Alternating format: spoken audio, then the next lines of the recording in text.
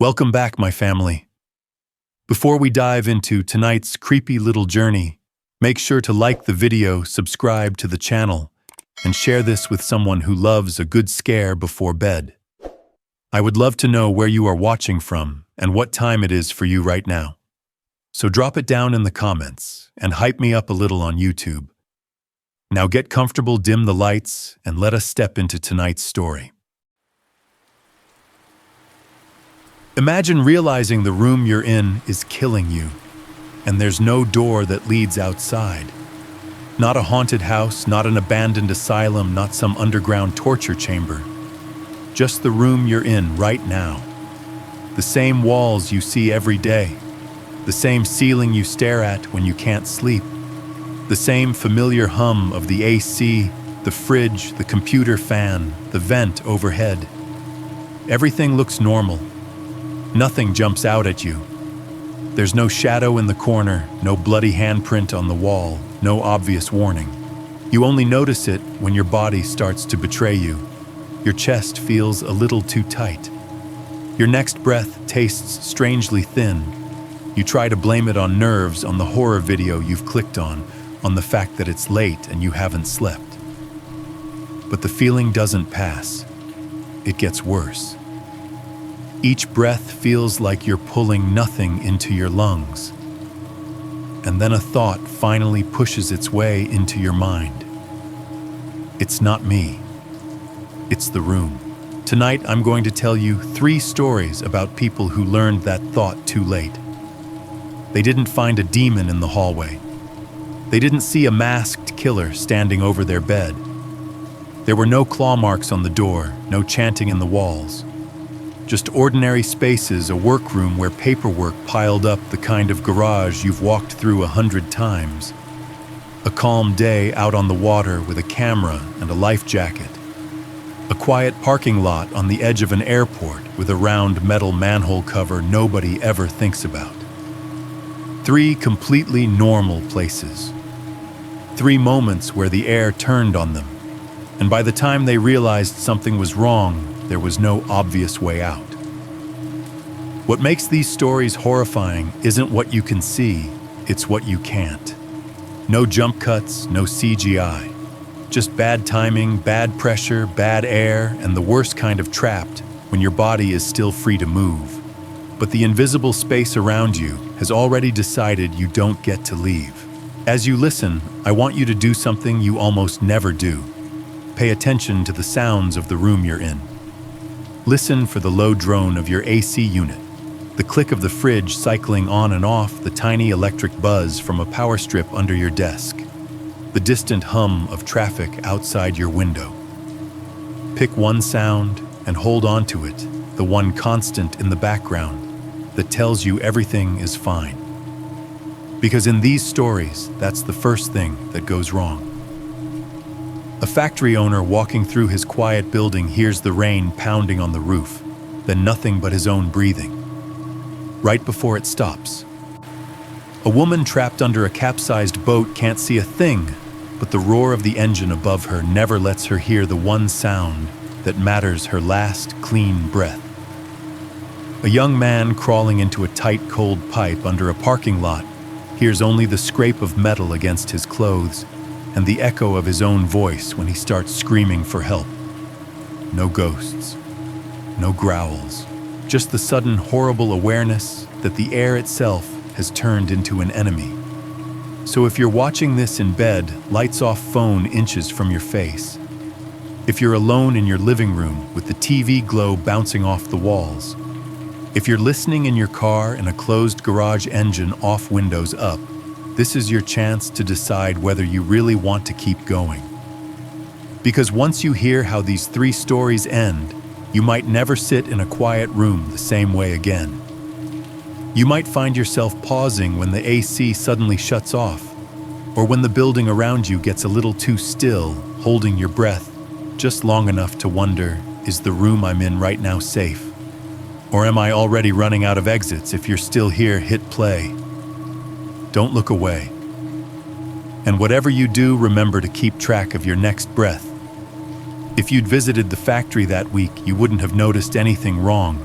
You would have driven past it a dozen times without a second thought. A low gray shape squatting off a frontage road, tucked between a tire shop and an empty lot choked with weeds. From the highway, it just looks like another anonymous box in a long line of anonymous boxes with a faded sign over the loading dock that you can't quite read unless you slow down more than you should. Up close, it doesn't get more impressive. The building is all concrete block and straight lines a long rectangle the color of old gum. The company name Tolbert Custom Furniture is peeling off in sun-bleached blue letters. The yellow parking lines in front are half erased by years of sun and winter salt. At the far corner of the lot, there's a storm drain whose rusted grate sags on one side, and every time it rains, hard water swirls into it with a hollow gurgling sound that echoes up through the concrete. If you'd come by on a normal morning like that Monday, you'd see my dusty pickup already in its usual spot, nose pointed at the road, like it's ready to bolt if the bank ever calls in all the years I owe them. You'd see a couple of guys leaning against their cars, gulping gas station coffee from foam cups, shoulders hunched against the chill, waiting for me to unlock the side door. 7:15, like clockwork. I fit the key into the metal door by the break room and twist. The lock sticks half the time, the hinge always squeals, and every time I tell myself I'll get around to fixing it. The door scrapes open, and the smell hits first sawdust and lacquer, a hint of machine oil undercut by that stale break room aroma of burnt coffee and microwaved leftovers that no amount of air freshener ever really kills. Inside the building is dark and quiet, in a way that always feels temporary, like a held breath. Emergency exit signs glow red above the doors, casting weak halos on the concrete. The office windows upstairs are black rectangles. For a moment, it's just me and the ticking of the exit signs' inverters and the distant hum of the fridge in the break room.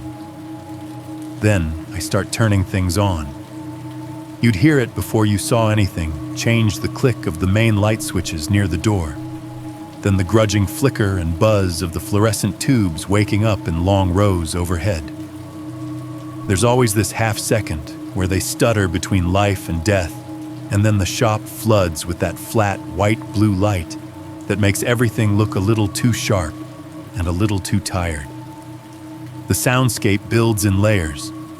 The air compressor in the corner kicks on with a shudder and a coughing roar before settling into its throbbing drone. The first table saw starts up a high whining blade that cuts through the silence even when it isn't cutting through wood. Somewhere in the back, a battery charger beeps to let someone know their drill is ready. And over all of it, the cheap radio we keep on a shelf in the break room crackles to life. The local classic rock station bleeding through static before it finally locks in on some overplayed guitar riff from the 80s. The guys filter in, stamping the cold off their boots, hanging jackets on the rack by the door. Someone drops their keys too hard on the break room table. The metal clang echoes more than it should. They grumble about the weather, about traffic, about the price of gas at the station by the interstate. One of them, Daryl, shows everyone a photo of his newborn niece on his phone, the cracked screen catching the overhead light. If you followed me, you'd see me do the same rounds I've done almost every weekday for 16 years. I walk the floor boots, leaving faint prints in the fine dust, nodding at each station. I check the schedule taped to the clipboard by the loading dock, 3 custom kitchen sets due by Friday, an office order going to a tech company downtown. I run my thumb down the line of dates and numbers, turning abstract orders into mental piles of lumber and hours. I don't think of myself as anything special. I'm in my mid-40s, slipping into that age where you start to notice your knees on the stairs and realize you make an involuntary noise when you get up from a low chair. I come from a family where you measured success in how tired you felt at the end of the day. Blue-collar, pay your bills, keep your head down kind of people. I didn't go to business school. I went to the bank. I went to auctions. I went to places like this building when the only things moving inside were dust motes and stray cats. 16 years earlier, this place wasn't a furniture factory. It wasn't anything, really. The lot was weedy, the sign frame, empty windows, boarded from the inside. The real estate agent called it a distressed opportunity, which is a nice way of saying no one wants this ugly thing, maybe you will. The first time I walked through, the air smelled less like sawdust and more like rust and wet rock. There were old metal brackets bolted to the floor pipes, dangling like exposed ribs from the ceiling. In a dusty corner office, there was a filing cabinet with a cracked plastic label that still read, North Ridge Coal Processing. I'd heard vague stories about it from older guys in town back in the 70s and 80s. This had been some kind of processing and loading node for a network of small mines, where coal came up from the ground and got sorted, washed, sent on. I was more interested in square footage, roof condition, and price than history. But I remember flipping through a stack of brittle papers on that office desk and seeing words like shaft number and ventilation survey and air quality typed in pale ink. They meant nothing to me then. Technical jargon from a life I'd never lived. There is a lower corridor, half a level down from the main floor, that never quite stopped feeling different. The concrete there is darker, probably from decades of damp. The air holds a faint mineral tang, like wet stone in a basement that never fully dries. Halfway down that corridor is a metal door painted an institutional gray, the paint thick and bubbled, like it's been layered on for years to hide rust or something older. At eye level, there's a stenciled sign in black letters, slightly crooked, Authorized Personnel Only. When I bought the place, that door was already locked, already forgotten. The previous owner, some holding company I never even met in person, said it was all sealed up and structurally redundant now that the mining operation was gone. Nothing down there you'd ever need, the agent said with a shrug, tapping the paperwork with a chewed pen. I took his word for it. I had enough upstairs to worry about rewiring, adding walls, installing dust collection, getting permits.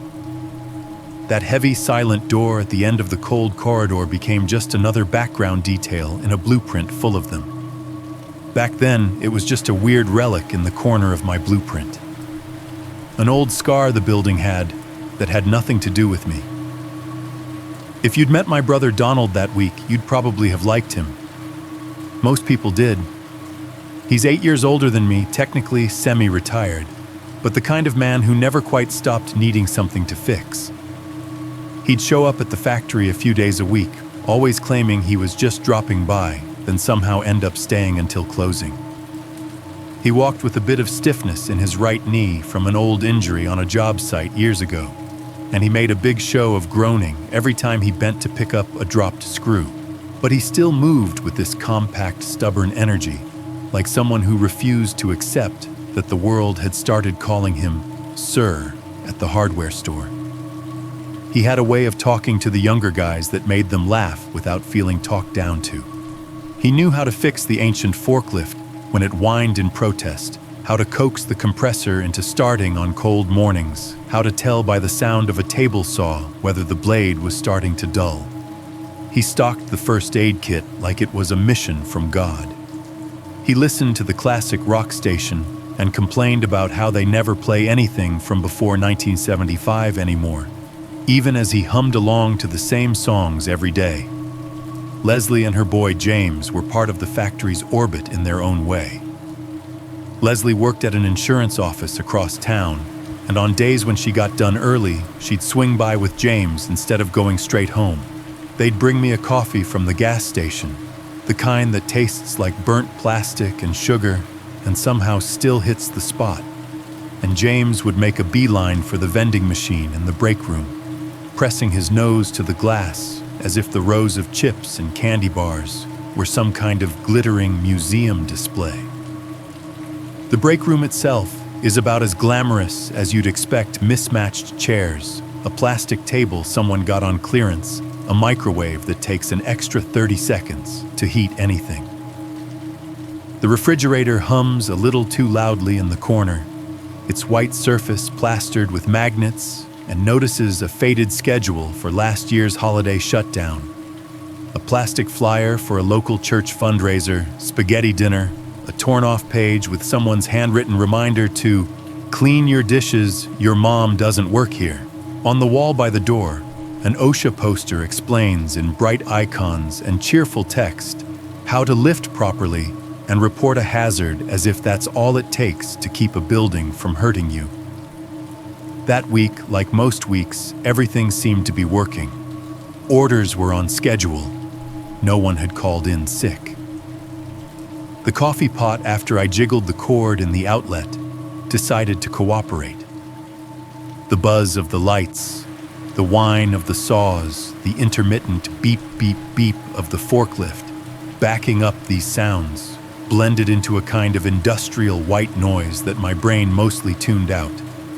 It was the soundtrack of my life. There was one moment, just a small thing that barely registered at the time. It was a couple of months before the week I keep calling the last normal week. A hot day in late summer, the kind where the heat sits heavy on the roof and the air in the factory feels thick sweat sticking your shirt to your back despite the fans. We'd hired a temp worker for a rush order, a kid in his 20s with earbuds always dangling around his neck. That afternoon, he came into my office looking a little pale. His hair was damp at the temple's shirt, darker around the collar. "Hey, he said, shifting from foot to foot, "is it okay if I take 5? I feel kinda lightheaded." I was out in the garage grabbing some clamps and it just hit me. I remember looking up from the invoice I was grumbling over, pen in hand. "You eat lunch?" I asked. He shrugged. "Just a soda and some chips." "There's your problem," I said like a seasoned sage. "Go sit in the break room, get some water, grab a Snickers from the machine. Garage gets hot in the afternoon. Take 10 if you need it." He nodded, gave a shaky little laugh, like he was embarrassed for even bringing it up, and shuffled off. I watched him go barely. Then I went back to my numbers, circled something in red, and mentally blamed kids these days for not eating proper meals. He was fine 10 minutes later, back on the floor, joking with the others like nothing had happened. We finished the order. He wrapped up his contract a week later and moved on to some other job. The moment dissolved into the soup of 1,000 other small interactions that make up a workday. I brushed it off. If I'd taken 5 more minutes to care that day, you probably wouldn't be hearing this story now. After a while, a place like this stops feeling like a pile of concrete and steel and starts feeling like something with a pulse. That sounds dramatic, I know. But if you'd spent as many hours inside these walls as I did, you'd start to notice the way the building had its own kind of daily cycle, like a big, ugly animal that woke up, worked, and went back to sleep. Mornings were when it opened its eyes. The first sign of life wasn't the lights, those came later. It was the roll-up doors on the loading dock rattling and slamming their way up in the cold air. From outside, you'd hear the chain clatter and the metal groan as someone hit the wall switch, and those big doors would unstick themselves and shutter upward. The sound carried all the way out to the frontage road, sharper than the low highway hum in the background. Trucks would start to rumble in not long after, box trucks with our logo contractor pickups. The occasional semi backing down the driveway, its reverse alarm bleeding in uneven bursts. Pallet jacks rattled across the concrete, banging over cracks and expansion joints, the forks scraping if someone got careless. That early noise metal engine's wheels felt like the bones and muscles of the building creaking into motion. Inside, the lights flicked on in stages. First the ones over the main floor buzzing themselves awake in strips. Then the offices upstairs, square glows, appearing one by one in the dusty glass. You could tell how late we were running just by how many windows lit up by 7:30. By noon, the building was in full stride. The break room turned into its own orchestra, microwave doors, slamming buttons being mashed, that sharp, synthetic beep, beep, beep when somebody nuked leftovers too long. The ancient fridge in the corner hummed and growled, the compressor kicking on with a little shudder that you could feel if your chair leg happened to touch the linoleum just right. Out by the loading dock, if the weather was decent, a couple of guys would take their lunches to the old picnic table by the dented dumpster. You'd hear them through the open side door, crumple of paper bags, the hiss of a soda can, popping someone's phone, playing a low sports recap. The conversations were always the same flavors: last night's game, someone's car trouble, a neighbor's dog that wouldn't stop barking. Their laughter floated in with the smell of diesel and whatever the fast food place across the road was cooking that day. All day long, the big noises, saws, sanders, nail guns were like the factory's voice. But underneath them, there was a constant bass line. The HVAC system exhaling through vents in the ceiling, the exhaust fans in the finishing room pulling fumes out in an endless sigh, the low vibration of the dust collector. You stopped hearing it when you were busy. You really noticed it when it stopped. That's when the building went from alive to something else.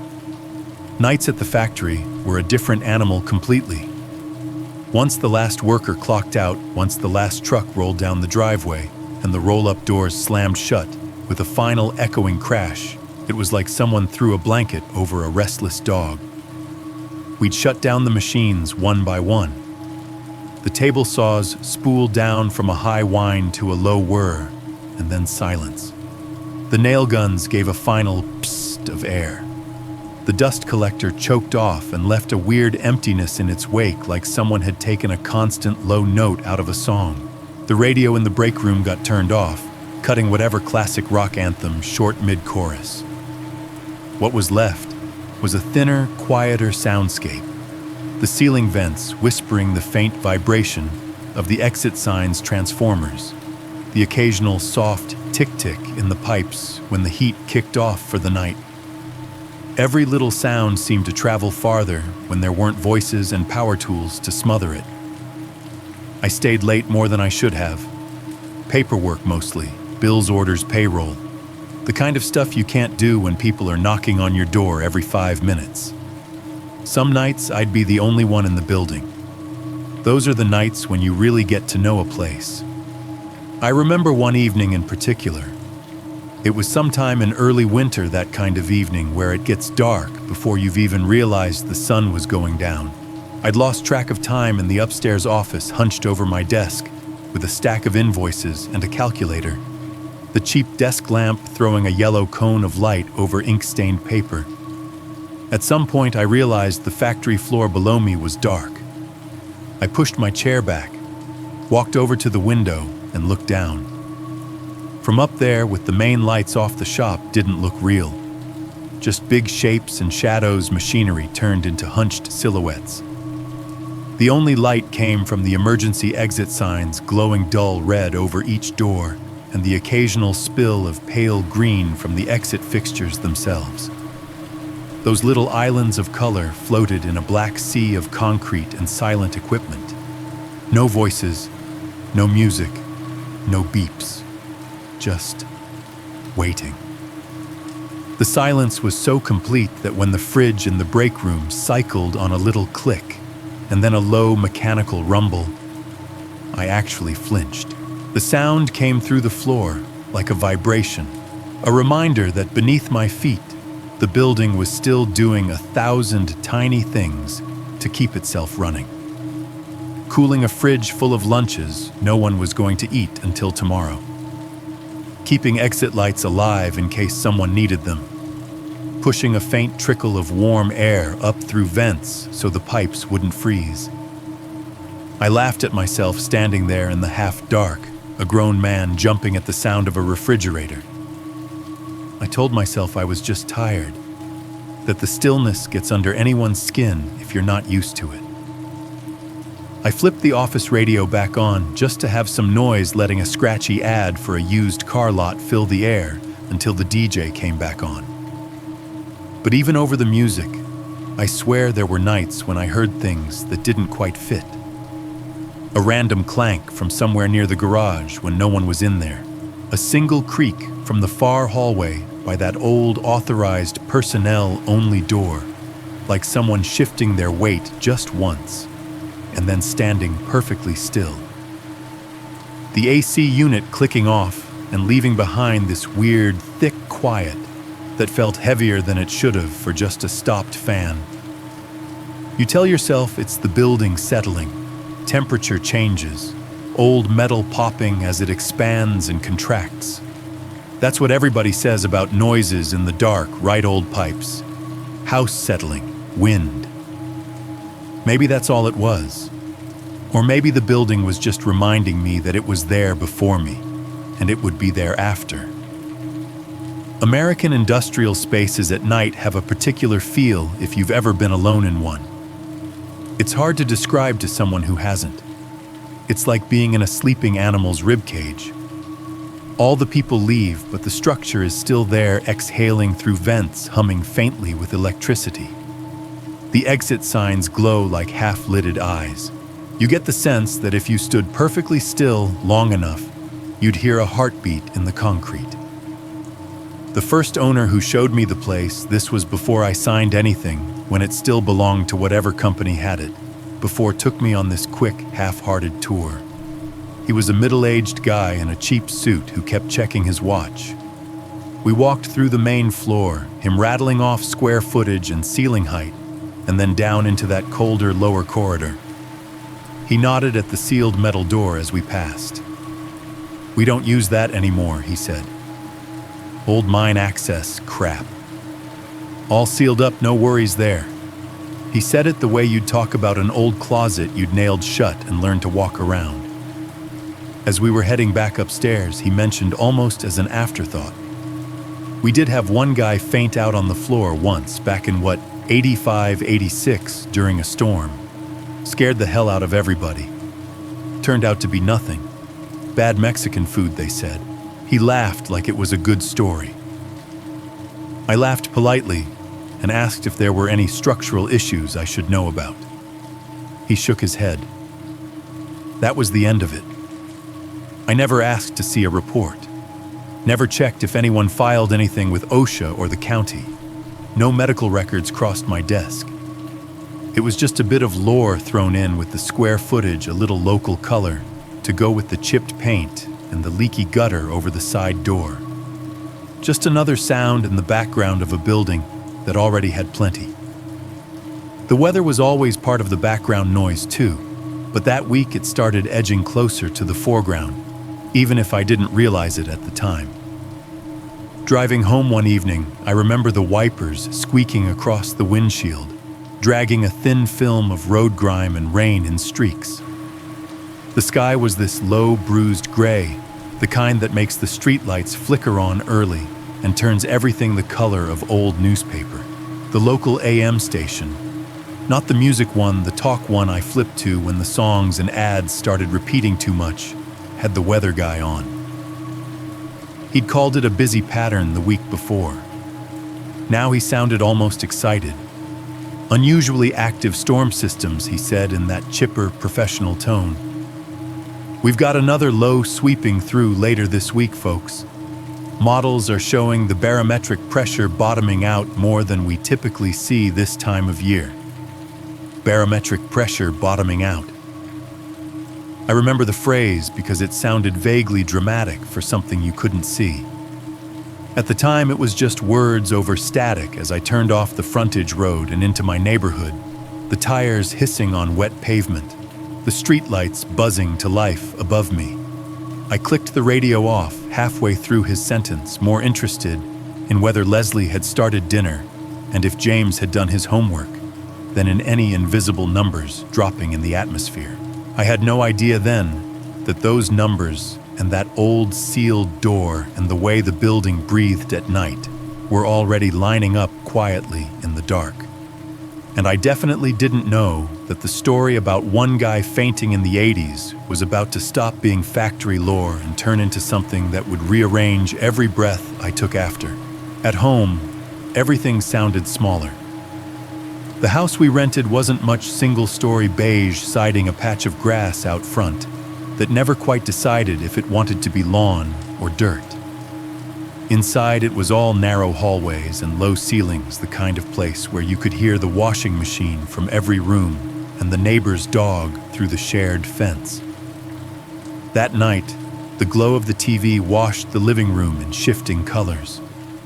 Leslie had curled up on one end of the couch, feet tucked under her, scrolling through something on her phone with absent-minded little swipes. Her son James was cross-legged on the carpet elbows, planted hunched over his tablet with a pair of cheap headphones, half on half off his ears, so he could still hear us if we called his name. The light from the tablet screen lit his face from below, making him look like a campfire ghost story in a superhero t-shirt. From the kitchen, the fridge cycled on with its familiar low growl, a sound I'd stopped hearing years ago. Except those days, for some reason, every mechanical noise seemed a little sharper. The dryer in the hall closet thumped and whirred, an unbalanced load sending a soft, rhythmic bump through the thin wall. Somewhere in the bathroom, a slow drip ticked into the sink, barely audible under the TV. On the screen, the local news was doing its usual dance with the weather.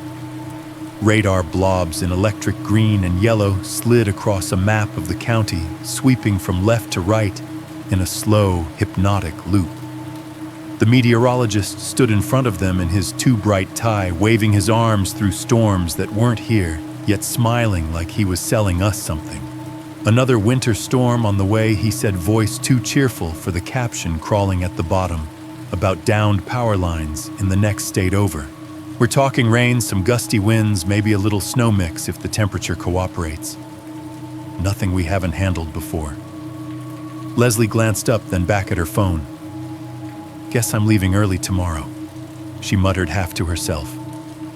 Traffic's gonna be a mess if this actually hits. Always is, I said, not really watching.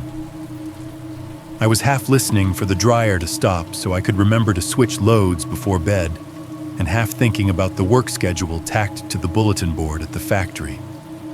A graphic popped up on the screen, a wide blue swirl over our part of the state with little arrows showing wind direction, and numbers stamped along the bottom, 29.8, 29.5, 29.2. I didn't know what they meant, not really. Just pressure readings numbers that belonged in some sailor's logbook, not in my living room. In fact, the meteorologist added, tapping the lowest number with his finger, we're seeing signs of a deep, low-pressure system that could stall over our region late next week. That means more moisture, more instability. James tugged his headphones down around his neck. Can we change it? He asked, eyeing the weatherman like he was personally responsible. This is boring. Finish your math homework and maybe Leslie shot back automatically. I did, he insisted. Show me after this, she said, not looking away from her phone. I smiled, but the word pressure stuck with me a second longer than it should have. Pressure bottoming out. The phrase I'd heard in the truck on the way home echoed faintly under the meteorologist's patter, like a song you can't quite place. It didn't mean anything to me then. It was just part of the noise. When the segment cut to a commercial for a local car dealership, I grabbed the remote and turned the volume down a notch. The house seemed to exhale. The hiss of the radiator in the hallway crept in, along with the faint rush of a car passing outside on wet asphalt. I could hear the rain ticking against the front window light, for now a promise more than a threat. Donald came by after dinner, as he often did. He never knocked properly. Just a quick rap, and then the door cracked open, his voice arriving ahead of him. You people still awake in here, he called, then stepped in, wiping his boots on the mat. He smelled like the cold outdoors, and a hint of stale coffee, the same way the factory sometimes smelled in the early hours. He dropped into the armchair with a grunt, patting his knee once like it had personally offended him. You see the weather, he asked, nodding at the TV. They're worked up about this one. Always are, I said. Gotta justify the graphics budget. James perked up. Is school gonna close? He asked, hope already creeping into his voice. Maybe, Donald said, winking at him. If you pray hard enough. And if the superintendent grows a heart. Leslie got up to check the dryer, the sound growing louder as she opened the closet door. For a moment, the noise of tumbling clothes filled the hallway. Then the door shut, and everything went muffled again. Donald leaned forward, elbows on his knees. You thinking about closing up early if this hits during the week? I shrugged. Depends how bad it is. We'll see. Roads weren't great this morning. He watched me for a second. You know, he said there was a time you'd have worked people straight through a tornado if it meant hitting a deadline. That's because there was a time I couldn't afford not to, I replied. It came out a little sharper than I meant it to. I softened it with a half smile. Maybe I'm getting soft in my old age. Nah, he said. You're just finally not broke. He wasn't wrong. The business had crawled out of the red years ago, but part of my brain hadn't caught up. Every day I wasn't producing something tangible felt like a step backward. I still did the math in my head more often than I like to admit. 12 guys on the clock at X dollars an hour times Y hours lost to weather. How many chairs? How many cabinets? How many late nights to make it up? We've got that office order due Thursday. I said more to myself than to him. And the kitchen sets. If we lose half a day, we can squeeze it. Full day and we're gonna be pushing it. Donald waved a hand. You said it yourself. Business is good. You've built something. You're allowed to be the good guy sometimes. He grinned. We used to make fun of bosses like that, remember? Back when we were hauling drywall and the foreman would send us home if there was lightning within 100 miles. We called him a coward, I said. The memory came back in a flash. A younger version of us, sweat-streaked, standing under a scaffolding while rain hammered the street, cursing under our breath because we needed the hours. Then we'd go drink warm beer and complain. And now, Donald said, leaning back, you're turning into him, the good boss. Welp! It had to happen eventually. I snorted. Don't tell the guys that. I've got a reputation. Behind the banter, there was a tightening in my chest that had nothing to do with air. I pictured the production floor in my head, the way other people probably imagined spreadsheets. Machines in their places, lumber stacked on racks, orders lined up on clipboards. I saw numbers instead of people for a moment, man-hours, margins, deadlines. Closing early was money leaving the building. It was also trucks not going off the road in sleet, guys not sliding into ditches in their beat-up sedans. Half a day we can eat, I said quietly. A full day. I hate the thought. Donald shrugged again. Better to lose a day than a man, he said. It was something he'd said 100 times about safety gear and shortcuts. It landed heavier this time, though I couldn't have told you why. In the kitchen, the dishwasher kicked on with a soft whoomp, water beginning to roar inside the metal box. The sound filled the background, a domestic white noise that made the living room feel smaller and safer. James laughed at something on his tablet, the high-pitched sound bouncing off the walls. Leslie came back in, rubbing her hands on a dish towel, and dropped onto the couch beside me, her knee brushing mine. On the TV, the weather report came back from commercial.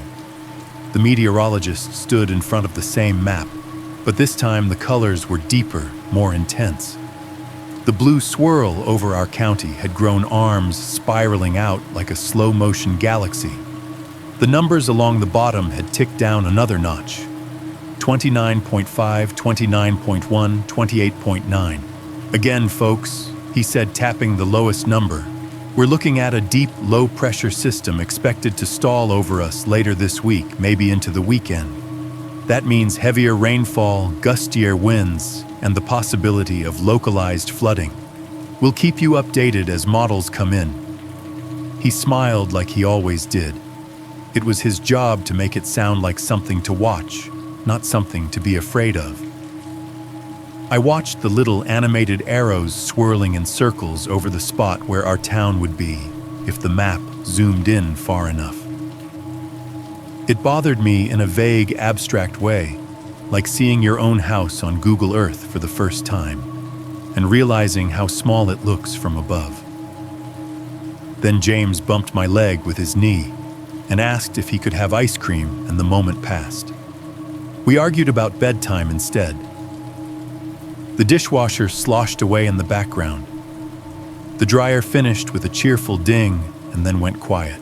If you freeze the timeline right there on that couch, with my brother's laughter muffled under the sound of the dishwasher, you're looking at the last week of my life, where I didn't think about air, about what's in it, about how it can turn on you. The morning it happened didn't look dramatic from the outside. No green sky, no lightning ripping the horizon, nothing you'd see in a disaster movie. It just looked used up. Like the sky had been wrung out and the clouds didn't have anywhere else to go. I pulled into the parking lot at about 7:15 a.m. Same as always, coffee in one hand, the other hand wrapped around the steering wheel a little tighter than I realized. The sun was technically up, the clock said it was, but you wouldn't have known it from the light. Everything was this flat, dull gray, the building, the asphalt, even my truck, which usually looked more blue than it did that morning. The clouds hung low, a wet ceiling pressing down on the town, and the air felt heavy in that way it does before a storm really commits, like walking into a room after someone's been running a hot shower for too long. When I stepped out of the truck, the smell of wet asphalt hit me. It's a particular smell, one you recognize if you've ever stood in a parking lot, just after it starts raining tar and dust and old oil all waking up at once. The blacktop glistened with a thin sheen of moisture, not quite puddles yet just a slick film that made my boots squeak a little when I walked. The storm drain in the corner gurgled quietly as water trickled down into the dark. I took a sip of the gas station coffee, made a face it was hotter than I expected, bitter and a little burnt, and walked toward the side door. The metal handle was cold and slightly tacky from old paint, and when I pulled the door open, the hinge gave its usual high, complaining squeal loud in the morning quiet. The sound bounced off the concrete walls and died somewhere down the hallway. Inside, the air felt different from the outside, but not better. It was drier, sure, and cooler, but there was this stillness to it, like the building was waiting for something. The emergency exit signs glowed red in the dim, casting small puddles of light on the floor. For a few seconds, I stood there, just listening to the faint hum of the fridge in the break room, the tiny tick of the wall clock, the distant rush of traffic on the highway muffled by cinder block. Then I did what I always did. I turned on the lights. One row of switches near the door, a practiced flick of my fingers. The fluorescence overhead stuttered, flickered, then flared to life in long stripes across the ceiling. The factory floor came into focus, stacks of lumber in the racks machines, waiting silent extension cords coiled like snakes at rest. Dust that had settled overnight puffed up in little clouds as the ventilation kicked in, catching the light in a faint glitter. The building always woke up in stages. First the lights, then the sound. As I walked the floor, I punched in the other switches. The big dust collector in the corner sounded like an airplane engine spooling up, roaring for a moment, before settling into its steady, low roar. A table saw near the center of the room came alive at the turn of a key, the blade spinning with a rising whine that cut through the quiet even before it touched wood. Air hoses hissed as someone somewhere checked a connection, and the nail gun on the far wall let out a brief psst as it built pressure. The guys started arriving, shoulders hunched against the damp cold as they came in through the side door. Boots clomped on the concrete jackets, rustled, someone coughed. They gravitated to the break room first, as always. I heard the fridge door open, the microwave door slam, shut the three-toned beep, beep, beep as somebody nuked yesterday's coffee because the pot hadn't been made yet. The overhead radio set to the classic rock station by default crackled, fizzed, and then delivered an overly friendly DJ talking about another wet one out there for you folks. Watch those roads. Every time someone opened the door to the loading dock to bring in lumber, the wind made its presence known. It rushed into the building in a cold, damp gust that carried the smell of rain and the faint metallic tang of distant lightning. The roll-up door shuddered on its tracks as the wind pressed against it, rattling the metal in short bursts. Rain spat in along the base of the door and spattered the floor in little crescents, darkening to full drops. The overhead speaker in the break room cut in over the music with a storm advisory, the tone sharp enough to make a few heads turn. National Weather Service has issued a severe weather warning for our area, the calm voice intoned.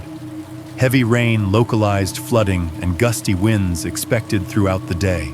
Travel conditions may be hazardous. The guys listened for maybe 10 seconds, shrugged, and went back to what they were doing. We lived in a place where severe weather warning might as well have been the default setting between December and March. Donald swung by my office a little after 8. I was already hunched over paperwork half-heartedly, trying to make the numbers behave while the rain drummed a faster rhythm on the roof. You feel that he said, coming in without knocking one hand, rubbing his right knee. Weather's making the joints sing today. I glanced up. Maybe you're just old. He snorted and dropped into the chair opposite my desk. Says the man whose back cracks every time he picks up a 2x4. You here to work or to complain? I asked. Why not both? He grinned, then his face softened. Seriously though, it's a heavy one out there. Roof sounds like it's trying to punch through. As if on cue, a gust hit. The building shivered a low vibration under our feet as the wind pushed against the siding. The fluorescent light in the hallway flickered once, then steadied. For a second, both of us looked up at the ceiling listening. Power goes out. We're sending everyone home, I said. Look at you, Donald said. You keep this up, you're gonna have to hand out gift baskets and healthcare next. Don't get carried away, I said, but I smiled. By mid-morning, the rain had gone from a steady patter to something more aggressive. You could hear it in every room. On the main floor, the sound was a constant barrage on the flat roof overhead, a roaring white noise that fought with the whine of saw blades and the thuds of lumber. In the office, it was more distant, a drumming that came through the ceiling tiles and made the framed safety certificates on the wall vibrate in their cheap plastic frames. Leslie dropped by around lunchtime with James in tow. They came in shaking droplets from their jackets, laughing about the river the gutter had turned into out front. I brought you something that barely qualifies as food, she said, setting a greasy fast food bag on my desk. The smell of burgers and fried potatoes immediately overpowered the usual office scent of paper and stale coffee. Perfect, I said. That's exactly my brand. James hovered near the door eyes, already sliding toward the break room. Can I get a soda? He asked. One, Leslie said. And I want actual food in your mouth before sugar. He nodded solemnly and vanished down the hall, sneakers squeaking faintly on the linoleum. We ate in the break room, the three of us crammed around the scarred plastic table.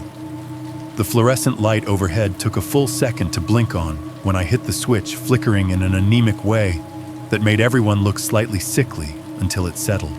The smell of microwaved leftovers from abandoned lunches mixed with the steam off our burgers, creating a strange, layered scent that somehow still smelled like lunchtime at work. The fridge hummed loudly behind Leslie's head, the magnet with the church fundraiser flyer quivering slightly with the vibration. From the shop floor, we could hear muffled sounds, the regular beep-beep of the forklift backing up someone shouting over the noise, the occasional crack of a nail gun, all wrapped in the constant background roar of rain on the roof. "You gonna send them home early?" Leslie asked between bites, nodding toward the far wall, like she could see the crew through the cinder block. "Maybe," I said. "Depends if this lets up." I gestured vaguely upward. "Feels like it's sitting right on top of us, though." "Roads were already bad," she said. "Hydroplaned twice coming off the highway. That little red Corolla out there, it's not a boat." James returned with a can of soda, clutching it with both hands like a trophy.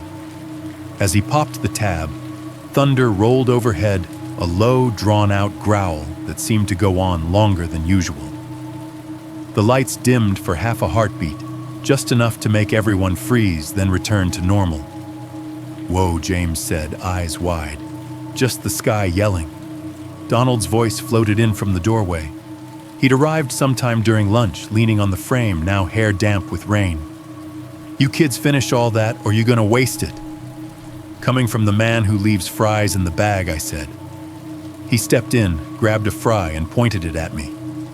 "You see that last bolt of lightning hit somewhere close. Felt it in the fillings." "You don't have fillings," Leslie said. "I might," he replied. "You don't know my life." We laughed, but there was a tightness behind it. Each time thunder cracked, conversation dipped for a second, eyes flicking up toward the ceiling, like we were waiting for it to answer back. By early afternoon, the storm had stopped pretending it might ease off. The rain wasn't just falling anymore, it was assaulting the building. You could feel it in your chest, the vibration of 1,000 drops hitting metal and tar above you. The gutters outside were overwhelmed sheets of water pouring off the roof edge in continuous waterfalls. Every time the loading dock door opened, a spray of cold droplets swept in, leaving dark, irregular patterns on the floor. I climbed the metal stairs to the mezzanine that overlooked the main floor, the handrail slick under my palm. From up there, I could see the whole operation men moving between stations, carrying boards, feeding them into machines. The forklift weaving around stacks of pallets. The sawdust hanging in the air like a faint mist in the fluorescent light. Another boom of thunder rolled over us, louder this time, close enough that the hair on my arms prickled. The overhead lights flickered for a full second, long enough for a couple of guys to curse and look around. Tools paused mid-air. I stayed where I was, one hand on the railing, watching them. Watching the way they automatically glanced at the windows, at the doors, then back at their work. A few shoulders were tighter than usual. Someone shook their head and went back to measuring, pretending it was just another day, just another storm. In my head, the numbers started lining up again. How many hours we'd logged, how much we had left to do on the big office order, how far behind we'd be if everyone walked out now. I could hear my father's voice somewhere in the back of my mind, that old-school worker mantra, weather's part of the job. You don't stop just because the sky gets loud. Then the building shuddered. Not a little tremor this time, not the gentle flecks of metal in the wind. It felt like someone had driven a shoulder into the wall from the outside. A sound followed it, half boom, half crack, that didn't quite belong to thunder, and for a second the lights browned out to a dim, dirty yellow before popping back to full brightness. Every eye turned upward. A few of the guys froze completely. The forklift came to a jerky stop. The radio in the break room below us cut out mid-song, hissed, then came back in with a weather alert tone that set my teeth on edge. I looked down at them from the mezzanine, at their faces tilted up, waiting to see what the building would do next. That was the moment. I exhaled loud enough that I heard it over the noise. "Clock out," I shouted, one hand cupped to my mouth. My voice carried farther than usual in the charged air. "Everybody clock out and go home. Roads are gonna be trash in an hour.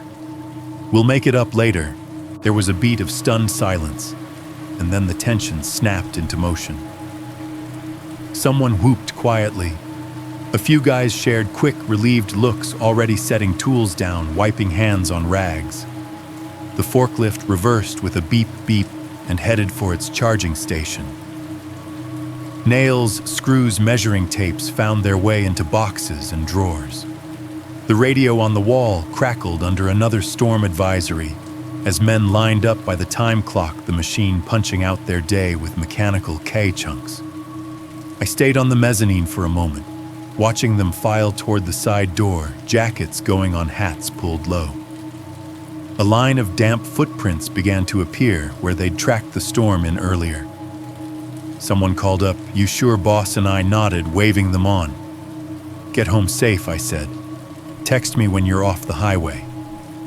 Within 15 minutes, the main floor was empty. No voices, no saws, no forklifts. Just the rain pounding on the roof and the distant water rushing through the storm drains outside. The building felt lighter and heavier at the same time. I told myself I'd stay an extra hour, finish some paperwork while I had the quiet. Leslie was planning to swing by with James, and Donald had said he'd stick around to help organize the garage. That was the plan. Seemed harmless at the time. It took me a long time to understand that the decision I made on that mezzanine, sending everyone else home, was the only reason we didn't have 20 body bags lined up at the loading dock by nightfall. By 4:30, the storm had settled into that steady, punishing rhythm that makes you feel like it's never going to stop. The kind of rain that doesn't come in bursts or sheets anymore, just a constant heavy drumming on the roof like a giant hand tapping out one long, impatient note over your head. The factory was too quiet underneath it. With the crew gone, there were no saws spinning, no forklifts beeping, no shouts over machinery. Just the white noise of rain and the occasional groan from somewhere in the building as the wind shoved against it. Every now and then, thunder rolled overhead, not in sharp cracks, but in these long, low rumbles that you felt more than heard deep in your chest. I was back in my office upstairs, pretending to get something done.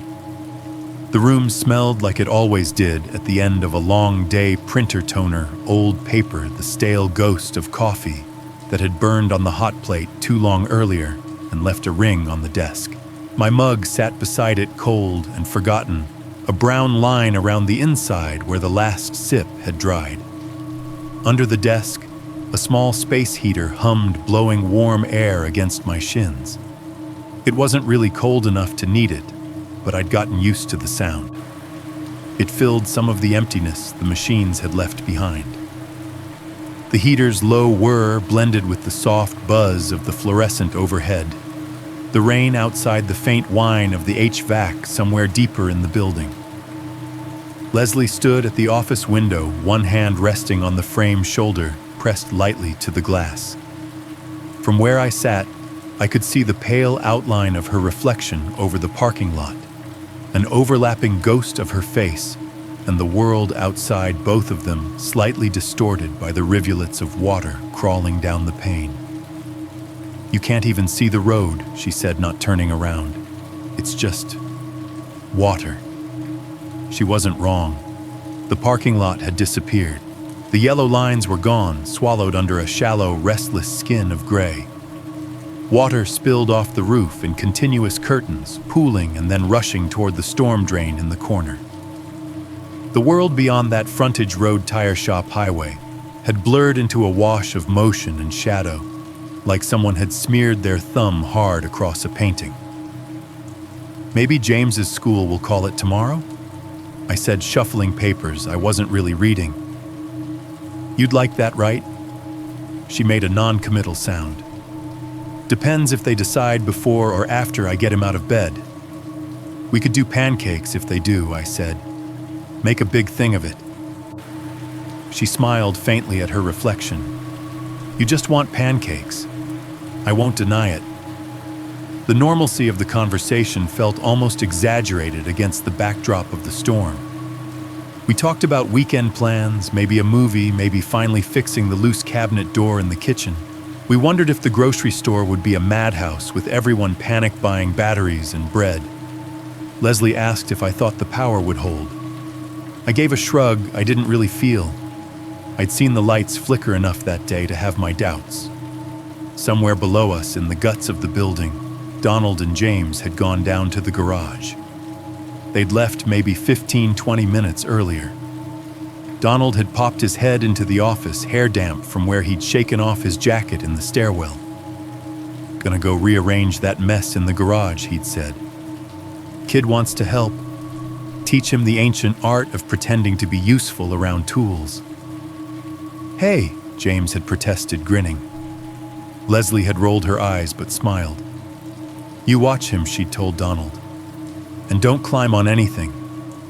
You hear that Donald had said, ruffling James's hair. "No climbing on anything. Not even my nerves." Then they were gone.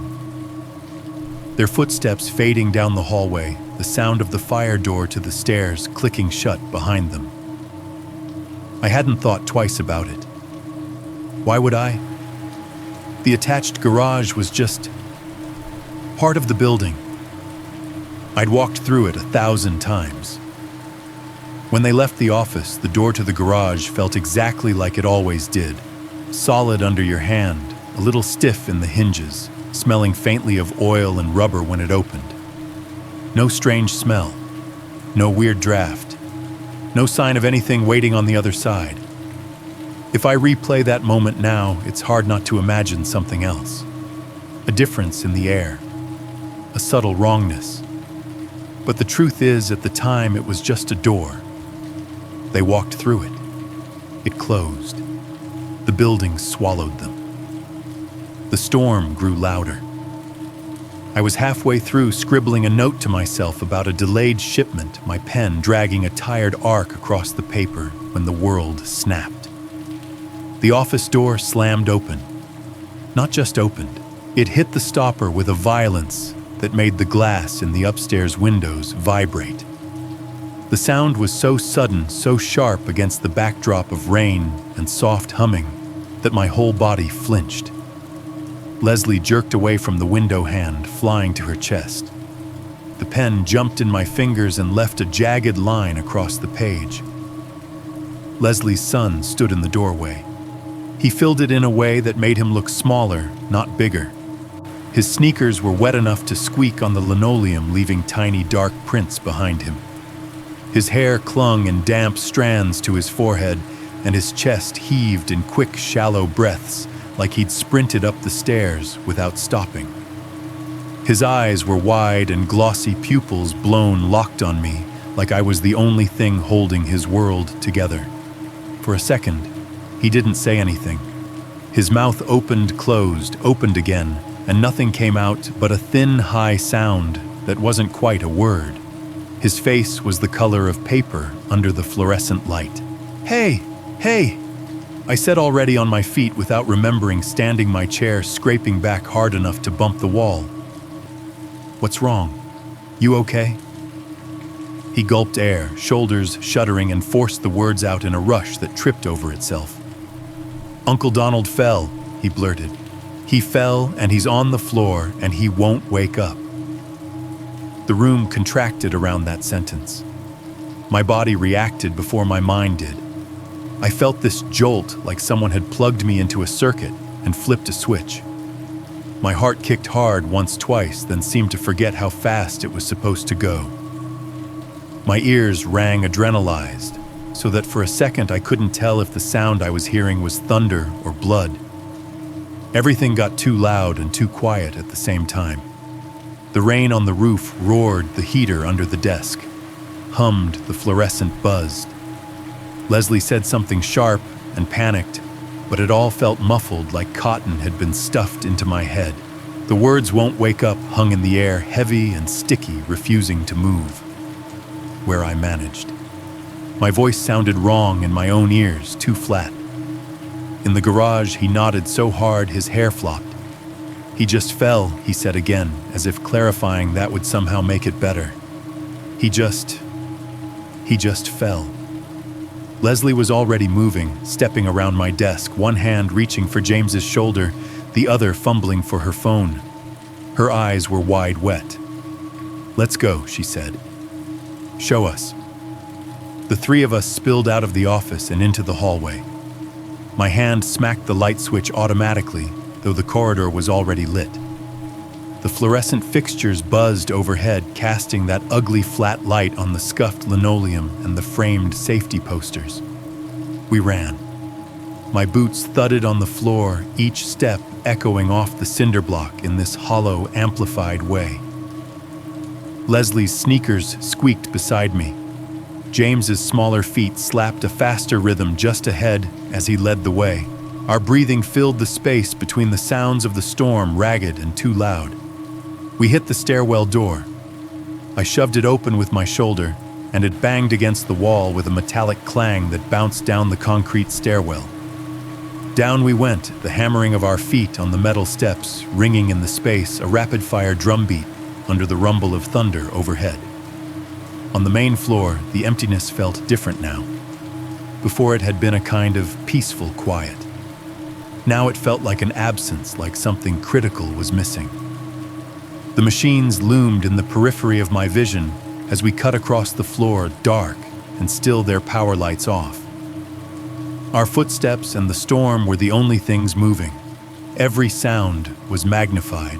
The slap of our shoes, the hitch in Leslie's breathing, the sharp metallic rattling of a loose sheet of something on the roof when the wind hit it wrong. Thunder cracked above us, close and violent, and the overhead lights flickered, dipping the world into a dimmer shade for a fraction of a second before returning. My stomach dropped with them. We reached the far end of the shop where the hallway to the attached garage was. The exit sign above that door glowed its usual dull blood red, but it looked wrong to me now, haloed by a faint, nervous flicker from the fluorescent fixture beside it. The letters exit seemed too small, too thin for what waited beyond. James skidded to a stop in front of the door, hand already on the handle. "He's in there," he said, voice shrill at the edges. "He's on the floor." I could see a sliver of the garage through the narrow wired glass window in the door. Just a slice gray concrete. A strip of painted line, the vague outline of something that might have been the forklift in the distance. It was enough to send a cold spike through me even before I knew what I was looking at. "Stay back," I said, sharper than I meant to. I put a hand out without thinking, blocking Leslie and James both from the door. My palm landed against Leslie's shoulder. I could feel the tension in her muscles through her jacket. "Both of you. Back to the office, what?" She snapped, eyes wild. "No, I listened to me." I turned to her, forcing my voice to steady, forcing myself to meet her eyes. I could see my own fear reflected there and had to shove it down. "Go to the office, call 911. Tell them we've got a man down in the attached garage, possible heart attack. Give them the address. Stay on the line until they get here." James tugged at my sleeve. "But hey," I said, dropping to his eye level for a split-second, hand still on the door handle. "You did the right thing coming to get us. Now you have to help again. Take your mom back upstairs. Call for help." "Okay." His lower lip trembled, but he nodded, eyes shining. "Go," I said. Leslie hesitated, torn between the door and her son, between the urge to run to Donald and the instruction she knew was the right one. The building groaned around us as another gust of wind hit. The exit sign hummed quietly overhead, vibrating ever so slightly. "Please," I added, softer. She swallowed, nodded once, and grabbed James's hand. As they turned and ran back across the floor, their footsteps fading into the rhythm of the storm, I wrapped my fingers around the door handle to the garage. It felt perfectly normal. Cool metal. A familiar weight. No tingling in my hand, no static shock, no sudden rush of cold air around the frame. No warning. I pulled it open and stepped toward the threshold, catching my first real glimpse of Donald on the concrete near the forklift. And for a heartbeat, with one foot still in the factory and one about to cross into the garage, I had no idea I was standing on the line between before and after. The second I stepped through the doorway, something changed. It wasn't a dramatic movie-style shift. No sudden chill, no ominous chord in the background. just a subtle, real difference that only makes sense to me now. Behind me, the factory hummed faintly, a mix of distant vents and the soft buzz of old fluorescent lights. As I crossed into the garage, that sound dropped away, like someone had closed a door on it, even though the fire door was still propped open behind me. The storm overhead got louder, more pronounced. The rain on the roof sounded closer, sharper, bouncing off a lower ceiling and bare metal. The acoustics tightened, turning each drip and impact into a sharper echo. The air felt wrong. Not colder, not warmer, just still. The factory always had some kind of draft air moving through vents, a bit of breeze sneaking under doors, the faint movement you only notice when it stops. In the garage, the air just sat there. Thick, heavy, like walking into a room where someone has been smoking with the windows closed for hours, except there was no smell, no visible haze. Just the sensation that the air wasn't going anywhere. I took a step forward. My boot squeaked on something, a small patch of oil or water on the smooth concrete, and the sound seemed too loud, bouncing back at me off the walls and the underside of the roof. The overhead lights in the garage hummed a slightly different pitch than the ones in the main floor, and that hum felt closer to my ears. The garage itself looked exactly like it always did. Forklift parked near the back wall, nose toward the big roll-up door. Shelves along one side holding plastic bins of parts and tools. A stack of pallets in the corner, stained and splintered from years of use. The box truck we used for deliveries sat nose in near the far door, its white side speckled with dried mud and dust. And on the floor between the forklift and the shelves was Donald. He was on his back, one arm angled slightly away from his body, the other hand curled near his chest. Fingers just barely bent, like he'd been reaching for something, and stopped halfway. A wrench lay about a foot from his right hand, silver and ordinary, catching a stripe of light from the overhead fixture. There was nothing dramatic about the way he was lying. No twisted limbs, no obvious injuries, no pool of blood spreading out from beneath him. That almost made it worse. He was just down. Like someone had laid him there gently and forgotten to tell him to get up again. Donai called voice coming out more breathless than I meant. It sounded weird in there, too loud and too muffled at the same time, like the room was swallowing the higher notes and throwing the lower ones back at me. He didn't move. Each step I took toward him seemed to take longer than it should. The concrete felt slightly sticky under my boots, like humidity had crept up through the slab and made everything tacky. The faint smell of rubber from the forklift tires hung in the air, mixed with the ghost of old exhaust and oil. It was the same smell the garage always had, but thicker, like someone had turned the saturation up just a notch. By the time I reached him, my heartbeat was hammering so hard I could hear it in my ears. I dropped to my knees beside him. The concrete was cold even through my jeans, a sudden bite of chill that made my skin prickle. I put one hand on his shoulder, half expecting him to jerk awake to play it off as some badly timed joke. "Don," I said. "Hey. Don, can you hear me?" Nothing. My own voice sounded wrong, like someone had taken the treble knob on a stereo and turned it down, leaving only the flatter, duller tones. The rain on the roof bled into a single distant roar, less distinct than it had been in the office. It felt like the room itself was pressing in on sound, smoothing all the edges off of it. I leaned closer, bringing my face near his mouth to listen. His lips were slightly parted, his skin a shade paler than usual. I waited for the soft brush of breath against my cheek, the faint tickle you don't notice until it's not there. Nothing. I shifted, swallowed, listening harder. Still nothing. A cold slice of fear slid under my ribs. I pushed it down and moved my hand to the side of his neck, fingers searching for the familiar rhythm of a pulse. I'd taken enough basic first aid trainings over the years to know where to press, how hard. His skin was warm under my fingertips, too warm somehow for how still he was. Come on, I thought. Come on, come on. I couldn't feel anything. My chest tightened, but I told myself it was adrenaline, stress, the surge of panic that makes your heart race and your lungs forget how to work properly. I shifted my fingers, pressed a little more, angled my wrist. Nothing. My own pulse, loud and frantic, thudded in my ears, drowning out everything else.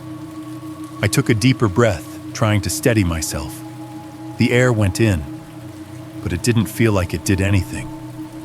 My lungs expanded, but that small, unconscious feeling of relief you get from a deep breath just didn't come.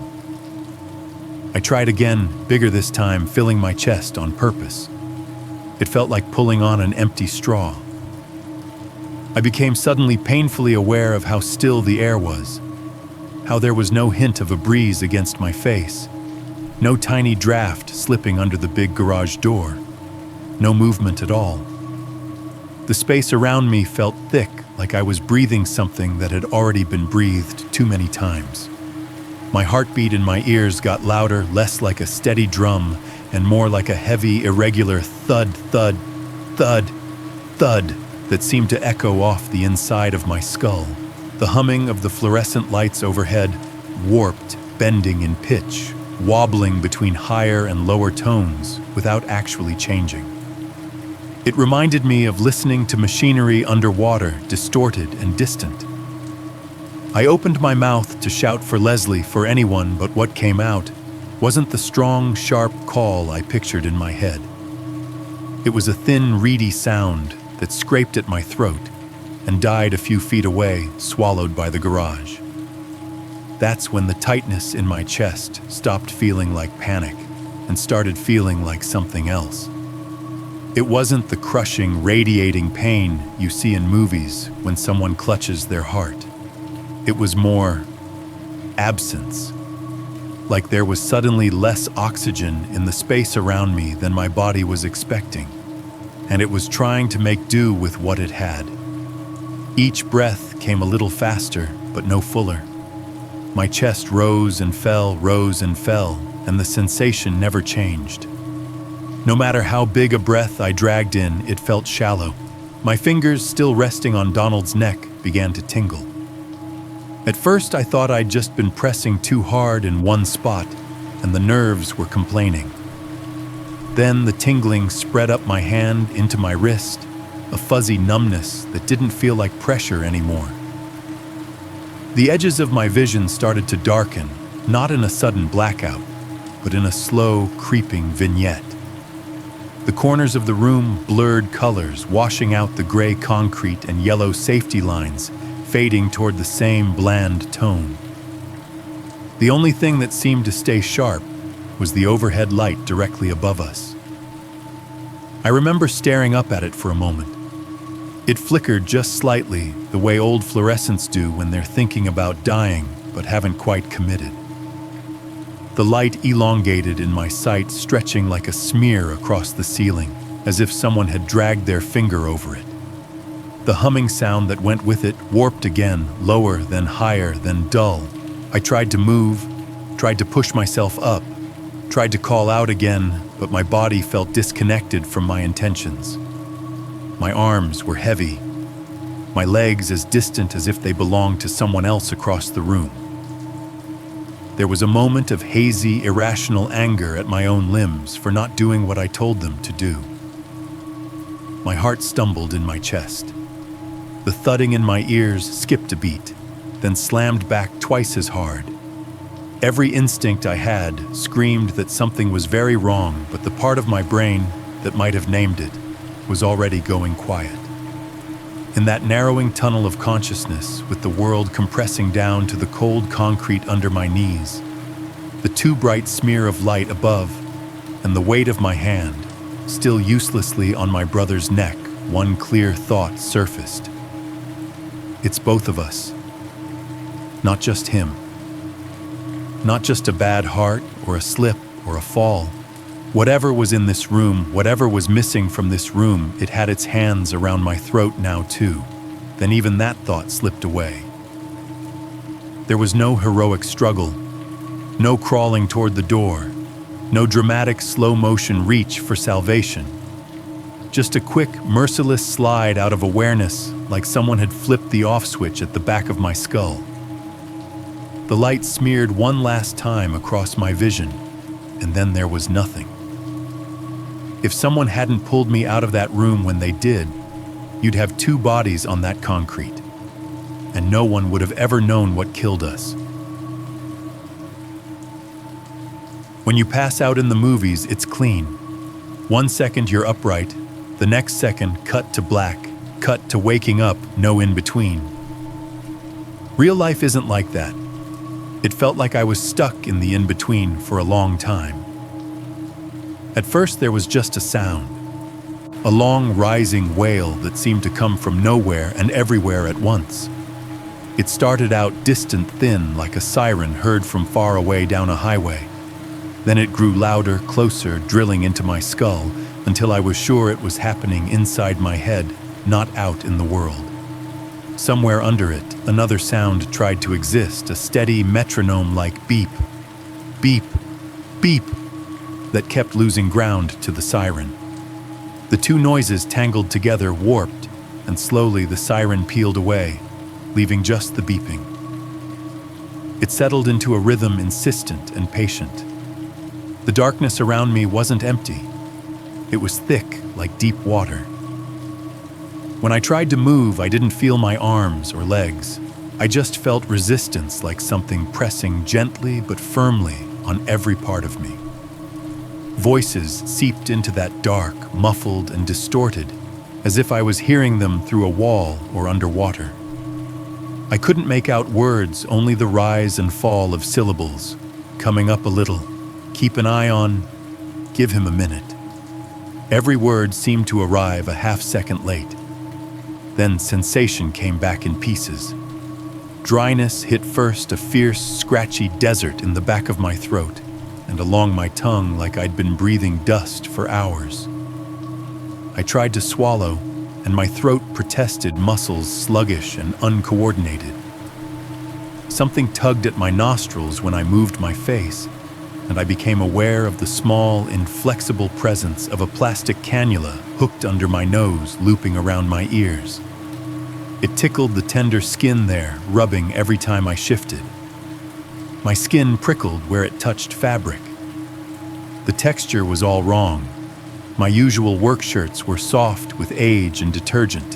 What I felt now was stiff-starched and oddly papery. A hospital gown.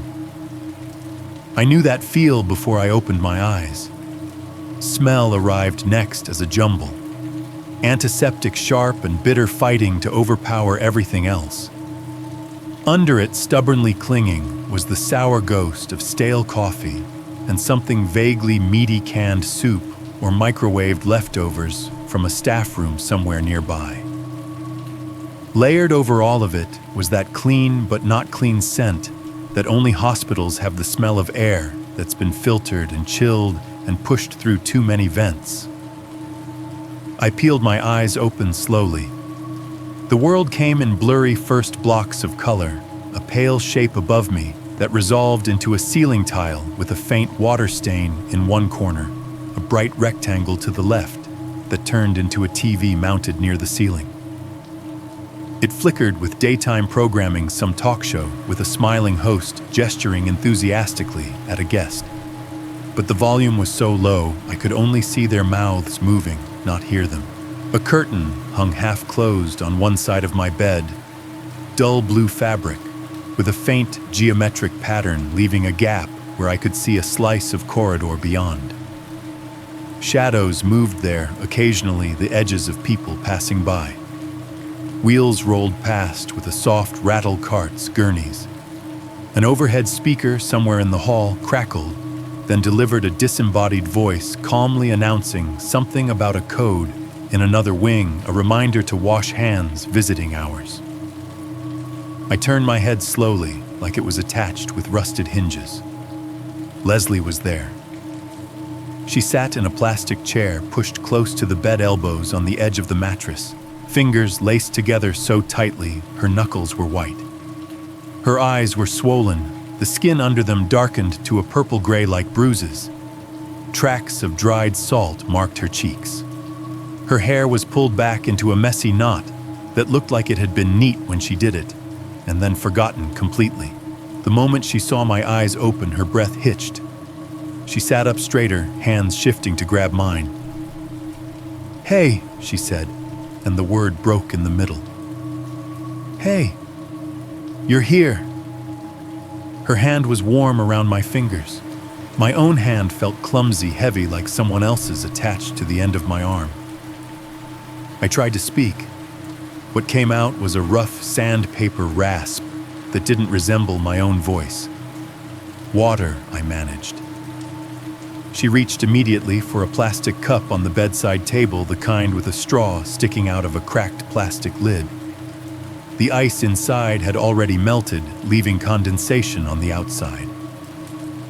She guided the straw to my lips, and I took a small sip. Even that tiny amount made my throat ache, but the coolness was a shock of relief. "Easy," she murmured. "Doctor said small sips." "Doctor." As if the thought had summoned him, there was movement at the foot of the bed. A man in a white coat stepped into my clearer field of view, a tablet in his hand. He was middle-aged, with tired eyes and hair that was starting to gray at the temples. A badge clipped to his pocket had his name and a title I couldn't quite focus on. "Mr. Tolbert," he said, and his voice had that practiced mix of professional distance and bedside warmth. "Good to see you awake. I'm Dr. Klein. You've given us all a bit of a scare." I blinked at him, brain still trying to reconnect wires. "What happened?" I asked, words slow and warped as they came out. My tongue felt too big in my mouth. He glanced at his tablet, not because he didn't know, but because that's what doctors do when they're deciding how to say something. "You were found unconscious in your workplace," he said. "In an attached garage, I believe. When EMTs arrived, your breathing was shallow and your oxygen saturation was very low. They had to administer oxygen and move you out of the environment. You lost consciousness at the scene and remained unresponsive until you were here." He tapped the screen, scrolling. "Your vitals have stabilized. Heart rhythm is mostly normal given your age and baseline."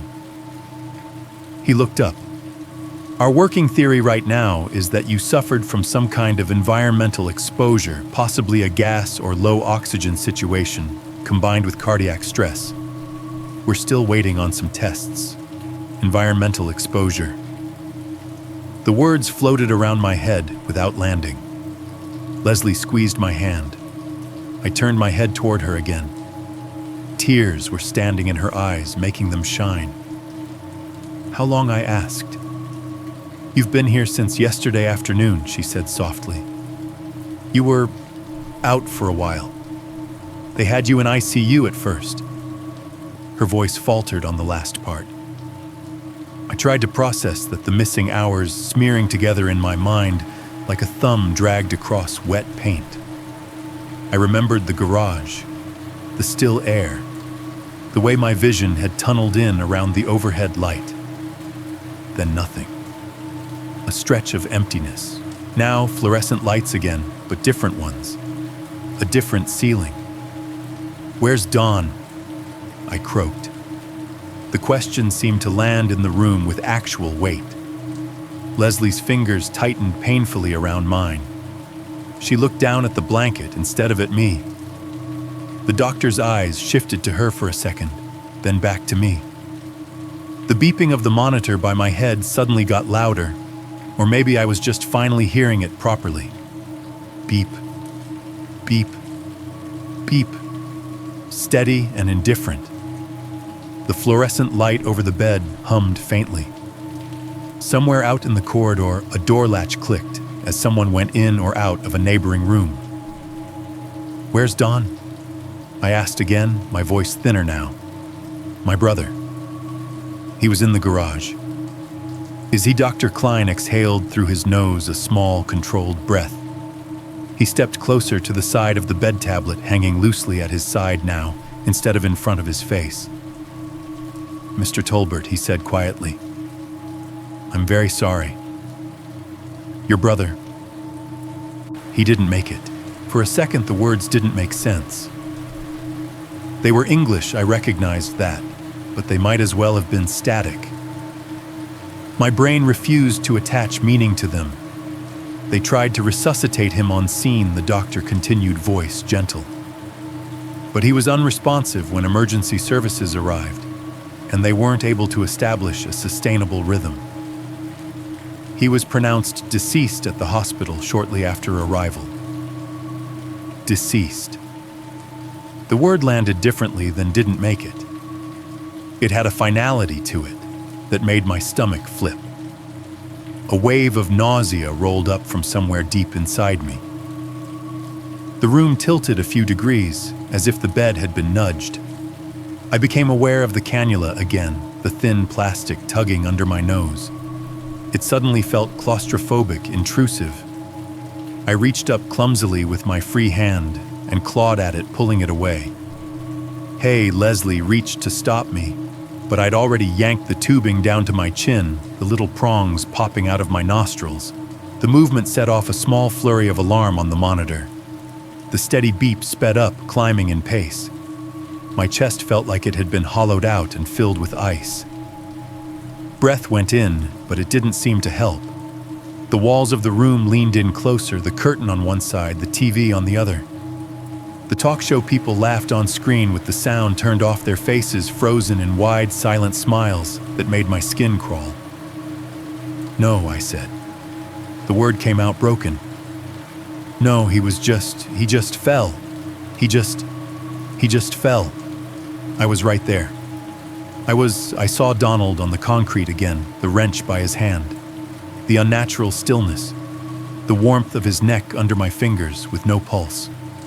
Then my own hands tingling, my own chest tightening.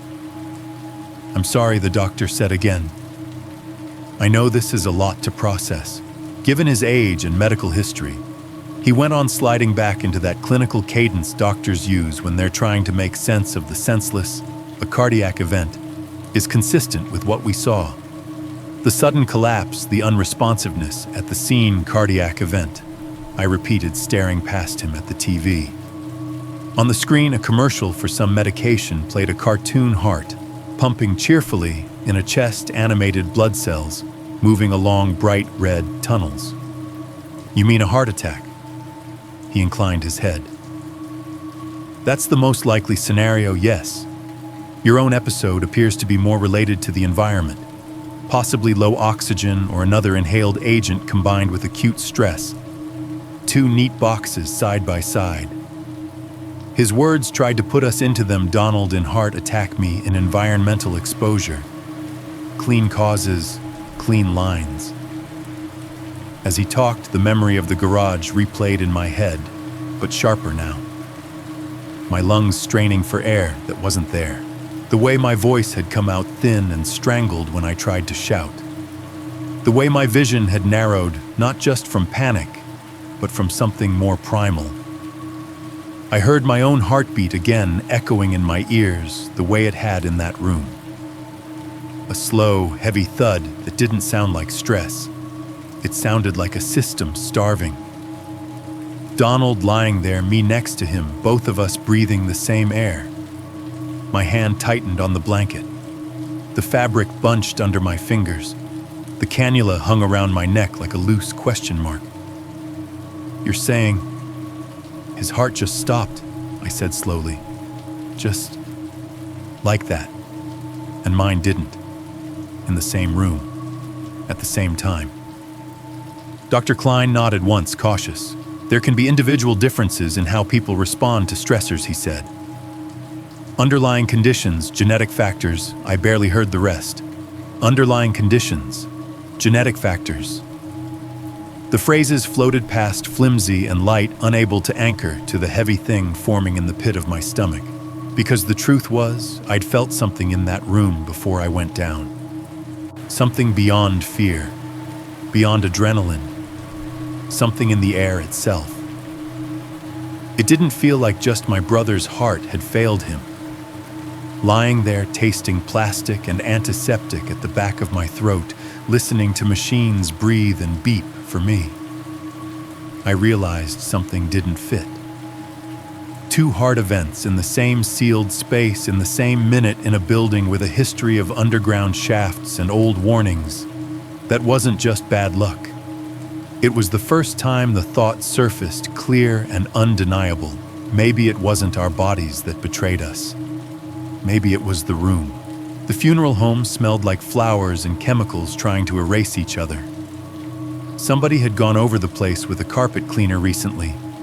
You could smell the detergent in the fibers, a sharp artificial citrus trying to compete with the heavy sweetness of lilies and roses packed into every corner. Underneath both of those scents was something else, polished wood furniture wax, a faint mustiness that clung to places where people had been crying for years. The organ in the corner of the chapel murmured soft music, the kind that doesn't have a melody you remember. Just a slow, looping sequence of somber chords, played quiet enough that it felt like the sound was apologizing for being there. Voices layered over it in a low murmur. People talked in whispers like they were afraid of waking someone. Every now and then, a cough broke the surface, or a sniffle, or the crinkle of a tissue being pulled out of a pocket. I stood near the front of the room because that's where people expected me to be. Family, brother, co-owner. The exact title didn't matter. What mattered was that when people came through the line, they knew where to find me, so they could press my hand and say the things people always say in rooms like that. Donald lay in the open casket a few feet away. I tried not to stare at him, but my eyes kept drifting back. Not to his face exactly, more to the way he occupied space now still arranged. His hands were folded on his chest in a way I had never seen them in life. They'd always been moving, wiping off a tool, tapping a rhythm on the steering wheel, gesturing mid-story. Now they were just set. His skin had the slightly waxy look that makeup can't quite fix, no matter how much color they dab onto cheeks and lips. They'd done a decent job, I guess. He looked like himself if you squinted and lied to yourself, but there was no warmth behind it. Just the impression of warmth painted on. The room's hum swelled and dipped around me. Condolences slid past my ears like leaves in a current. I'm so sorry for your loss. He was a good man. If you need anything, just call. At least it was quick. He didn't suffer. At least you were there. That last one landed wrong every time. People meant it as comfort. You could hear it in their voices, see it in their faces as they squeezed my shoulder. He wasn't alone. You did everything you could, was what they were really trying to say. All I heard was the echo of my own questions. What if I'd gone down sooner? The memory replayed itself on a loop. Donald popping his head into my office, joking about teaching James how to pretend to be useful around tools. The sound of their footsteps fading down the hall. The way I'd checked something on a form, scribbled a note, taken my time. The weight of my pen in my hand, while my brother's body was already on the way to the concrete. What if I'd never bought that building? I pictured the metal door with authorized personnel only stenciled on it. The old coal company paperwork with ventilation survey and shaft number typed in faded ink. 16 years of walking past that history without touching it.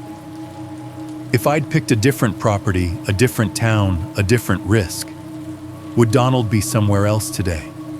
Making fun of the sandwiches at some other funeral for some other unlucky soul? What if I hadn't sent the crew home? That one hurt in a strange way. Because the decision I'd made on the mezzanine, the one that meant there weren't 20 people in the building when the air turned, also meant there wasn't a single other person between Donald and the door, except an 8-year-old boy. If the crew had been there, maybe someone would have found him faster. Maybe someone would have gone into the garage, felt the wrongness, dragged him out before whatever was in that room finished tightening its grip. Or maybe there would just be more caskets lined up in that chapel. I didn't know which thought twisted my stomach more. People drifted past in a slow river. Some from the factory faces I saw every day now wearing awkward suits instead of work shirts' collars too tight around their throats. Neighbors, old school acquaintances, a couple of people I recognized only vaguely but nodded to anyway as they murmured their rehearsed lines. "Just his time," one woman said, patting my hand. "The Lord calls us when he's ready." He worked hard, another man offered. He earned his rest.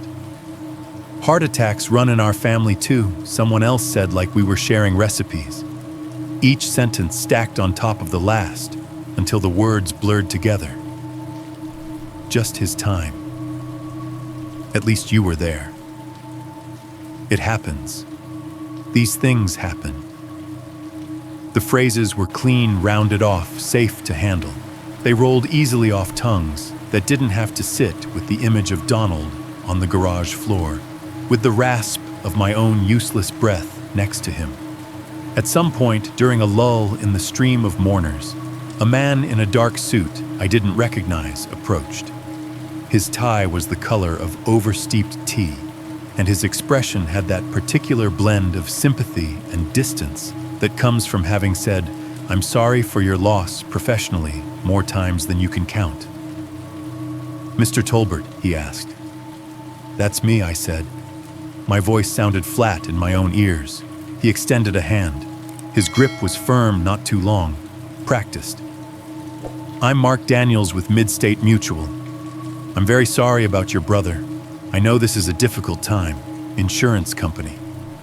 The logo on his badge was one I'd seen on the envelopes that came with premiums and policy updates and inscrutable fine print. "Thanks," I said, because there wasn't anything else to say. He nodded, eyes creasing at the corners, in a way that didn't quite qualify as a real smile. "I won't take much of your time today," he said. "We'll follow up more formally later.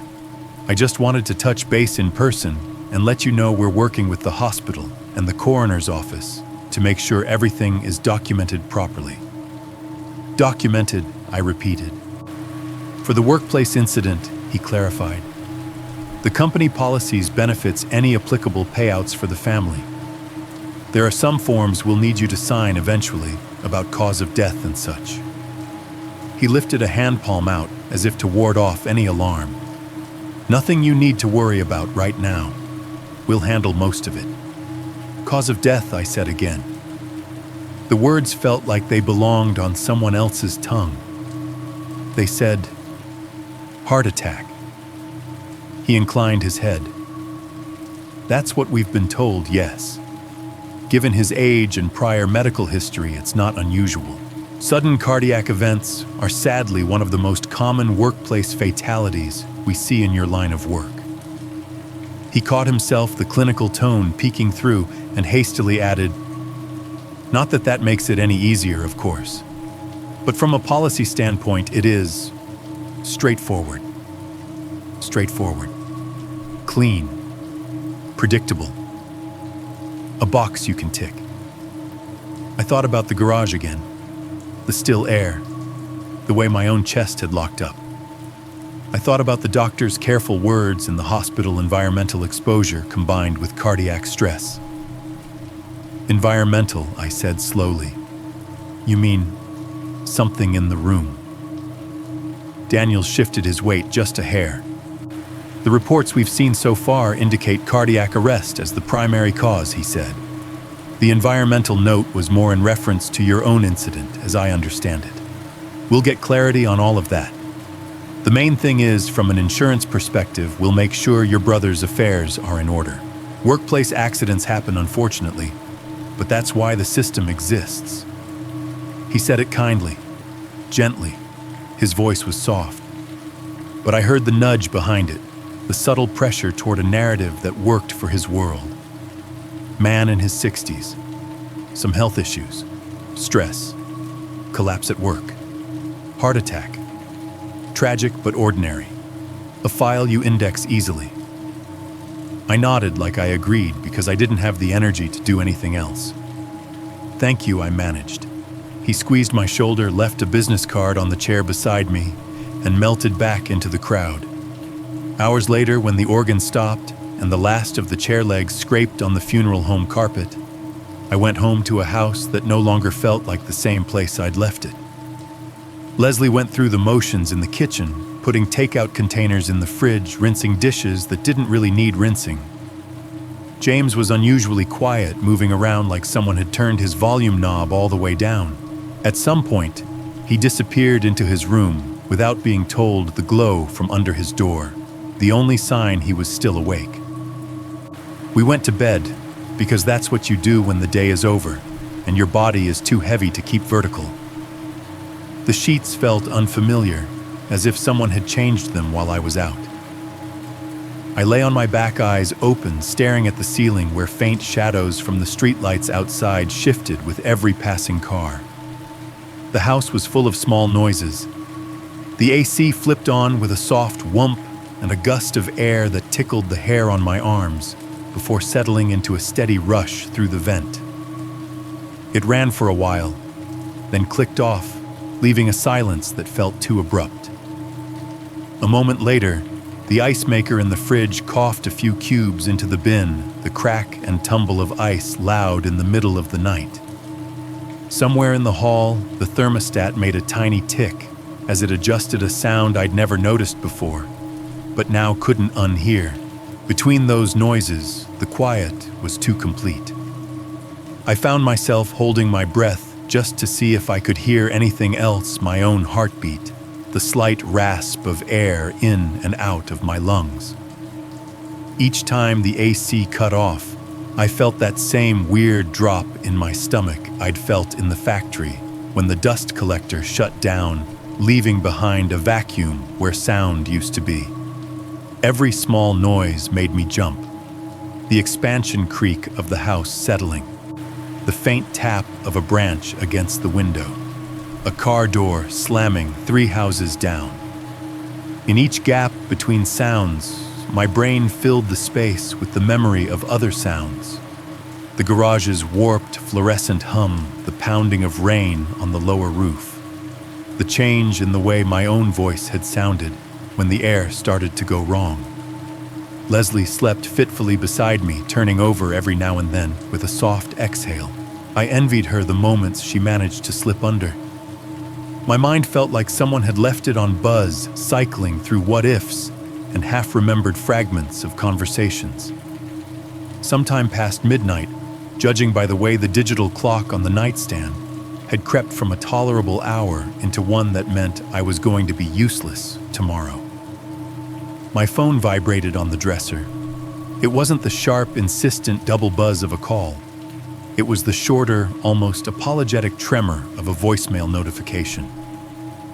I watched it light up the dark for a second screen, casting a brief square of pale glow on the ceiling, then fade. Unfamiliar number. I told myself I'd deal with it in the morning, turned my head away, closed my eyes. Sleep, when it finally came, was thin and restless. In the gray light of early morning before the alarm went off, I thumbed the phone awake and listened. Mr. Tolbert, a clipped, official-sounding voice said in my ear, slightly warped by the voicemail compression. "This is Karen Mitchell with OSHA, following up on the incident at your facility. We'd like to schedule a formal interview regarding the events of that day and some environmental factors observed at the site. Please return this call at your earliest convenience. Environmental factors."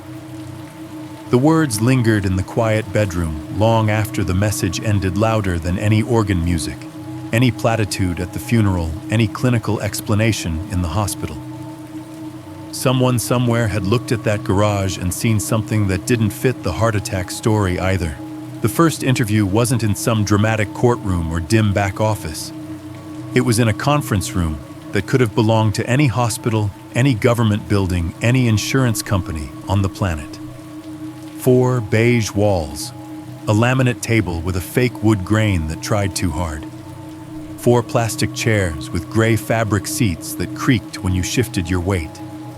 A whiteboard on one wall with the ghost of some previous meeting, still faintly visible numbers, arrows, an underlined word that looked like budget. In the corner, a metal trash can with a clear liner and 2 empty coffee cups inside. The sounds were the only way you knew you weren't in a picture. The cheap wall clock ticking just a little too loudly above the door. The sporadic whir and clack of a distant printer out in the hallway, and the AC vent overhead rattling every time the unit kicked on, buzzing for a few seconds, like a trapped fly before settling into a low hiss of air. I sat on one side of the table, hands folded, because I didn't know what else to do with them. On the other side sat a woman in her 40s in a navy blazer and a plain blouse, a badge clipped to her lapel. Her hair was pulled back in a neat ponytail, and a slim folder lay open in front of her, a pen resting across the top. "Thanks again for coming in, Mr. Tolbert," she said. "I know this is soon." Her voice had that official cadence, steady measured, practiced at being both sympathetic and precise. "I'm Karen Mitchell with OSHA. We're just trying to get a clear picture of what happened." "Yeah," I said. "Of course."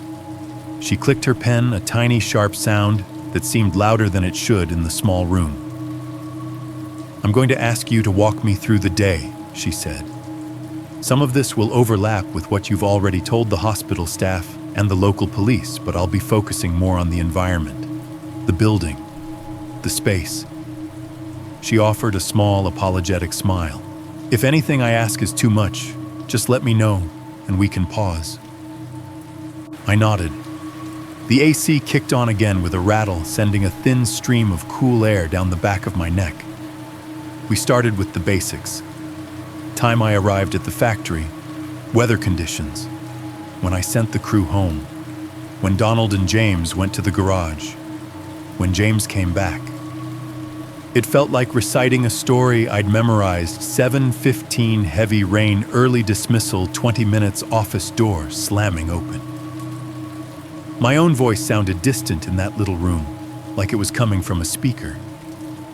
"And the garage," she said, glancing at her notes.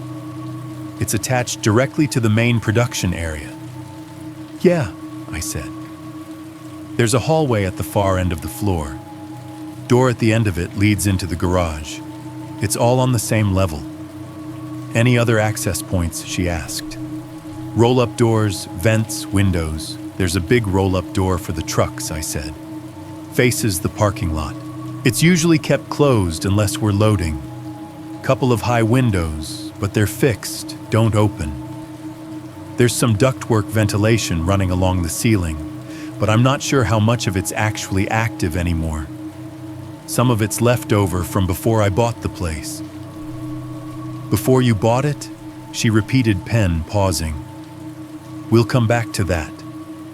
When you entered the garage that day, did you notice any unusual odors? Gasoline, rotten eggs, anything chemical, any visible smoke or haze?" I thought about it. Really thought. Replayed the moment of my hand on the handle, the door swinging open, the first breath inside. "No," I said. "It smelled like it always does in there. Rubber, oil, old exhaust, I guess, but not strong. No gas smell, no rotten egg smell, no smoke." I hesitated, searching for the right words. If anything, it was less, like it smelled thinner. I didn't think about it at the time, but the air just felt empty. She wrote something down the pen, scratching quietly on paper. "Any previous incidents in that space?" she asked. "Anyone reporting feeling lightheaded, dizzy, short of breath?" "A temp worker once," I said slowly. "Months ago. Maybe longer. Hot day. He went into the garage, came back saying he felt lightheaded. We told him to sit down, drink water, figured he hadn't eaten. He was fine after 10 minutes. I paused. The previous owner mentioned somebody fainted back in the 80s, on the main floor, I think. He blamed it on bad food. I shrugged one shoulder. I didn't get details. It sounded like one of those stories people tell. Mitchell's pen moved again, steady. Tick, tick, tick, like a second smaller clock. And the history of the property itself, she said, looking up. I understand from some of the records that the building wasn't originally constructed as a furniture factory. No, I said. It was part of a coal operation. Processing loading, something like that. When I first walked it with the realtor, there were still old signs around. Some papers in a file cabinet mentioned shafts, ventilation surveys.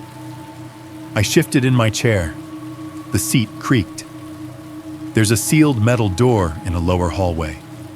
Says authorized personnel only on it. Previous owner said it was all sealed up. Old mine access they don't use anymore. Her demeanor changed almost imperceptibly. Up until then, she'd had the calm, neutral expression of someone working their way through a checklist. At the word mine, she sat up a little straighter.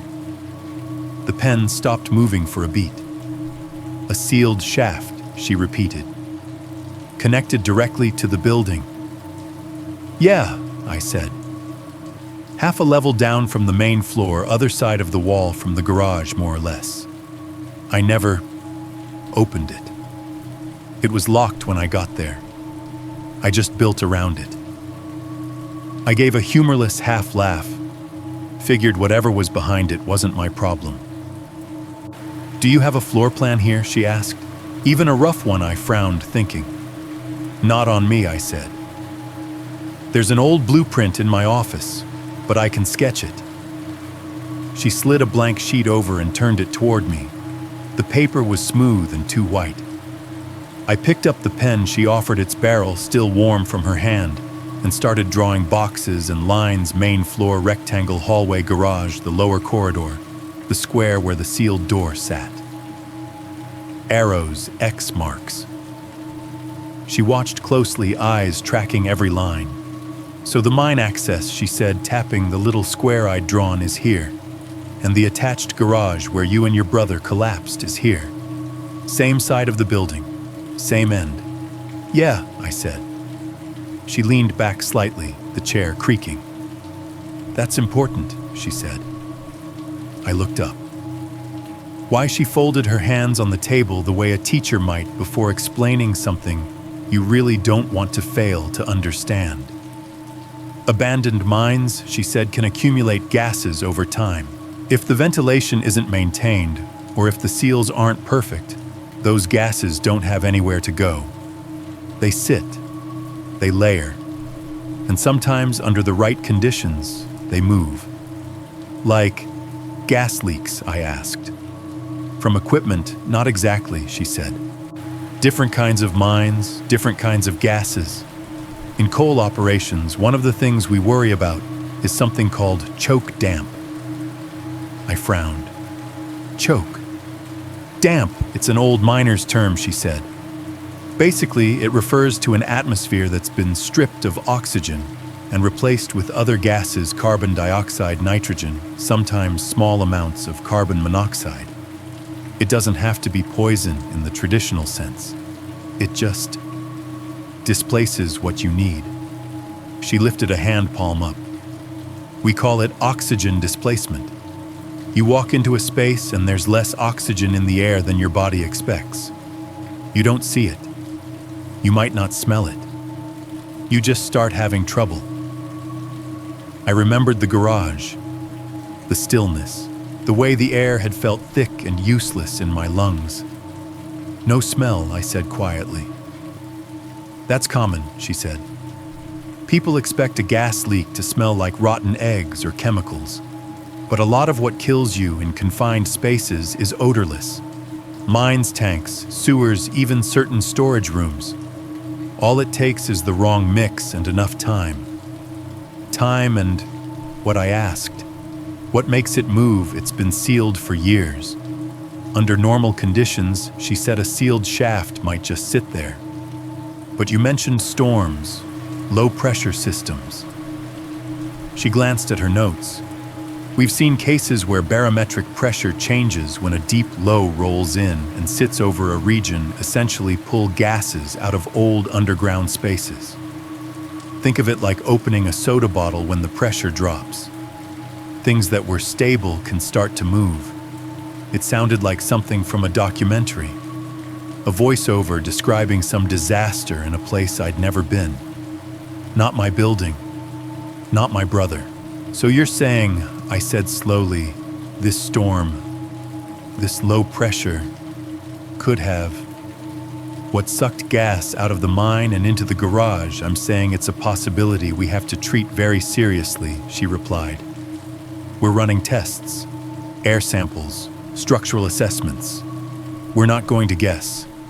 But the combination of an abandoned coal shaft, a sealed connection, a deep low-pressure system, and two people collapsing in the same room.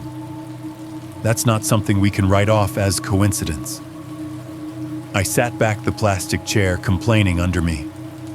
The wall clock ticked above us, each second sounding more definite than the last. I replayed the day in my head again, but this time I paid attention to different details. No odd smell, no visible smoke, no flare of pain in my chest like you see in heart attack commercials. Just air that felt thin, like the world had been hollowed out around us. It felt empty, I said. The air, like there wasn't enough of it, like breathing didn't do anything. Mitchell nodded, once slow. That's exactly the problem, she said. When you're in a space with low oxygen, your body can't tell you by smell.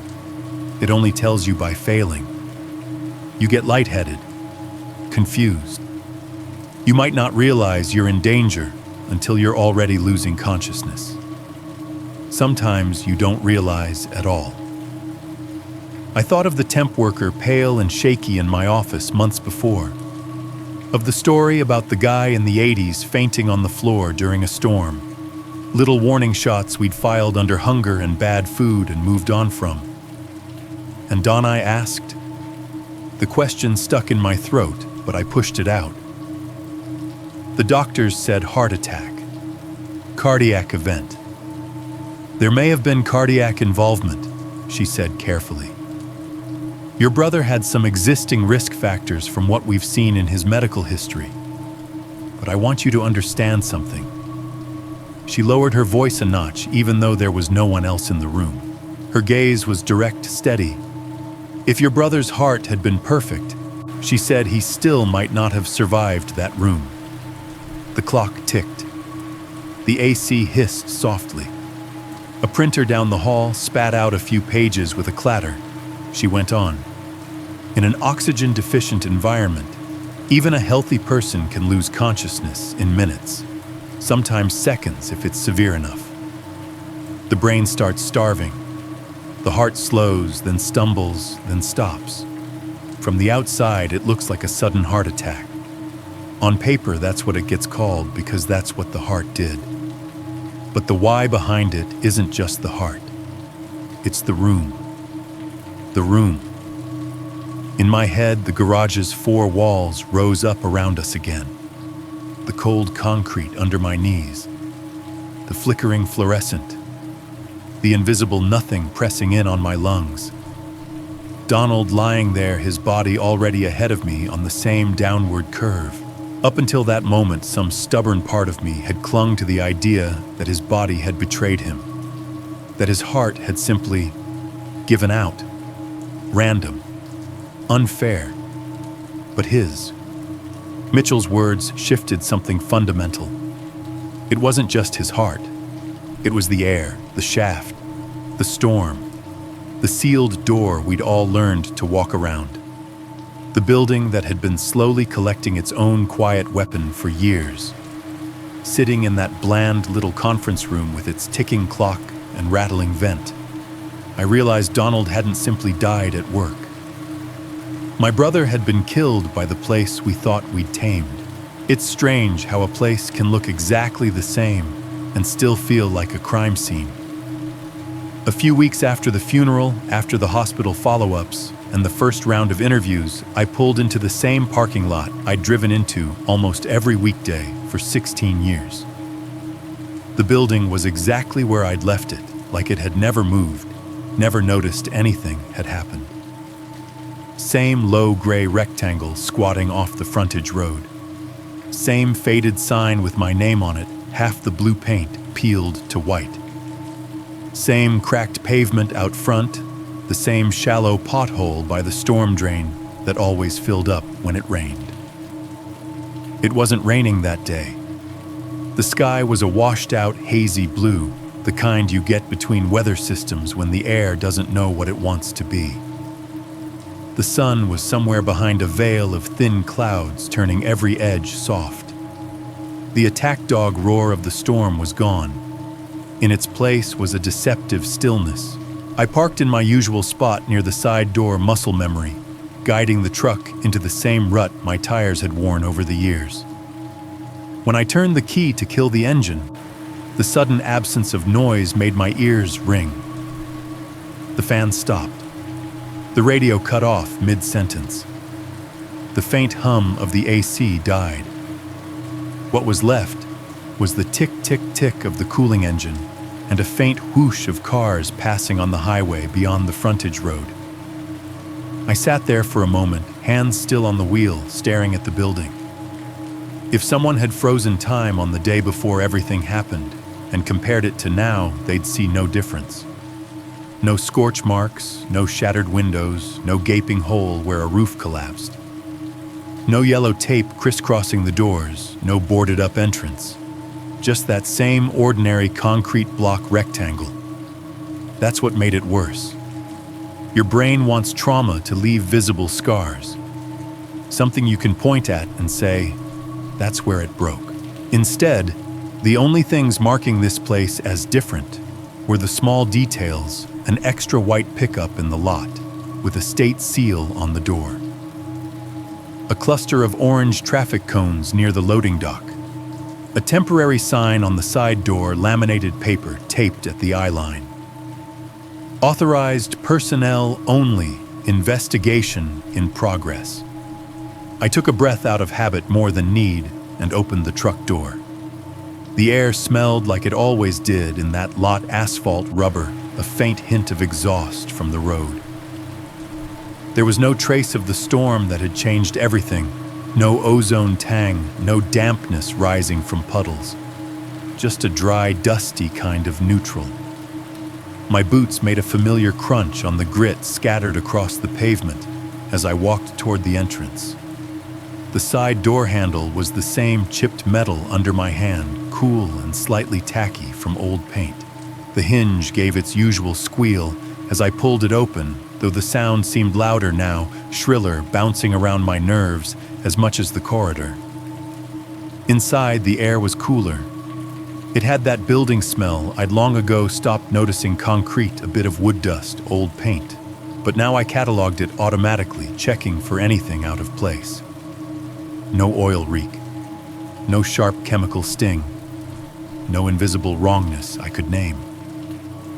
"Mr. Tolbert," a voice called from deeper inside. I followed it, stepping into the main production area. If the outside had looked unchanged, the inside was the opposite. Not visually, exactly. The machines were still where they'd always been. The racks still held lumber. The mezzanine still overlooked everything. But the energy was gone. There was no movement, no voices, no radio bleeding classic rock, no sawdust hanging like mist in the air. Just absence. Someone had turned off the main lights. Only the emergency fixtures were on, casting a dim, uneven glow across the floor. Bright pools under each exit sign, islands of light at the ends of aisles, long shadows stretching between them. The familiar paths I'd walked 1,000 times between the saw and the planer around the dust collector under the mezzanine stairs looked alien in that half-lit world. My footsteps echoed as I crossed the floor. I'd never heard them so clearly here before. Every heel strike on the concrete came back at me with a slight delay, a hollow repetition that made it sound like someone else was following just behind. In the distance near the far wall, I saw two figures. One in coveralls with reflective strips, the other in business casual slacks, button-down shirt, ID clipped to his belt. They stood near the hallway that led to the attached garage, talking quietly, a portable case open on a cart beside them. As I approached, the sound of my own breathing seemed loud in my ears. The faint rustle of my jacket, the soft squeak of my boot soles, every small noise felt magnified, stripped of background to hide in. Mr. Tolbert, the man in the button-down, said when he saw me. He stepped forward, offering a hand. "Good to see you again. I remember," I said, managing a small nod. "We'd met once already in a different building with different bad news." "You're with Industrial Hygiene," he smiled politely. "That's the term, yeah. We're with the state, environmental safety. This is Ben," he added, nodding at the guy in coveralls. "He's with our sampling team." Ben gave me a small nod, then went back to whatever he was adjusting on the device in front of him, a compact handheld unit with a digital display and a spaghetti of clear tubes snaking from it. "How are you holding up?" the hygienist asked. It sounded like a genuine question, not just a social script, but I didn't have a genuine answer. "I'm here," I said. It was the best I could do. He nodded, accepting that. "We wanted to walk you through what we've found so far," he said. "On site. Sometimes it's easier to understand when you can see the space." My gaze slid toward the hallway. The door at the end of it, the one with the wired glass window, the one that led into the garage. From this distance, all I could see was a strip of gray through the glass and the faint, ghostly reflection of the emergency exit sign above it. My feet felt heavier suddenly. "Is it safe?" I asked. The question tasted strange in my mouth, like a word in a language I didn't speak often. "Yes," he said immediately. "We've had fans running for days. We've flushed the space with fresh air and monitored the levels constantly. Right now, the air in that garage is no different from the air out here. We wouldn't be standing this close if it weren't." That was supposed to be reassuring. It almost worked. "Okay," I said, though, my stomach still knotted tight. We walked down the hallway together. Each step toward the door felt like a step toward the past, toward the version of me that had walked this same path without a second thought.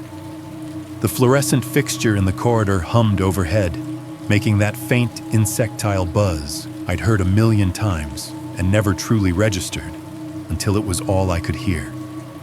At the end of the hallway, I stopped. My hand hovered a few inches from the door handle. The metal waited patiently dull under the emergency light's glow. Last time I'd stood here, the worst thing I could imagine on the other side was my brother having a heart attack.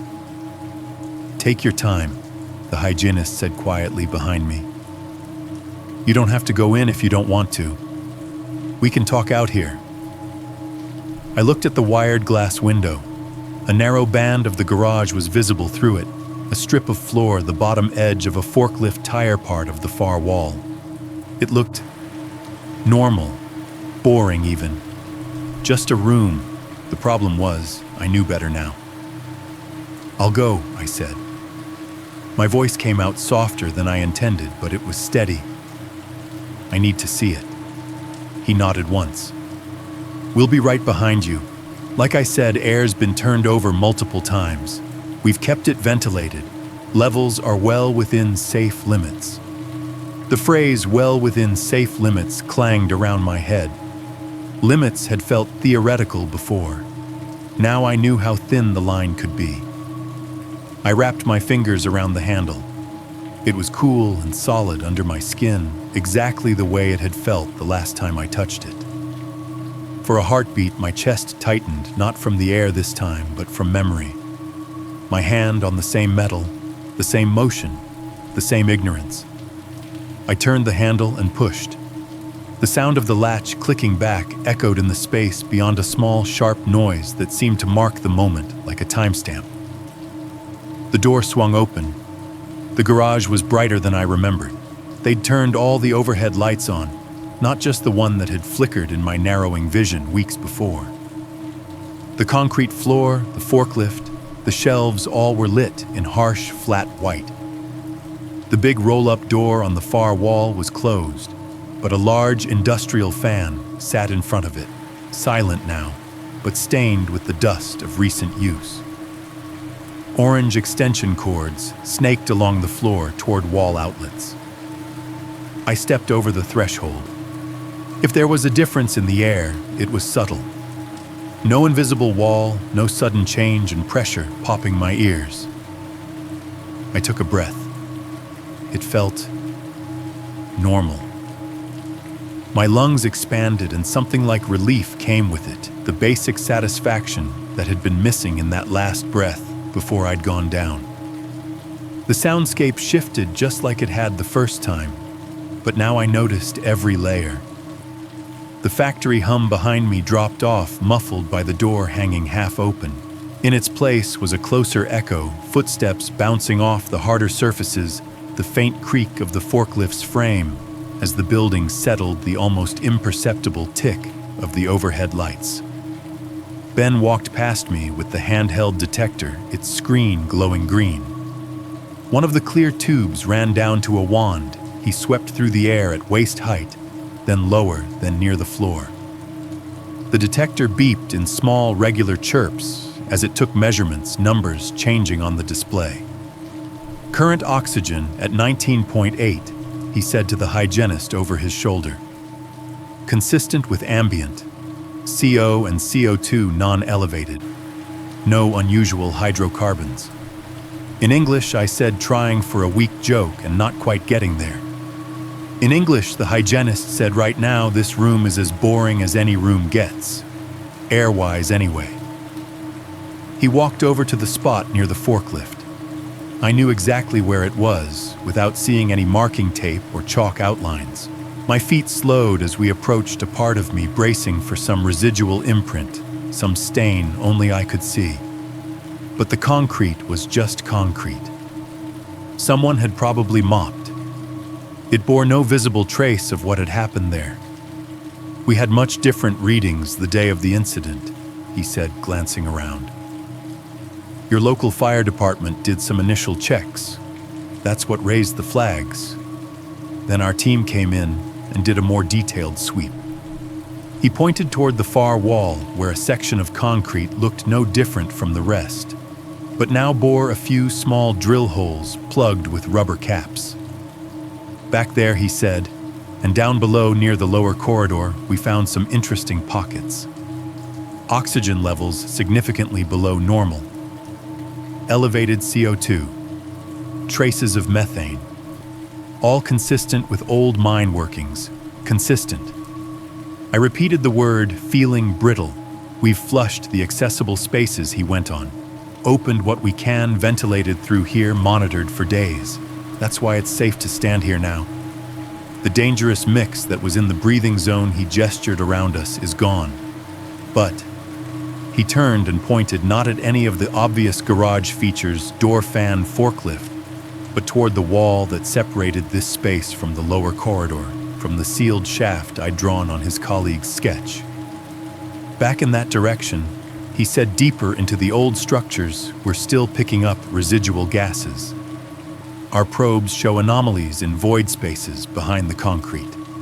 Nothing in the room, but deeper in, it's there. Ben adjusted the detector, switched modes. The screen colors shifted. We're seeing concentration gradients, he said. Higher as you go down, lower up here. I stared at the wall.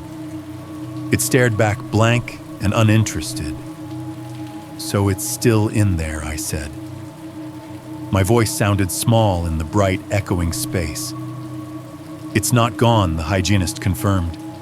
We can make this room safe. We can ventilate, monitor, put alarms in place. But whatever is in those old shafts, it doesn't just vanish. It's part of the environment now. under the building, under you. I swallowed. The air in my throat felt suddenly thicker. It's waiting, he added quietly, not in a melodramatic way, just as a fact, for the right conditions, the right pressure, the right leak.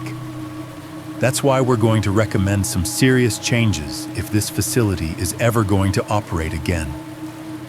Waiting. The idea of something invisible and patient sitting in the dark spaces beneath my building, under my feet, under my brother, made my skin crawl. Not a monster with teeth and claws. Not a ghost in a hallway. Just air that wasn't really air anymore, biding its time in sealed stone until the sky above shifted enough to tug it loose. I stood there in the garage listening to my own breathing, watching the detector's numbers flicker, and understood viscerally that what had happened wasn't over just because the room smelled normal and the lights were on. The threat hadn't walked away. It was still here, buried under us. If the building was going to keep secrets, I wanted to see the ones written down first. The county records office was tucked on the second floor of an old brick building downtown, the kind with arched windows and a ramp someone had tacked on 20 years too late. Inside, everything was beige walls, beige carpet, beige metal filing cabinets along the far wall. The air smelled like paper and toner and that faint, dusty tang that comes from stale air conditioning and fluorescent lights left on too long. A pair of old computers sat on a counter, their plastic cases yellowed with age screens showing a basic database interface that looked like it hadn't changed since the late 90s. One of them hummed loudly, fans struggling the sound, blending with the soft clack-clack of keys from a clerk at a nearby desk. Somewhere deeper in the office, a copier started up with a cough and a whir. I gave my name to the woman behind the counter, explained what I was looking for. Property records, industrial permits, anything from when the building had belonged to the coal company. She nodded with the bored efficiency of someone who'd done this 1,000 times, then turned to her computer and started typing. "What's the parcel number?" she asked. I slid the paper I'd printed from my own records across the counter. She squinted at it over her bifocals, then resumed typing. After a minute, the printer beside her rattled to life and spat out a short list. "We've got building permits, some inspection reports, and a couple of old site plans," she said. "Older stuff's on microfilm. You can pull what you want in the viewing room. Bring it back when you're done." She handed me a stack of manila folders and a laminated instruction sheet on how to use the film reader like I was about to operate heavy machinery. The viewing room was just another beige box with a long table, a few chairs, and the hulking shape of a microfilm machine against one wall. Its screen glowed a faint greenish gray even when idle, the glass surface specked with dust. Shelves of labeled canisters lined the opposite wall. Dates, company names, parcel numbers. I started with the paper. The first blueprint I unfolded was brittle at the edges. The blue faded to a lighter shade where the sun had kissed it through some long-gone office window. It crackled in my hands as I spread it out on the table. Black lines traced the building's footprint, the familiar rectangle of the factory floor, the attached garage, the smaller offices. Underneath, in a different ink, later editions showed my renovations, partition walls, updated electrical runs. Then there were the other lines. Faint, drawn in a finer pen, they threaded under the main drawing a vertical shaft labeled Shaft No. 3. A series of horizontal tunnels marked with shorthand codes only insiders would have understood. One of those tunnels ran almost directly beneath the rectangle that represented the garage. Another angled toward the lower corridor where the sealed authorized personnel-only door sat in real life. In the margin, typed notes in a worn courier font, actual typewriter ink, not a computer print, described ventilation concerns observed during routine inspection. 19. The last two digits were smudged. Under that, recommend additional sealing of shaft collar and monitoring for gas migration into above-ground structures. Recommend. Monitor. Words people write when they want to acknowledge a problem without taking full responsibility for it. I flipped through more pages. An inspection report from the late 70s mentioned transient buildup of CO2 in lower levels during low-pressure weather events. Another from the early 80s underlined need for improved isolation of disused workings in thick pen.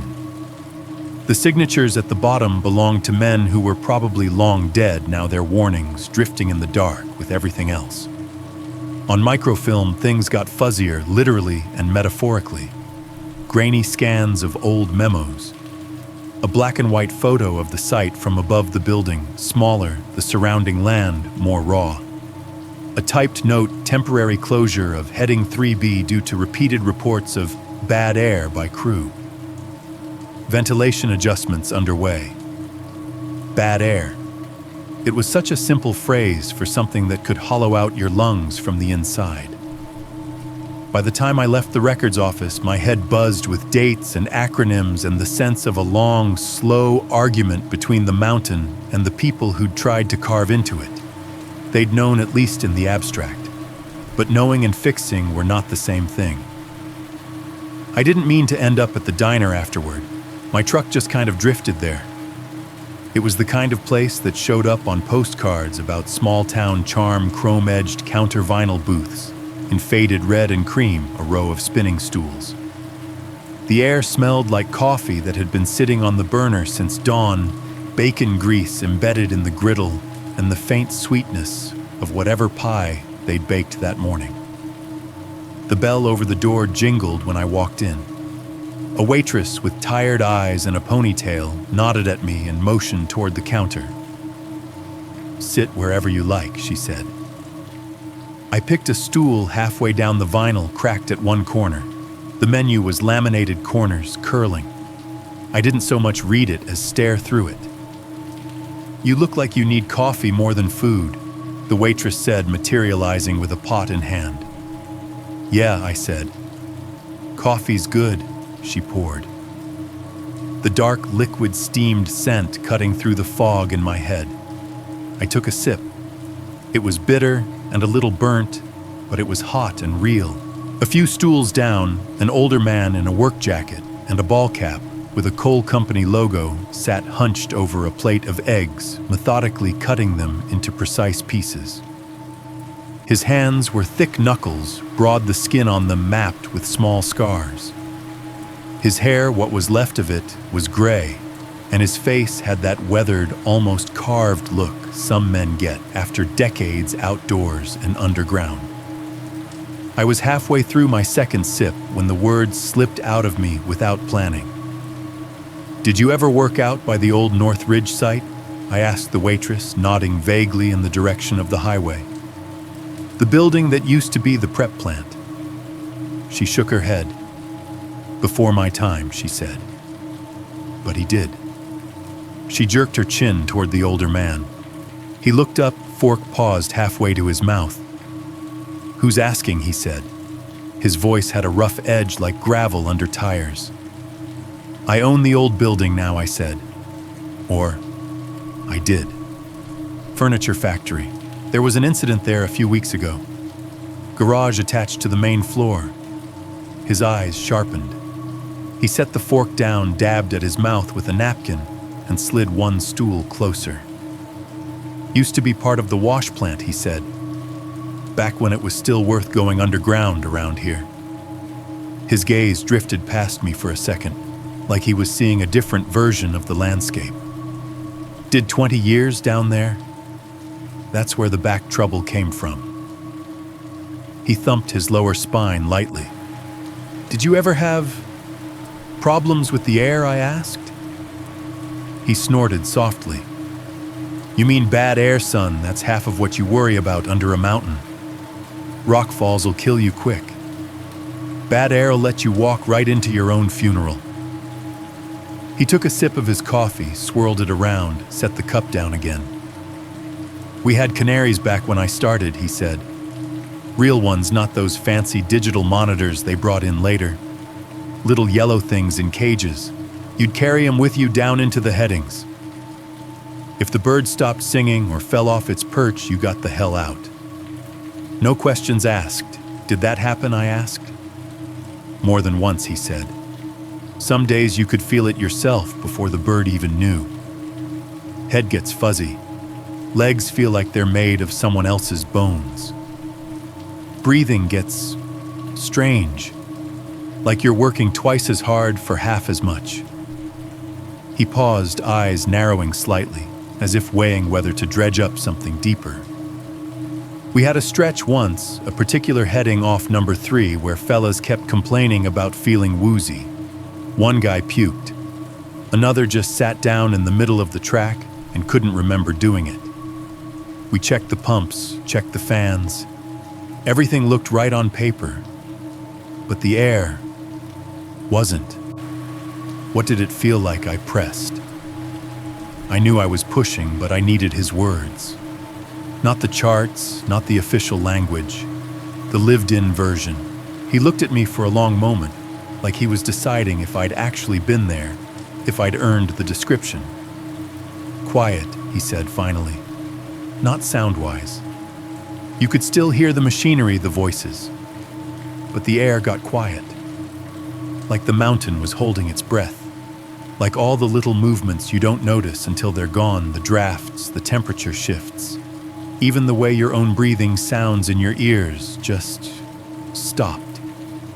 Men would say they felt like they stepped into a bubble. Then they'd start to sag. Knees buckle. Eyes go glassy. If you didn't drag them out quick, they'd be gone. The phrase hit me like a physical blow, like the mountains holding its breath. That was it. That was exactly what the garage had felt like. Not cold, not hot. Just a bubble with all the life taken out of the air.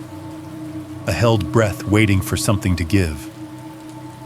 We had to evacuate that heading for a while. He continued, oblivious to the way his words were crawling under my skin. Ventilation crew worked double shifts, trying to push the bad air out, pull good air in. They sealed off parts of the old works, but you never really forget which rock you're standing on. You learn where not to linger when the barometer's doing something funny. Barometer, I repeated. Pressure, he said. When a deep low rolled in, we knew to be extra careful. That's when the mines breathe weird. Suck and blow when they shouldn't. He frowned at me. That building of yours. They ever tell you there used to be a shaft under it? Yeah, I said. I've seen the plans now. He nodded like that confirmed a private theory.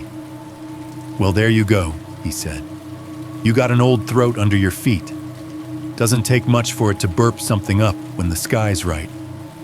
We sat in silence for a moment.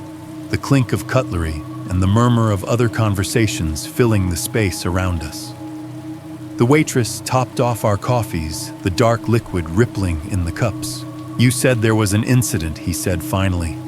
Somebody get hurt, my brother, I said. We were in the attached garage. He collapsed. They called it a heart attack at first. I swallowed. Turns out it might have been the air. He nodded slowly, eyes sympathetic, in a way that didn't feel patronizing. I'm sorry for that, he said. It's a hell of a way to go. Quiet. Quick.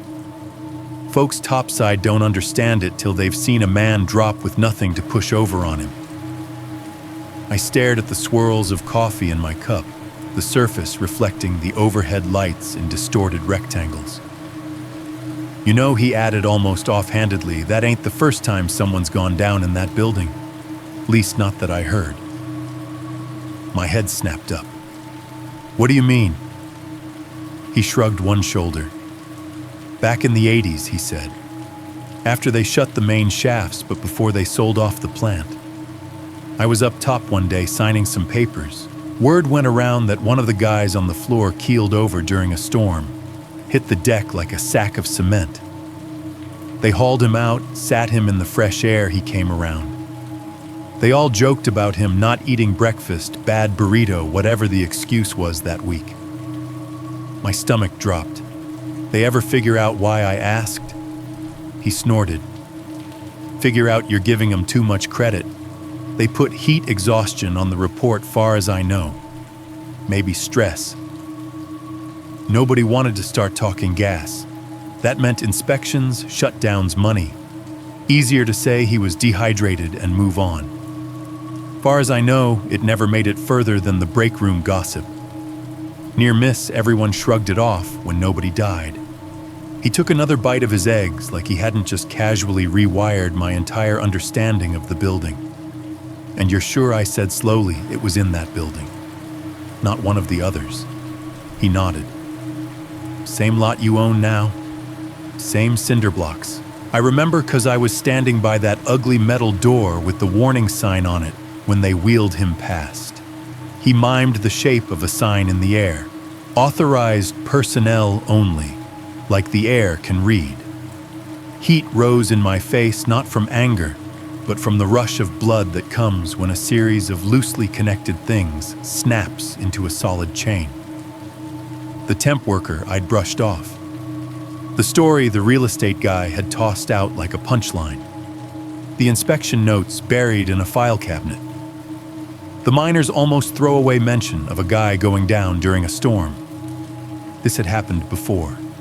Not once. Not twice. Enough times to form a pattern nobody had wanted to see. No alarm had been installed. No permanent monitor wired in. No bold red sign put up in the garage warning about confined space and gas hazards. Just a series of near misses that had slid quietly into memory, smoothed over by heat and stress and bad food. Until it wasn't a near miss anymore.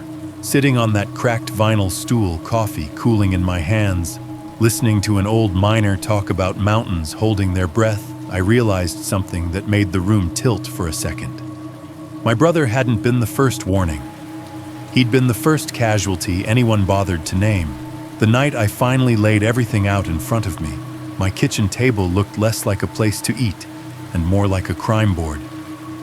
I pushed aside the salt shaker and the stack of mail that hadn't been dealt with since the funeral and spread my papers across the fake wood grain photocopied inspection reports from the county archives, printed emails from OSHA, my own notes scribbled on legal pads, the old blueprint of the building with the faint lines of the mine workings underneath. The overhead light buzzed quietly, casting a yellow circle over the chaos. The rest of the kitchen fell away into shadow. I pulled a cheap spiral notebook toward me and uncapped a pen. On the first page, I drew a circle and wrote "Old Mine" in the middle. From that, I started drawing lines like a kid making a spider web. Old Mine, sealed shaft. I wrote the words in block letters along the line. Sealed shaft, gas accumulation, low-pressure storms. I thought of the meteorologist on TV smiling as he pointed at swirling blue. Barometric pressure bottoming out. Another arrow, low-pressure storms. Bad air in attached spaces. Fainting incidents. I started adding dates in the margins of the web. Late 1970s ventilation concerns in typed inspection notes. Early 1980s bad air in heading 3B as remembered by the miner. Same era, a guy fainting on the floor of what would become my factory, his collapse dismissed as heat or bad food. Months ago, temp worker dizzy in the garage chalked up to not eating lunch. 2 weeks ago, Donald on the concrete, me beside him. No visible injuries, no smoke, no smell, just air that had quietly turned against us. At the bottom of the page, I wrote Donald and me, underlined it twice. For a moment, my hand hovered over the paper, not sure whether to connect that line to the others. It felt wrong not to.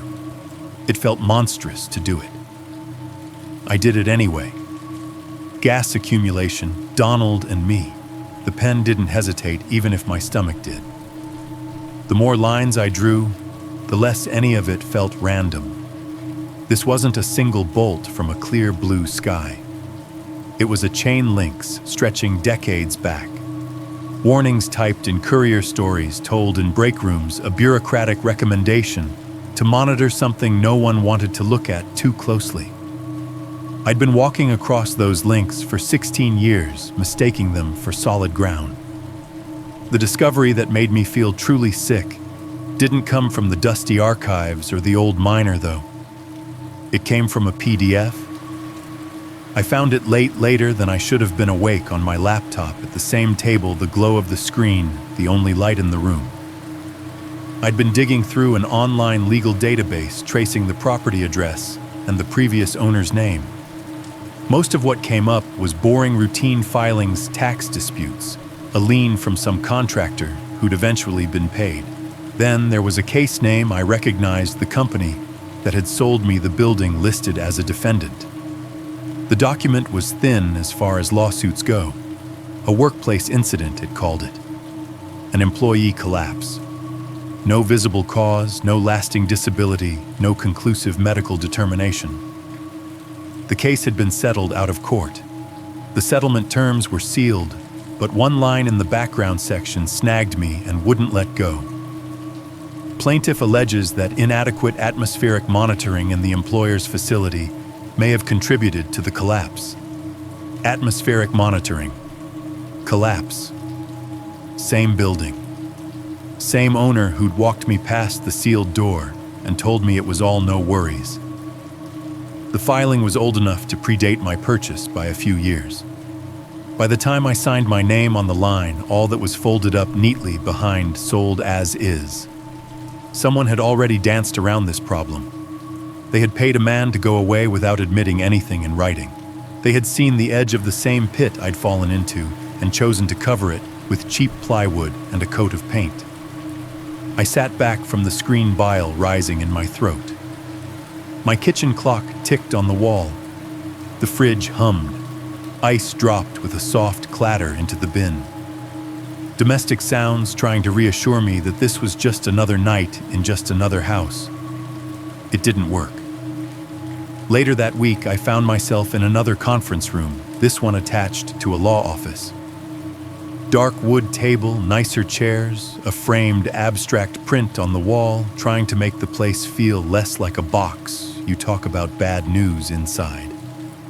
My lawyer sat to my left, a stack of folders in front of him. Across from us, a representative from the insurance company, not Daniels this time, but someone higher up with a cooler stare and a more expensive watch. We walked through timelines. Again, incident reports. Again, medical records. Again. Every time I thought I'd told this story as many times as a person could, another set of ears appeared attached to another pen poised over another legal pad. When the conversation shifted from facts to what those facts meant, the language changed. "We need to be mindful of exposure," the insurance rep said, tapping the tip of his pen on one of the documents. "Not just yours, but ours, the county's, whoever inherited the liability from the original mining operation. The more this becomes about a long-term environmental hazard, the more parties get involved and the more complicated things become. Complicated for who I asked." My voice sounded sharper than I intended, but no one flinched. For everyone, he said. "From a claims standpoint, yes. From a regulatory standpoint. From a zoning and property value perspective." He steepled his fingers.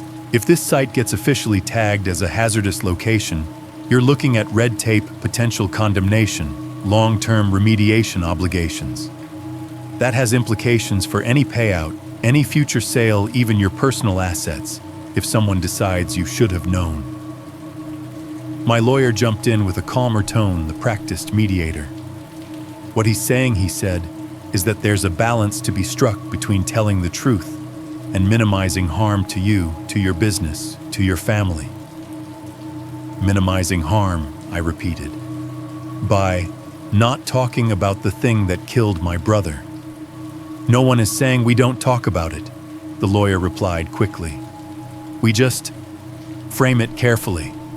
Officially, the death certificate says cardiac arrest, The environmental findings can be contextual. We emphasize that you acted responsibly. You sent workers home. You called for help. We build around the idea of an unforeseen event, not a known hazard that was ignored. Public perception matters, the insurance rep added. If this becomes a story about rogue gas from an old mine killing people in their place of work, it can spiral. Local media, social media pressure on regulators. People driving past your building thinking poison. That fear has consequences. Public perception, I said. Controllable narratives. Minimize exposure. I let the phrases sit in the air, sour and heavy. You're talking about this like it's a PR problem. In a way it is, he said, unblinking. Everything is these days. I felt physically sick listening to them, not because they were twirling mustaches and conspiring in some cartoonish way. That would have been easier to hate. They spoke calmly, rationally, like they were discussing weather contingencies for an outdoor event. As if my brother's death and the air that had turned against us were just variables in a risk model. When the meeting finally ended and I stepped out into the parking lot, I had to stand still for a minute, just breathing. The sky was clear. The air was cool. Each breath went in and out without effort, and still I felt like I was suffocating. It was Karen Mitchell, the OSHA investigator, who finally cut through the haze. We met again a few days later, this time in a quieter corner of the factory, the investigation winding down. The fans had been wheeled away. Some of the instruments were gone. The emergency lights hummed overhead. The place still wasn't alive again, but it was less of a frozen scene. "We'll be issuing a report soon," she said, holding a thin sheaf of paper. "Official findings recommendations. Some of it you've already heard. Some you can probably guess." "Let me guess," I said. "Better monitoring. Ventilation. Signage. Maybe a suggestion to never use that garage again." "Something like that," she said. "And a very strong recommendation to either permanently seal off the old mine works more thoroughly or treat the entire structure as a confined space hazard until that's done." She hesitated, then lowered the papers and glanced around us as if making sure no one else was close enough to hear. We were alone. Just us and the building. "Off the record for a second," she said quietly. "There's something you need to understand. Not as a line item in a report. As a person who was here," I nodded, throat suddenly dry. "We pulled barometric data from the day of the incident," she continued. "Weather station records, atmospheric pressure readings. That storm. It wasn't just bad. It was unusually low. The pressure bottomed out more than this area has seen in years. That matters. It changes how fast gases move where they go. It primes situations like this." I thought of the weather graphics on TV, the blue swirl, the falling numbers, the smile on the meteorologist's face. "If you hadn't sent your crew home when you did," she said, meeting my eyes, "given those barometric conditions, we might be having a very different conversation. Your decision to close early didn't just save them from bad roads. It likely kept them from walking into this room behind you. Multiple people, different ages, different health histories, all breathing the same air you and your brother did." She let that sit for a moment. "We've modeled it as best we can," she went on. "The timing lines up, gas levels, weather, ventilation patterns. If 20 people had been in here instead of 2, I can't promise you we wouldn't be looking at multiple fatalities. Maybe a lot of them." The floor under my feet seemed to tilt. For a second, I had to reach out and touch the nearest workbench just to feel something solid. My nice guy decision, send them home, lose a day of production, be the kind of boss we used to mock, rearranged itself in my mind. It wasn't just about me being generous or cautious. It was about me unknowingly stepping in front of something and shoving a lot of people out of its path. The guilt I'd been carrying up to that point had been sharp and singular. I couldn't save my brother. I hadn't gotten to him in time. I'd walked into that room and gone down beside him instead of dragging him out. Now a new shape of guilt unfolded itself, ugly and sprawling. I almost killed everyone without knowing it. If I had squeezed out another hour of work, if I'd decided we could push through the weather, if I'd stayed on that mezzanine and watched them haul boards and drive nails while the pressure dropped and the gases rose. Those lines I'd drawn on my notepad wouldn't have ended at Donald and me. They would have branched into names I could list off in order, men whose time cards I'd signed for years. Mitchell must have seen something on my face because she added, "You didn't know. No one expects a room to turn on them like that. The people who should have known something decades ago didn't do enough. That's not on you." I heard her. I even believed her on some rational level.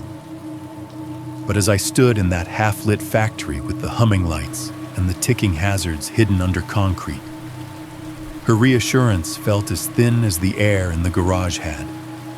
Because she was right about one thing. It wasn't just his time. It wasn't just his heart. And it wasn't just bad luck. It was a pattern. And it had been there long before I arrived. When the factory finally came back to life, it didn't sound the same. On paper, it was partial reopening. That was the phrase in the email my lawyer helped me draft for the crew. Limited operations, enhanced safety protocols, temporary restrictions on certain areas. Clean official words that didn't say, "We're going back into the building that killed my brother." The first day back, I sat in my truck in the parking lot longer than I should have. The engine was off, but my fingers still clenched the steering wheel like I was bracing for impact. Out the windshield, the building waited in its usual spot. Same faded sign, same blank windows, same loading dock scarred with years of pallets coming and going. The only new things were the small white boxes bolted near the doors, multi-gas detectors, with blinking LEDs wired directly into the building's alarm system. Atmospheric monitors, the inspector had called them. If the air changes, these scream before your lungs do. You'd think that would make me feel better. It didn't. I forced myself to step out of the truck. The gravel under my boots crunched as I walked toward the side door. A new sign was bolted next to it. Danger potential confined, space hazard. Atmospheric monitoring required. Black letters on white metal. Below it, another smaller sign with icons for hard hats, safety glasses, and a little symbol of a gas mask. I swiped my badge on the new scanner. The door lock clicked open.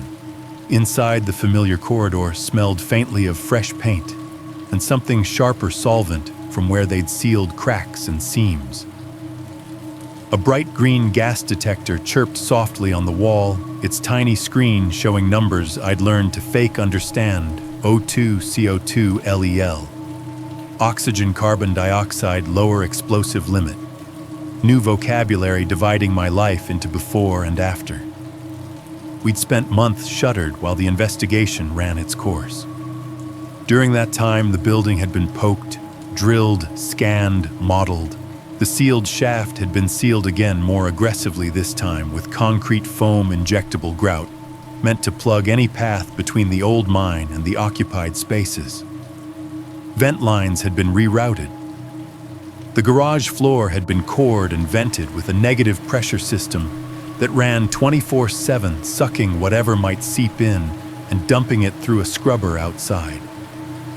We'd installed gas detectors in the garage and the lower corridor on the main floor, even in the break room. An entire new binder of procedures now lived beside the time clock, confined space entry logs, emergency response steps, calibration records. We'd done drills.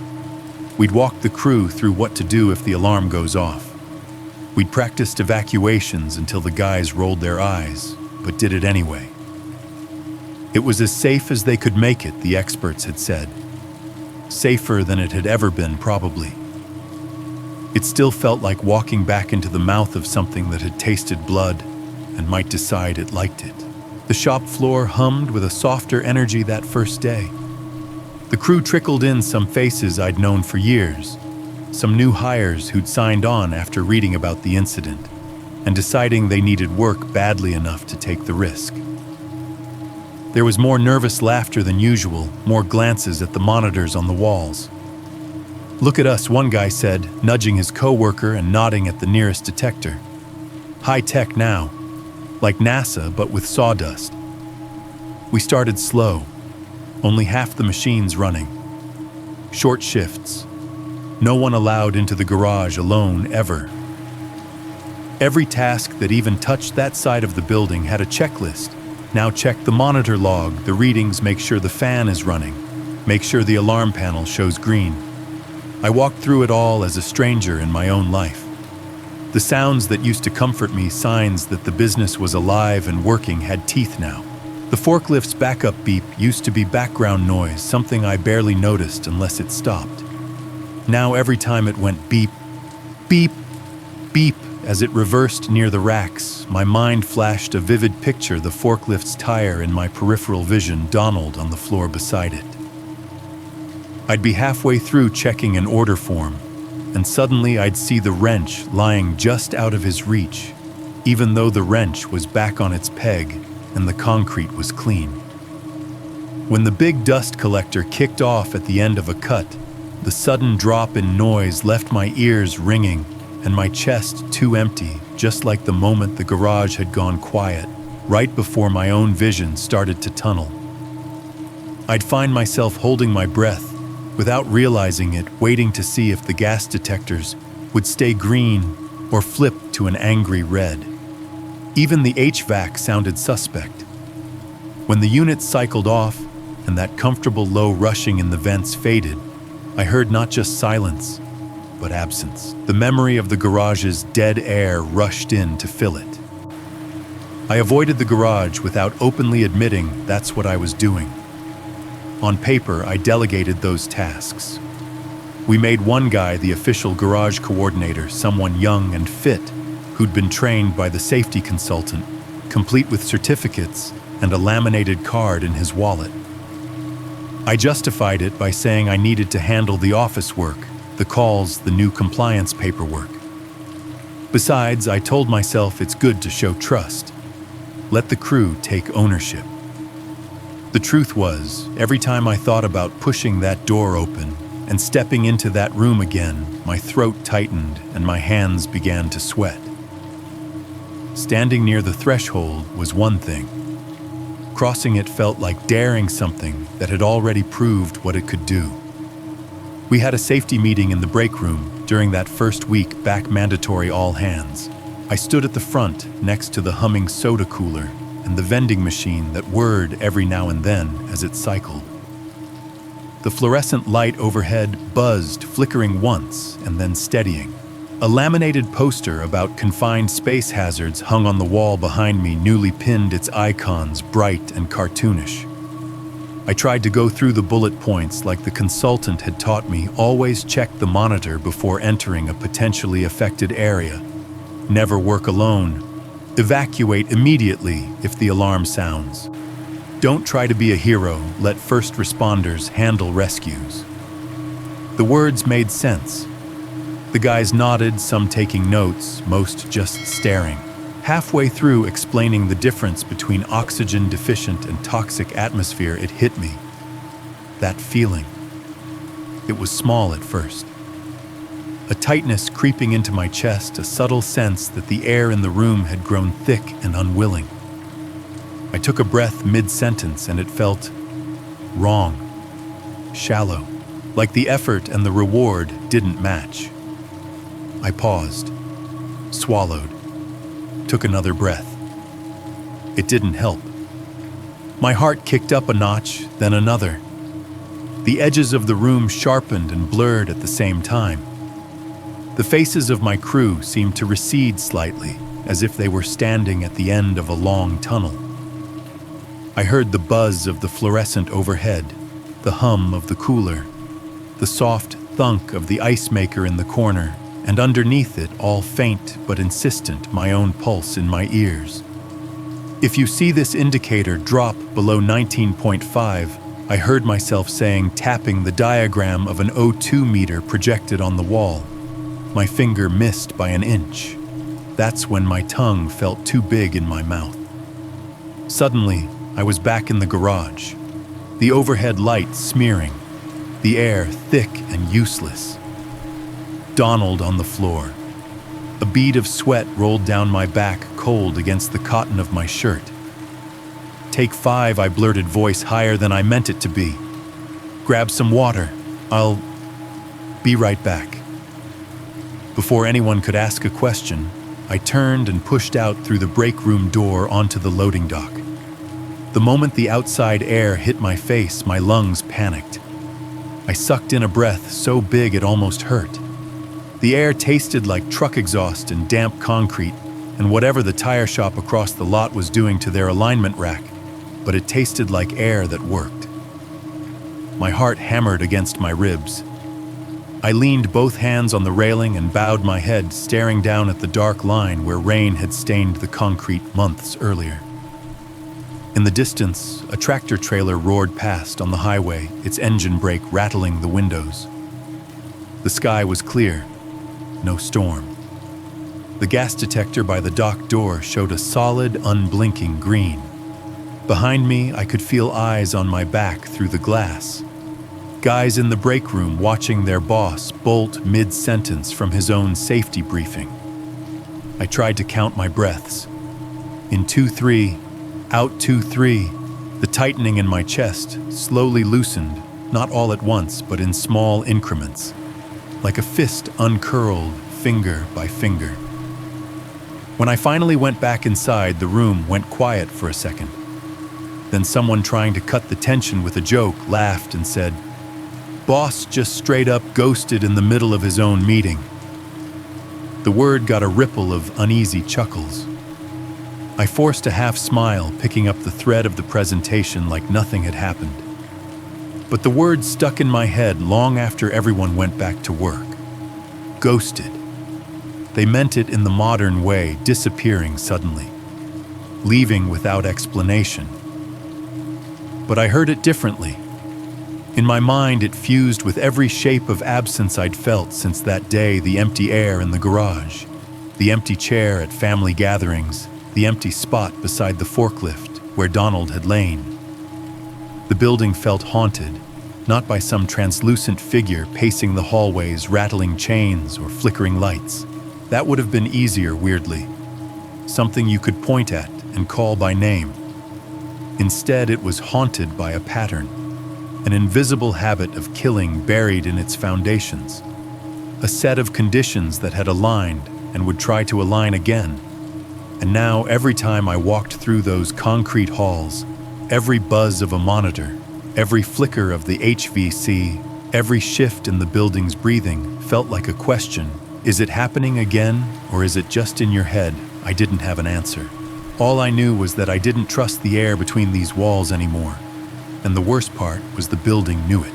The second storm felt like a rerun, with the volume turned down, at least at first. It was almost a year later. Long enough for people to start saying things like that was a bad time, but we got through it. Long enough for the gas detectors on the wall to become background decor. Green LEDs blending into the random clutter of extension cords and safety posters. The morning it rolled in my phone, lit up on the nightstand with a weather alert: deep low pressure system, severe thunderstorm warning. The little barometric graph on the app showed the numbers sloping down, down, down. I stared at it for a long time, thumb hovering over the screen. By the time I pulled into the parking lot, the sky looked like wet concrete. A low, unbroken ceiling of cloud pressed down on the town. The air felt heavy, saturated, like someone had soaked the world in lukewarm water and forgotten to wring it out. Inside the factory, the storm made its presence known in the usual ways. Rain starting as a patter on the roof, then a drum, then a continuous roar. Thunder rolled periodically, making the light fixtures tremble. Phones buzzed in pockets with weather app pings and group texts from spouses. "Hey, barometer's doing that thing again," one of the guys said, waving his phone like a Geiger counter. Everybody remember, don't breathe too deep. Nervous laughter rippled through the crew. "Good thing we got our fancy little snitches now," another said, nodding at the nearest gas detector. "If the air tries anything, we'll catch it in 4K. I tried to smile. I even managed a decent one. Out loud, I said, "That's what they're there for," and clapped him on the shoulder. Inside, my stomach had tied itself into a familiar knot. We went about the day. The storm intensified, rain hammering the roof so hard it sounded like a herd of animals running overhead. The dust collector roared. The saws whined. The forklift beeped in reverse. Every so often, a crack of thunder would line up perfectly with a cut, or a dropped board making everyone jump and then grin at each other like they'd overreacted. Around mid-afternoon, I went to grab something from one of the small storage rooms off the main floor, just a closet really tucked behind the finishing area. We kept extra filters and cleaning supplies in there, boxes of masks, old manuals no one read. I'd been in and out of it 100 times since all this started. It wasn't on any of the hazard maps. The monitors were near the big risk areas, not the broom closets. The room had no windows, just a single fluorescent strip overhead and a square vent in the ceiling that hummed quietly when the HVAC was pushing air. When I opened the door, the light flicked on with a delay, buzzing once before fully committing. I stepped inside and pulled the door mostly shut behind me out of habit. It opened directly onto the aisle, and I'd learned the hard way that people pushing carts weren't always watching at eye level. The first thing I noticed was the temperature. It wasn't dramatically hotter or colder, just off. Too warm for such a small space, like the air had been sitting still with the light on for hours. Stale in a way that wasn't about smell so much as texture. The vent hummed overhead, but I couldn't feel any movement on my skin. I took 3 steps in, enough to reach for the box of filters on the middle shelf, and the feeling hit me. Nothing dramatic, no immediate dizziness, no lights dimming. Just a subtle wrongness that slid in under my ribs, a sense that the air in that storage room didn't want to cooperate. I took a breath. It went in. My chest rose. But that familiar satisfaction, the near invisible sense of there that's better, didn't follow. The breath felt thin, like I'd inhaled something that looked like air and walked like air but didn't quite work like it. A rush of hot electric sensation chased itself down my arms. My palms started to sweat. My heartbeat spiked, each thud a little too hard, a little too fast. The edges of the shelves sharpened in my vision, outlines suddenly too crisp. A thought flashed. It's happening again. My rational mind shoved back just as quickly. No, this is a small room with bad circulation and a storm outside, and you are traumatized as hell. This is a panic attack, not a gas leak. But the body doesn't really care what you call it. The room seemed to press in a little closer. The hum of the vent overhead grew louder in my ears, merging with the thunder's distant rumble and the clank of metal from somewhere out on the floor. My own breathing joined the soundscape, louder than it should have been, ragged at the edges. For a heartbeat, I stood, frozen fingers resting on the cardboard box, brain caught between 2 instincts: stay and prove to myself this was nothing, or move.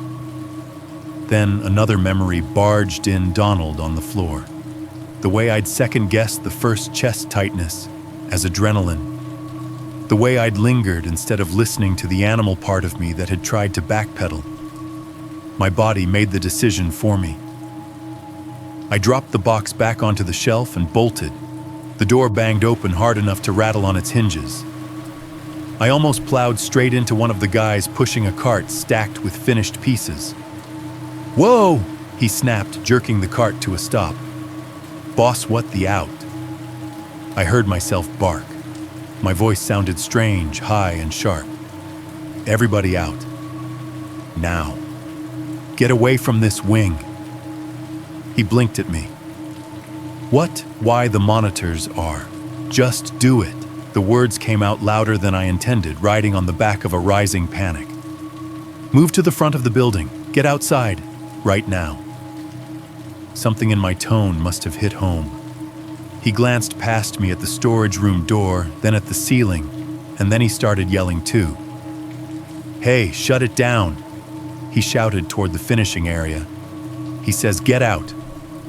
Confusion rolled through the floor like a wave. People turned, frowning. Machines whined down as hands lifted off switches. The forklift driver hit the brake backup beeps, chirping an abrupt cutoff.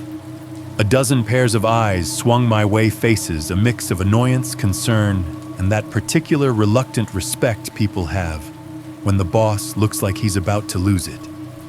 I didn't give myself time to explain. I went straight to the nearest red pull station on the wall, flipped the plastic cover down, and yanked. The fire alarm shrieked to life, a piercing, repetitive wail that sliced through every other sound in the building. Red strobes along the walls began to flash, the lights stuttering across faces and machines. Somewhere, the PA system started its canned announcement. "Attention. Attention. An emergency has been reported in this building." Outside, I yelled over the din, gesturing toward the main exit. "Go, we'll sort it out there." They moved. Slowly at first, then faster, as the seriousness of the sirens sunk in. Some grumbled under their breath about another drill, but the lines still formed. Hard hats bobbed toward the doors. Someone propped the roll-up to the loading dock. The gas detectors on the walls stayed green, their little screens unimpressed. By the time the last man stepped out into the gray, rain-streaked light of the parking lot, my lungs were burning. From fear, from exertion, from whatever had been in that room, I couldn't tell. I did a quick head count, lips moving silently, checking off names in my mind. Everyone. All present. Minutes later, the first fire engine rolled up, sirens warbling down as it slowed. The red of its lights splashed across the wet pavement, mixing with the flash of the building's alarm strobes. Firefighters in turnout gear stepped out, moving with practiced efficiency. One of them, someone I recognized from the day they'd loaded me into an ambulance, approached, helmet tucked under one arm. "What do we got?" he asked. I felt suddenly foolish, standing there in the drizzle, heart pounding, unable to point at any visible sign of danger. No smoke, no flames, no gas monitors screaming. Just a building looking back at us with blank windows. I was in the storage room off the finishing area, I said, forcing the words out. No windows, one vent. It felt wrong. Air felt off. Maybe it's nothing. Maybe it's me. But with the storm, I gestured at the low, bruised sky. I didn't want to risk it. He studied me for a second, gaze flicking from my face to the building and back. Then he nodded. "You did the right thing," he said. "We'll take a look." They went in teams, portable monitors in hand, sleeker, more advanced cousins of the ones on our walls. For a while, the only sounds were the fading echo of the alarm inside the rain on the trucks and the low murmur of my crew talking among themselves in the lot. "Think it's another gas thing?" someone asked. "Monitors never tripped," another replied. "Maybe the boss just had a flashback or something," someone else muttered, not unkindly. The words stung because they might have been true. Standing there with damp creeping into my collar and the aftertaste of adrenaline in my mouth, I was pretty sure I'd just shut down my own factory because a small room reminded me of a different small room. Trauma, the therapist had called it. Triggers. Hypervigilance. False alarm, I thought. You just pulled the fire alarm on your own ghosts. I watched the entrance like it might spit out an answer.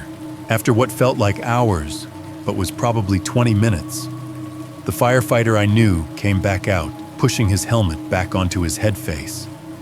Serious. Okay, he said. Gathering me and the nearest cluster of workers, the guys quieted the murmur dying down. Well, I asked, bracing for the words all clear and the quiet, mortifying pat on the shoulder that would follow. He held up his portable monitor, the screen still lit numbers, stable but higher in some columns than they should have been. We've got a refrigerant leak, he said. Looks like one of your small cooling units in that storage room's gone bad. Slow leak into a confined space. The storm's keeping the building tight.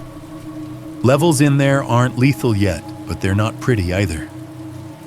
Another hour or two with the door closed and the fan cycling the wrong way, he shook his head. You'd have had guys in there stocking shelves breathing heavier than they realize. Could have gone sideways. Refrigerant. Not mine gas this time. A different invisible enemy.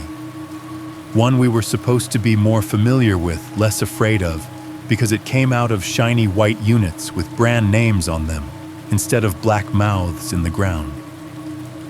So it wasn't just me, I said slowly. He gave a half shrug. Could be you're more tuned in than most, now he said. Could be you felt something subtle and your brain did the rest. Doesn't matter. You pulled the alarm. You got people out. That's the job. Behind him, a few of the crew exchanged looks. One of them let out a low whistle.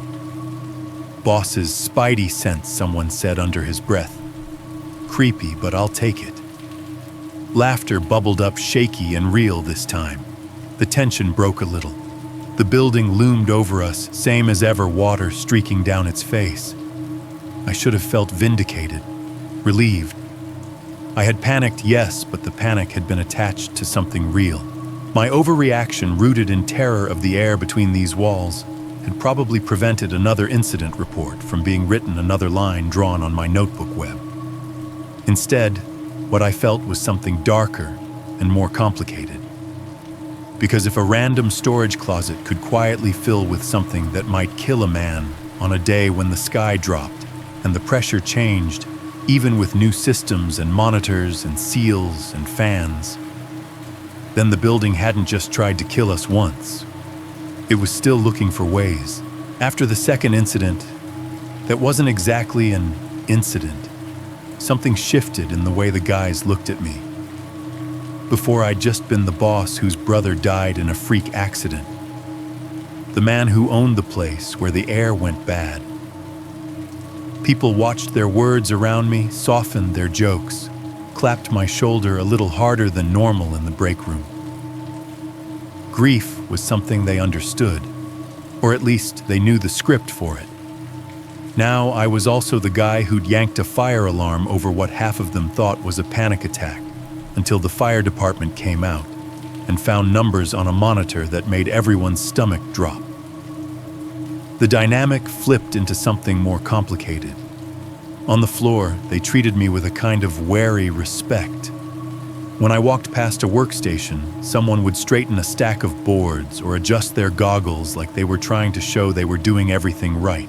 At the same time, I caught them watching me more often, eyes flicking up from their tasks, to track where I was, what direction I was walking, how tight my jaw looked that day. Hey, if he bolts again, I'm following him. One guy said loud enough for me to hear as I passed. There was laughter, but it wasn't mean. It was nervous. Like they'd decided my fear was part of the safety system now, just as important as the gas detectors and exit signs. Sympathy and distrust lived side by side in their faces. In quiet moments, I heard pieces of their conversations. Man's been through it, someone would say. Cut him some slack. Yeah, but if he's gonna flip out every time it rains, how long we gonna keep this place open? Another would reply. And underneath it all, like a rumor with no one willing to say it out loud in front of me, is the factory cursed. They'd never use that word in a meeting, but I heard softer versions of it. bad luck, bad ground. That building's got it in for people.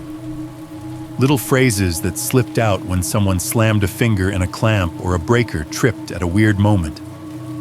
They'd glance at the ceiling and mutter, "This place, man," like they were talking about a temperamental animal that might bite if you said its name too loud.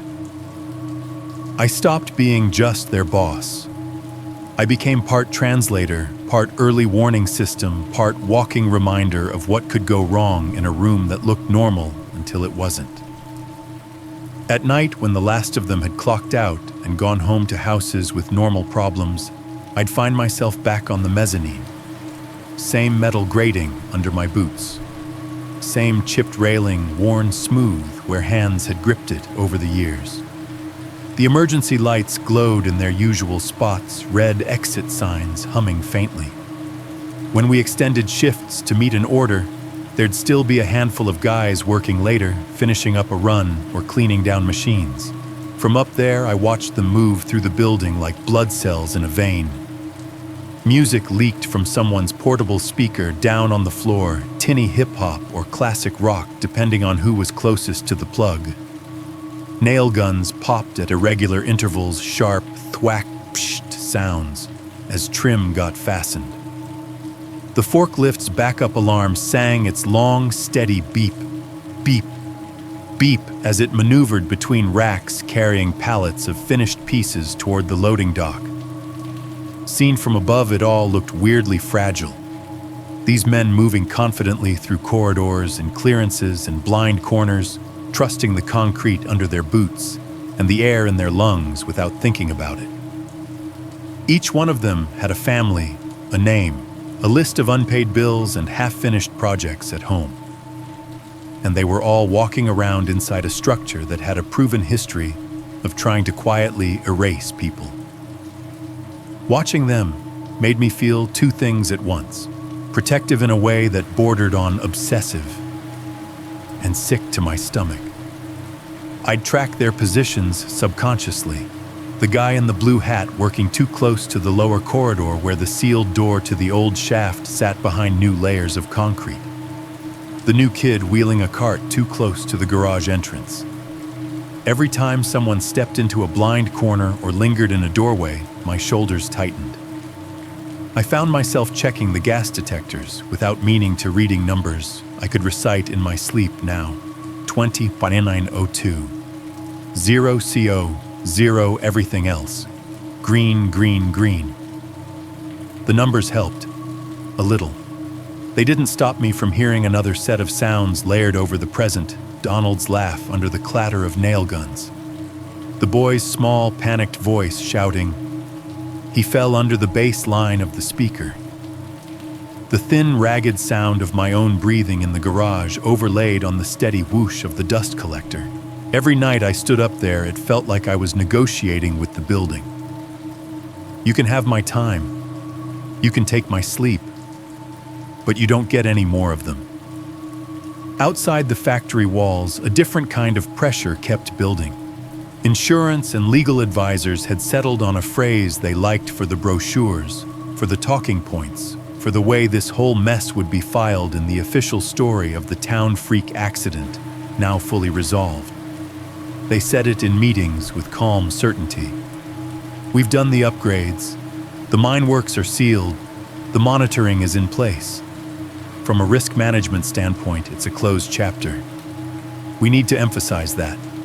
Freak accident, fully resolved, moving forward. They slid drafts across tables, press releases, website blurbs, language for the company, about page. Our top priority has always been safety, they'd written in my name. Following a rare, unforeseeable event, we invested in state-of-the-art technologies to ensure that such an incident can never happen again. Unforeseeable.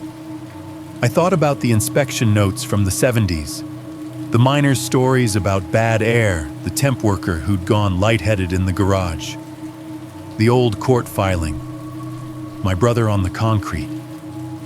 They also started talking about me, not in a cruel way, in the way people assess assets and liabilities. We need you visible, but Stable, my lawyer said gently one afternoon. We were in my office, the blinds half closed against a glary, overcast light. You're the face of the company. The guy who made the right call sending workers home. The guy who pulled the alarm. But if you're pale and shaking every time it rains, that becomes the story. It's not good for morale. Or liability, the insurance rep added less gently.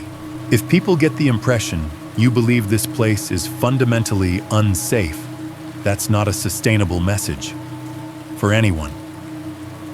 So you want me to pretend I don't think it might kill more people, I said. No sugarcoating. We want you to be careful about what you project, he said. There's a difference. They weren't wrong from their angle. They were also not the ones who woke up at 3 a.m. listening for the AC to kick on heart racing if the house stayed too quiet for too long. On storm days, the advice to act normal turned into something almost cruel. If there was rain in the forecast and the barometer started to slide, my body noticed before my phone did. My chest got tighter. My sense of the building's volume changed, like the walls had moved a fraction of an inch closer. I developed a habit I didn't tell anyone about. I'd walk the building. Not just the obvious places, the garage, the lower corridor, the storage rooms.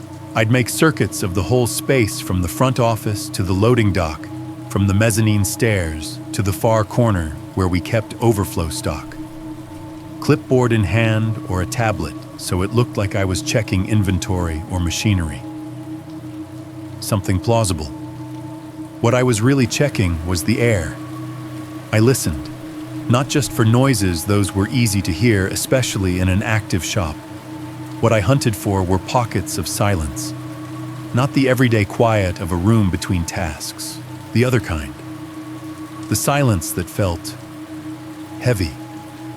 Places where the background hum of vents and distant traffic and building creaks seemed to thin out to nothing, leaving the kind of stillness that makes your ears strain for anything. I'd stand in a doorway and flatten my breathing just for a second. Let my lungs sit empty a little longer than they liked. I tried to feel whether the inhalation that followed felt right, whether the air came in gladly or reluctantly, whether my body registered it as enough. Sometimes it was obviously ridiculous. A coworker would drop a board on the other side of the floor, and I'd startle like someone had fired a gun behind me. Sometimes I'd find myself halfway down a corridor, heart pounding, convinced something was wrong, only to see the monitor next to me glowing a steady, indifferent green. The guys started joking, half affectionate, half wary. Storm's coming, one would say. Here comes the ghost patrol.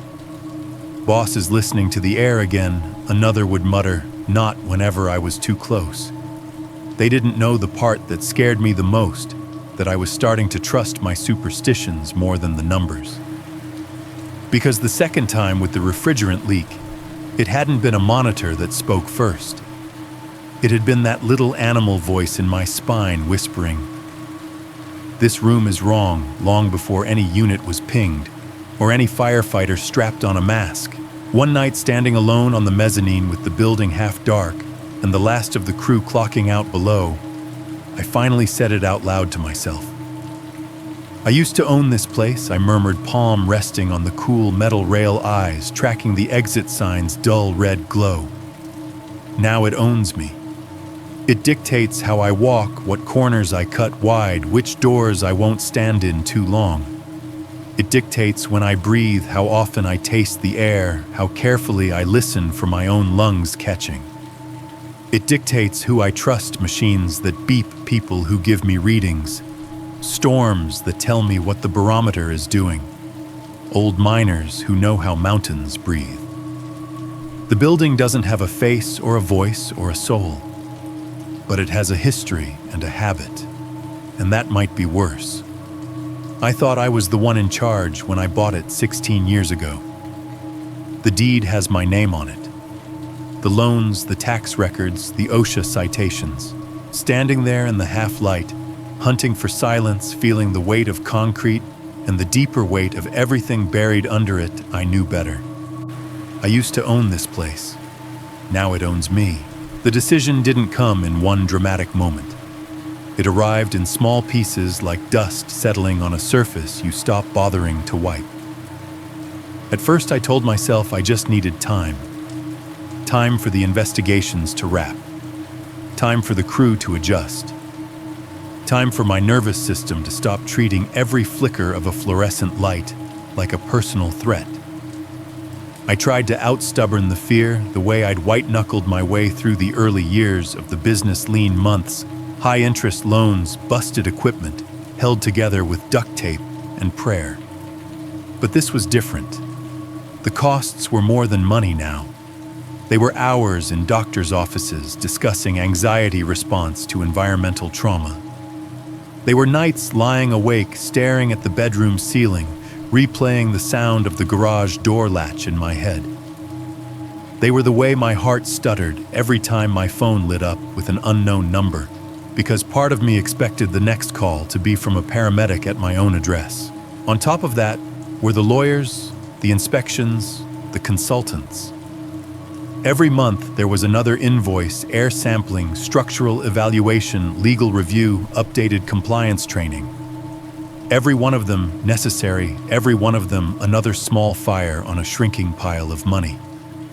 The factory was still making product, but it felt less like a business and more like an unstable patient tethered to machines. Everything technically working. Nothing guaranteed.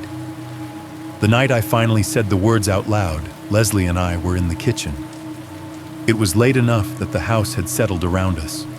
James was in his room door, mostly closed, the light under it, a thin strip. From the living room, the muffled drone of a sports commentator floated in a game I hadn't really been watching, just clicking through channels, trying to find anything that didn't remind me of risk or weather. The fridge hummed steadily behind Leslie as she leaned on the counter, both hands wrapped around a mug of tea. Every now and then, the compressor would cycle slightly louder, a barely there shift in tone I'd never noticed before all this. The ice maker clicked once, then dumped a few cubes into the bin with a hollow clatter. I sat at the small table, the one that wobbled if you leaned your elbows on it too hard. A stack of manila folders lay in front of me, insurance correspondence, OSHA letters, bank statements, spreadsheets of operating costs versus what we were actually bringing in now. I'd been staring at the same line of numbers for 10 minutes without really seeing them. "I can't keep doing this," I said. It came out quieter than I expected, but the words had weight. They landed between us on the laminate like an object. Leslie looked up. Doing what she asked, though I could tell from her face she already knew. "This," I said. I gestured vaguely, and the motion took in the paperwork, the house my own chest. Running that place. Waiting for the next whatever. The next alarm, the next leak, the next call. She watched me over the rim of her mug for a moment, steam curling up between us. "Then don't," she said. I almost laughed. It came out as a short, dry exhale. "It's not that simple," I said. "It's not a job I can just quit. It's my name on the deed, my loans, my crew. If I shut it down for good, they lose work. We lose everything we put into it. The bank already owns half of your brain," she said gently. "The other half belongs to that building. What's left for you?" I looked down at my hands. The knuckles were more lined than they'd been a couple of years ago. There was still a small scar on my left index finger from where I'd cut it on a pallet band early on, back when everything had felt hard, but straightforward work equals sweat, equals product, equals money. "I thought it would get better after the upgrades," I said. "After the monitors, after the reports. But every time it rains now, I'm counting breaths. I'm not running a factory. I'm guarding a concrete ghost." She came over and sat across from me, the chair legs scraping softly on the tile. "You're not a bad person for wanting out," she said. You tried to fix it. You did fix part of it. You saved people, but that place... She shook her head. It's eating you alive. The fridge compressor kicked off. The sudden quiet made the house feel bigger. Somewhere on the TV, the crowd roared and then quieted as the commentator ramped up to some analysis I couldn't hear. What would we even do, I asked. Sell it. Who's going to buy a building with that history? People buy worse, she said. And you'd be selling a building with upgraded ventilation, documented inspections, brand new monitors. You disclose what you have to disclose. Let them make their choices. You're not trapping anyone. I rubbed my eyes with the heels of my hands until sparks danced behind my eyelids. I don't know how to be anything else, I admitted. For 16 years, that place has been me. She reached across the table and took my hand, her fingers warm and steady. Maybe it's time to figure out who you are without it, she said, before it decides for you. In the end, it came down to something stupidly practical. A spreadsheet my accountant emailed showing projected operating costs versus revenue over the next year, factoring in the increased insurance premiums and the price of ongoing monitoring. We could limp along? Maybe. If nothing else went wrong. If orders stayed steady. If the storm seasons weren't too wild. If no new incidents spooked the crew or the town. It was too many ifs for a man whose whole life had just been rearranged by one. I called a commercial realtor. He came out on a Tuesday wearing a blazer a little too sharp for our part of town. We walked the property while he took photos and notes, occasionally asking questions like, "What's the clear height in here and any structural issues I should be aware of?" I answered honestly within the lines my lawyer had drawn for me. "We've had environmental work done," I said. "Sealing of old mine connections, upgraded ventilation, full hazard assessment." He nodded appreciatively. "So we can say fully remediated," he said. "That's good. Buyers like that. Shows you've been proactive." In the listing draft he sent later, the language was clean, almost cheerful. Former light industrial facility with attached warehouse and office space. Recently upgraded ventilation and monitoring systems. Fully remediated from prior use. Ideal for manufacturing, storage, or distribution. The words mine, coal, and gas appeared nowhere. We went back and forth over disclosures. Legally, we had to provide documentation of the incident, the OSHA findings, the remediation. Anyone who looked into the property with half a brain would see the history. But the brochure language, the glossy PDF that would sit on someone's desk, those told a story of fresh paint, upgraded systems opportunity. It felt like watching your life being translated into another language. The meaning technically still there, the tone completely changed. When the first potential buyers came through, I stayed out of the way, lurking in my office while the realtor walked them around. I could hear echoes of his pitch drifting down the hall. Great bones, solid construction, historic site, but all the heavy lifting's been done. Lots of potential. Their footsteps passed. My door moved on toward the production floor, the garage, the lower corridor. The gas detectors blinked their little green lights, as if nodding along. It wasn't real for me until the day of the final walkthrough. We'd accepted an offer.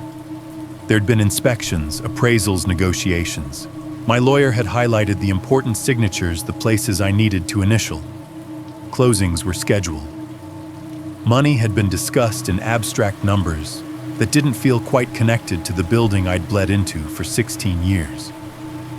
"Do you want to be there when they do their last look?" the realtor had asked. I didn't, and I did. So I went on my own before anyone else got there. The parking lot was mostly empty. My truck and the realtor's sedan. The sign with my company name still hung over the entrance letters, a little more faded than they'd been that first nervous day I'd opened the doors under them. In a few weeks, someone would be up there with a ladder and a wrench pulling those bolts out. My name would come down. Something else would go up. Inside the factory was as close to silent as I'd ever seen it. The machines were powered down. Most of the movable equipment had already been sold off or hauled away, forklifts, smaller tools, anything we could turn into cash before the sale. What remained were the bones, bolted down saws, dust collectors, the shell of the office cubicles. The vending machine in the break room was unplugged, its display dark. Only the emergency lights and exit signs burned, throwing long, lonely shadows across the floor. My footsteps echoed as I walked across the production area. Without the clutter of workstations and pallets, the space felt bigger, emptier, like a stage after the audience had gone home. I didn't rush. I walked the aisles where men had sweated and laughed and cursed deadlines. I paused at the time clock where they'd punched in and out. I ran my hand along the mezzanine railing where I'd stood on so many mornings and told myself we were building something solid. The gas detectors were still mounted on the walls, little sentries that no longer had anyone to protect. Their screens cycled through readings. O2 normal, no measurable CO. All zeros where there should be zeros. Good air in an empty building. Eventually, inevitably, I found myself back at the hallway to the garage. The door at the end of it waited closed. Its handle was the same metal under a new layer of paint. The wired glass window showed a narrow band of gray beyond. I stopped at the start of the hallway and just listened. The building breathed in its own way. Faint HVAC through vents I couldn't see. A distant drip where condensation was doing what it always had somewhere in the pipes. The hum of an exit sign's transformer. And underneath all of it, the simple, steady sound of my own breathing. I walked down to the door. The last time I'd really stood here alone, I'd been half wild with fear, listening for some clue that the air on the other side was safe or not. Now I knew the numbers. I knew the seals. I knew the reports that said the old mine workings were as isolated as anyone could make them. It still felt like standing at the edge of something. I wrapped my hand around the handle, turned it. The latch clicked, echoing in the quiet corridor like a gunshot. The door swung open on the familiar hinges. The garage lay beyond, washed in the dim glow of the emergency strips. No overheads this time. Just those thin bars of light near the exits and along the floor, stretching shadows into long fingers.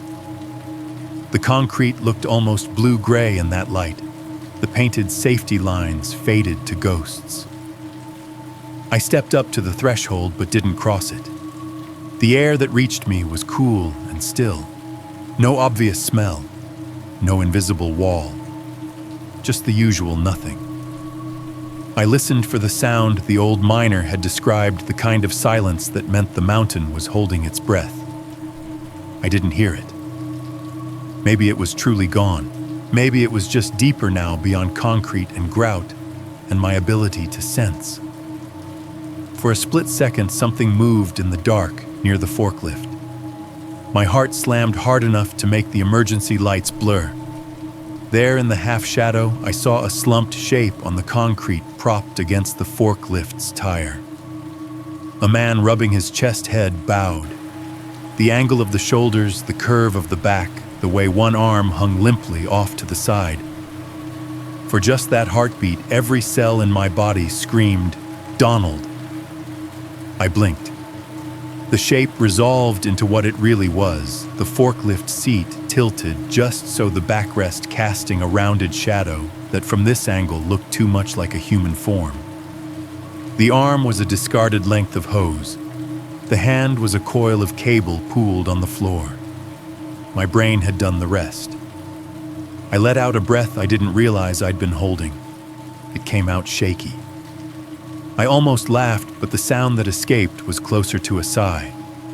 Not a ghost, not a message, just a nervous system so rewired by that day that a seat and a shadow could turn into my brother's last moment.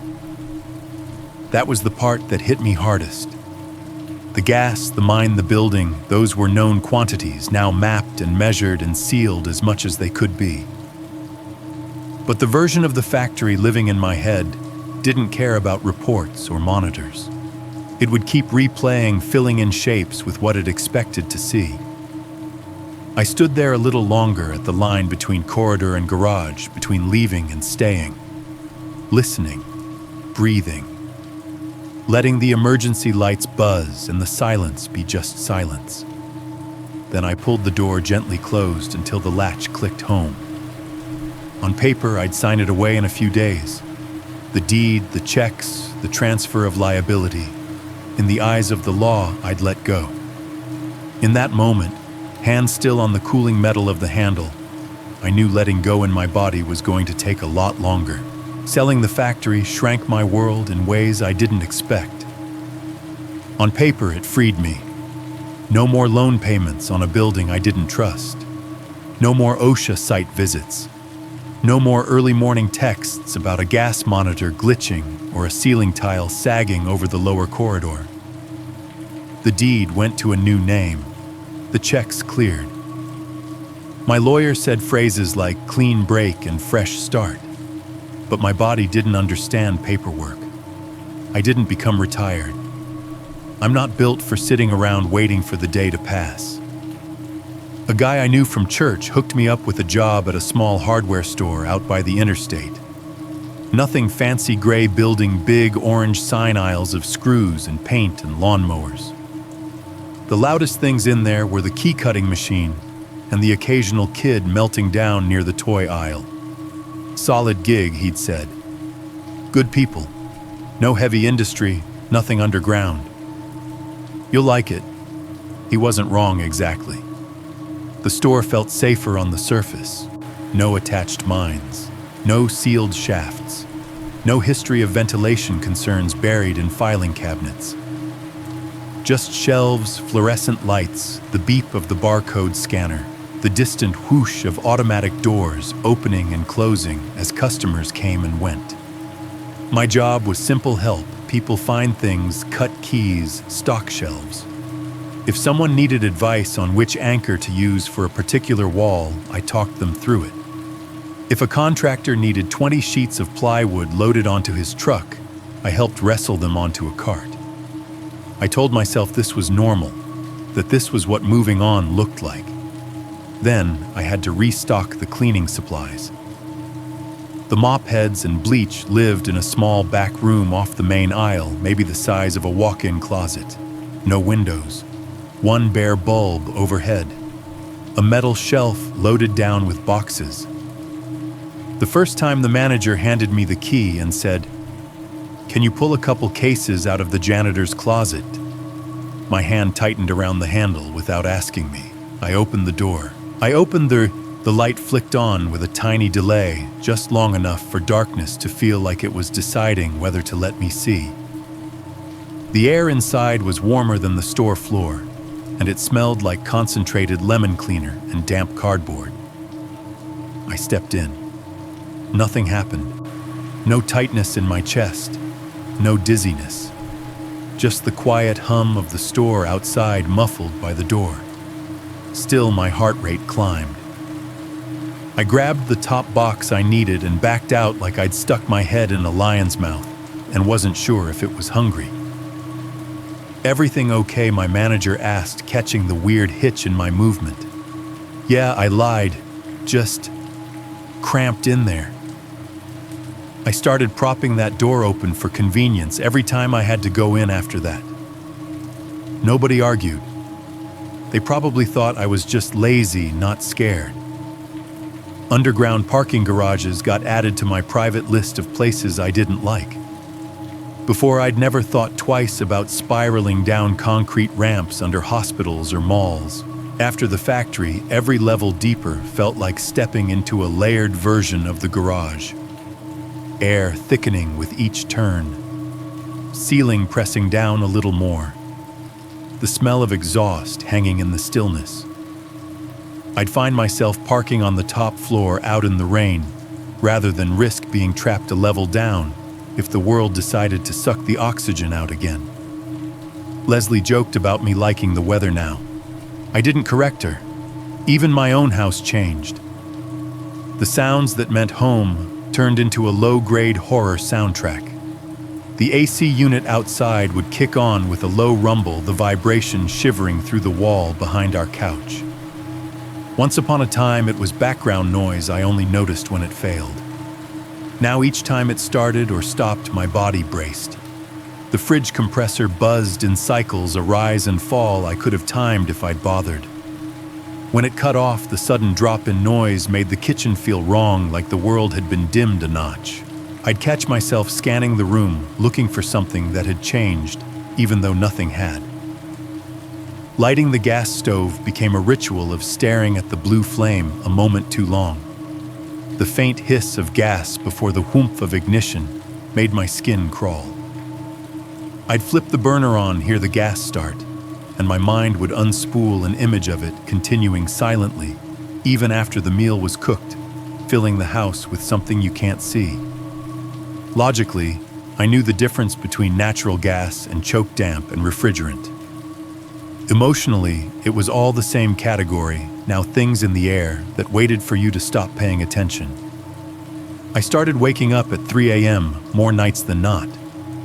Sometimes it was a nightmare, me in the garage again, or some hybrid space where my old factory and the hardware store and my kitchen had merged into one long corridor full of sealed doors. More often, there wasn't any clear trigger. My eyes would just open, and the digital clock would be glowing 3:07 or 3:12, and the house would be in that deep, fragile quiet of the real middle of the night. I'd lie there listening.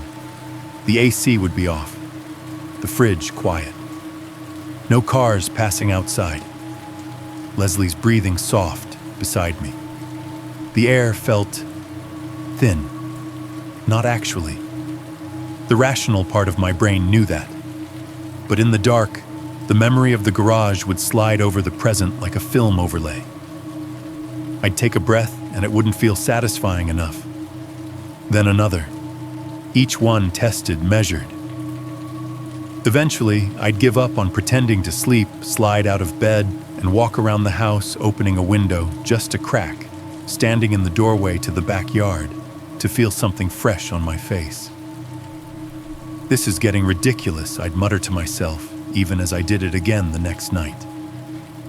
I didn't always make good choices with those wakeful hours.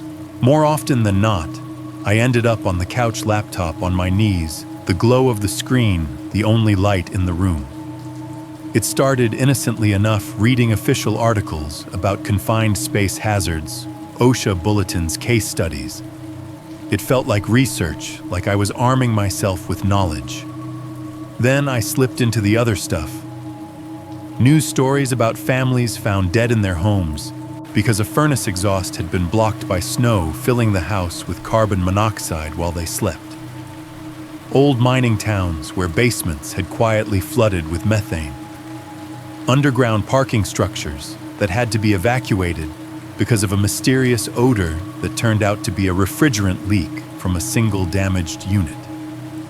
Warehouse workers who'd collapsed on hot days near forklifts with faulty exhaust systems. I read about a couple in another state who'd gone to check on their generator during a storm and never come back, found later in an enclosed shed where the engine had been running just long enough. In every story, the same pattern: normal place, normal day, normal activity. Then something invisible in the air changes, and the line between okay and dead gets crossed without anyone tasting it. The world started to look like a patchwork of potential pockets of bad air.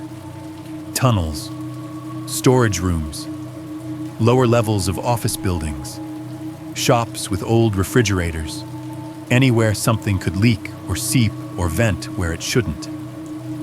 The thing that used to be rare and statistical now felt personal and immediate. Sometimes I'd slam the laptop closed and sit in the sudden darkness, heart pounding, the silence roaring in my ears. The house felt smaller in those moments, the air heavier, like the building was waiting to see what I'd do next. One night, following a link from an article about historic industrial incidents in our state, I landed in a forum thread. It wasn't official, a message board for local history buffs and retired workers, the kind of place where people posted grainy photos of old factories and told stories under usernames like Steel Toe Mike or Coal Dust 73. The thread title was simple. Anybody remember that collapse at the old North Ridge facility? I felt a jolt behind my ribs. North Ridge was the mining company that had owned my building before it became a furniture factory. The OP's avatar was a black and white photo of a head frame. I scrolled. People chimed in with memories. Some of it was wrong on dates, some clearly embellished. But a pattern emerged, vague references to bad air days, to sirens wailing at odd hours, to rumors of men dropping in buildings that weren't technically underground. About halfway down the thread, a user I didn't recognize wrote, "Heard from my uncle they had a guy go down in one of the surface plants back in the day, no obvious cause." The official line was heat stress. Same county as that more recent incident at the furniture place, right? Funny how that stuff keeps happening around here and nobody connects the dots. Same county, more recent incident. They didn't say my name or the factories. They didn't have to. Anyone local who'd been paying attention would know what they meant. Mostly people in the thread shrugged it off as gossip. Someone posted a laughing emoji. Another wrote, "Old-timers exaggerate." But as I sat there in the blue glow of my laptop in my small living room with the AC kicking on and off and the fridge humming, that casual line hit me harder than any official report had. Funny how that stuff keeps happening around here and nobody connects the dots. I'd thought my building was the problem. My concrete ghost, my unlucky patch of ground. Reading that thread, I realized something worse. Maybe the ground itself had a habit. Maybe the way the rock and the weather and the old works interacted wasn't unique to my address. Maybe it had been choosing rooms for a long time. The email showed up on a Tuesday afternoon, tucked between a coupon from a grocery store and a reminder about a dentist appointment I'd already canceled once. Subject line, old footage. Thought you should see this. The sender's name took a second to register. It wasn't Karen Mitchell or anyone official. It was Ryan, one of my younger guys from the factory, the one who'd always seemed more comfortable behind a screen than a table saw. He'd helped install the updated security system after the incident, all the new cameras and the cloud backups. I clicked it open at the kitchen table, the light from the window already starting to fade. Outside, the late afternoon sky was washed out gray, the kind of color that promised either nothing at all or a storm in a few hours. "Hey man, I know you've moved on and everything, but I was going through some old files I kept from the system stuff I pulled before the sale just in case, and found a couple clips from the week before. You know, figured you'd want to see them.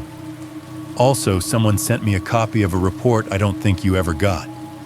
Long story, attaching that too. Hope you're doing okay."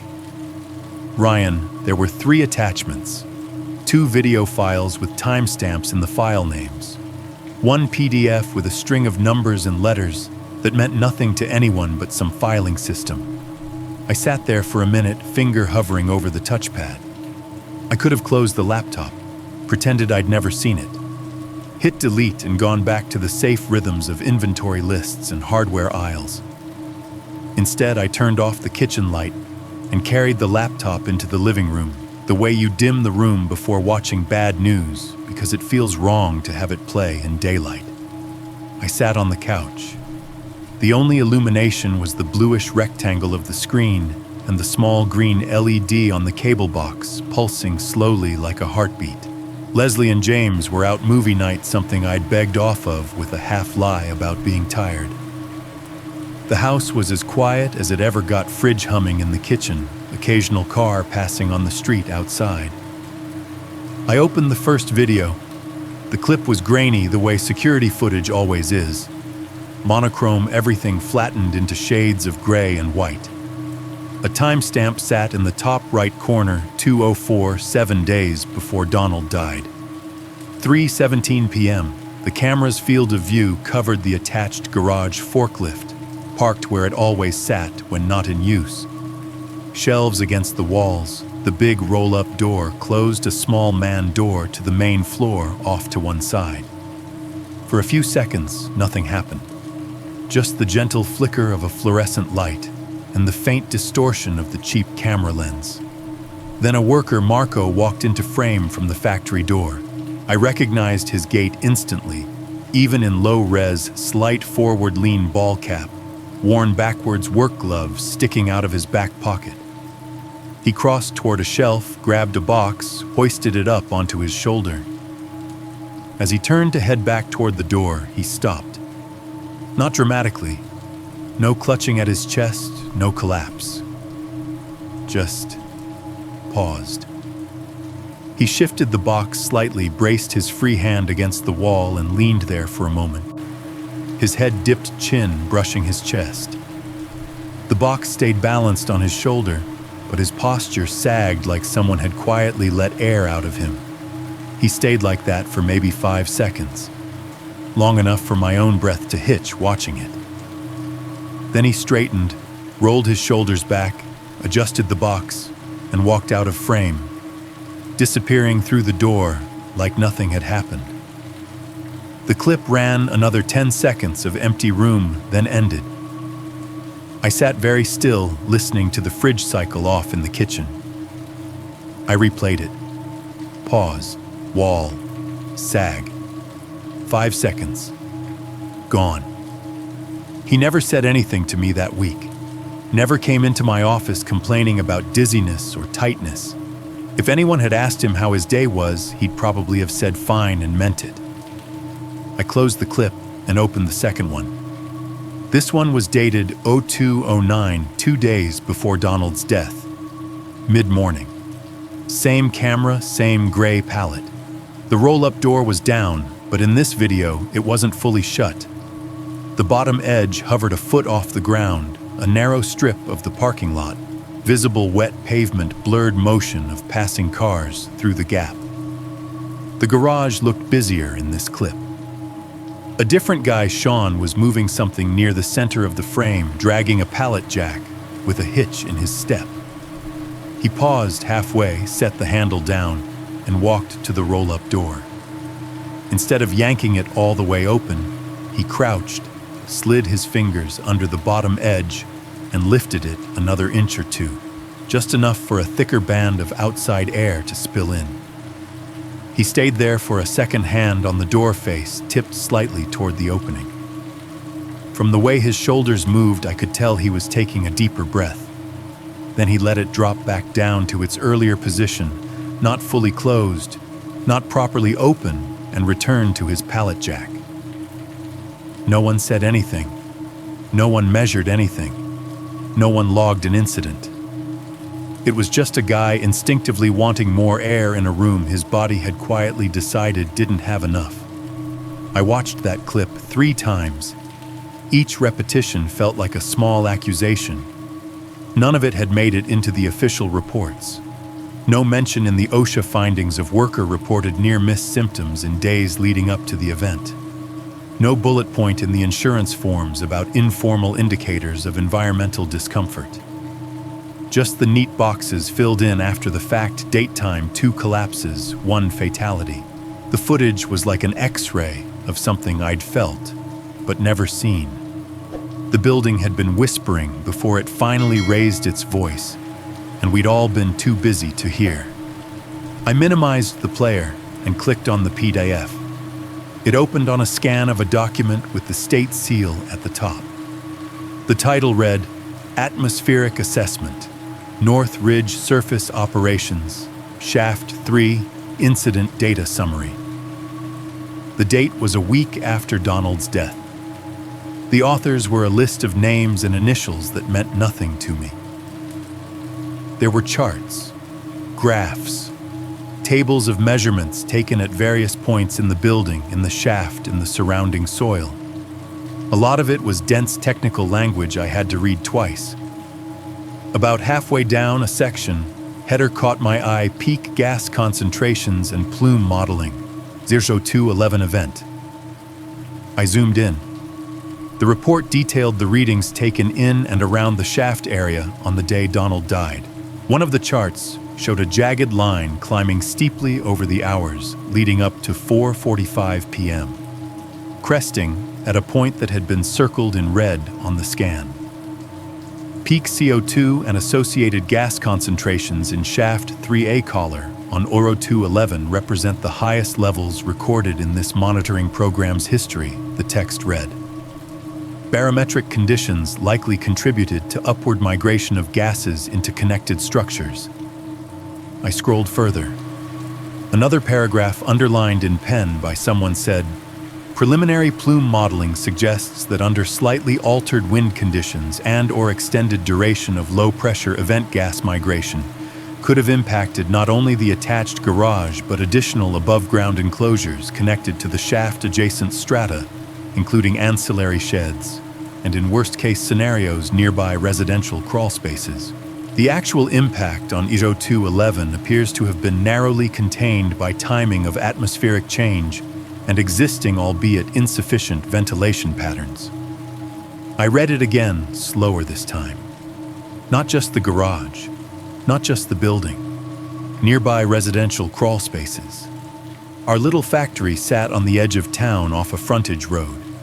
Across the highway, if you cut through the right gap in the Jersey barriers, there was a patchwork of houses, single-story places with kids' bikes in the yards, above-ground pools, gas grills on porches. A few older homes on my side of the road had crawl spaces, basements even. I pictured those monitoring lines spiking in the shaft collar gases rising through whatever cracks and forgotten conduits still connected the underground works to the surface. I pictured the plume model's colored shapes on a map curling out from my building like a stain on paper. A slight shift in wind, another hour of the storm sitting on us instead of moving along. It was the first time I'd seen anything suggesting the danger had reached beyond my property line. No one had shown me this report. Not Karen, not the insurance people, not my lawyer. Maybe they'd seen it and decided it was too speculative to share. Maybe they'd worried that telling me, by the way, the thing that killed your brother almost turned into a neighborhood event wasn't helpful. Maybe it had just gotten lost in a stack of scanned PDFs and acronyms shuffled into the wrong folder on the way to my inbox. Ryan's brief note at the top of the email said he'd gotten it through a friend at a consulting firm, someone who'd worked on the modeling. Somebody had slipped it to him with a "don't forward this around," and he'd forwarded it to me anyway. I leaned back on the couch, the laptop warm against my thighs, the weight of the report settling in my chest. In my head, I heard the line from the forum thread.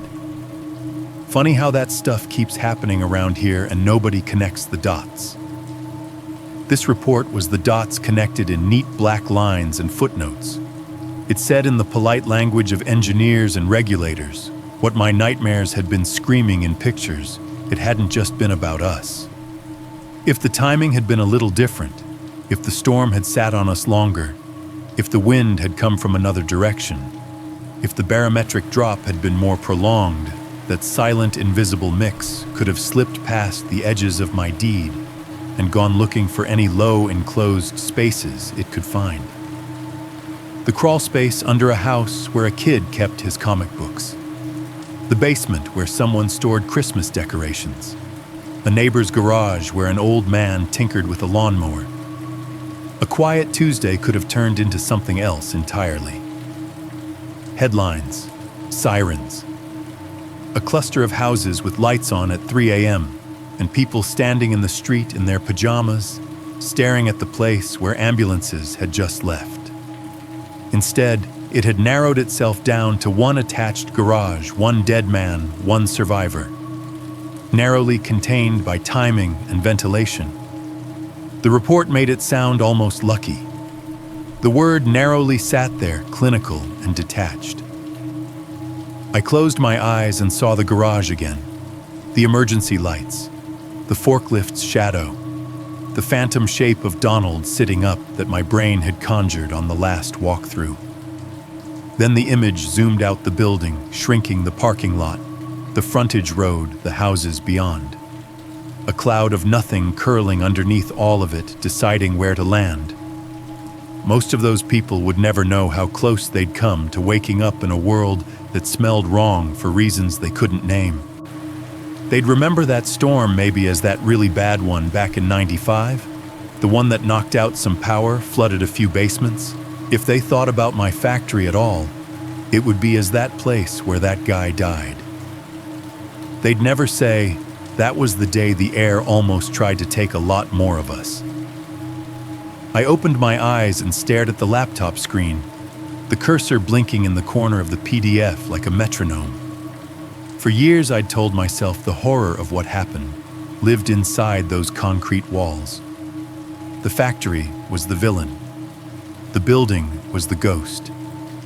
Selling it was supposed to confine the story to one address.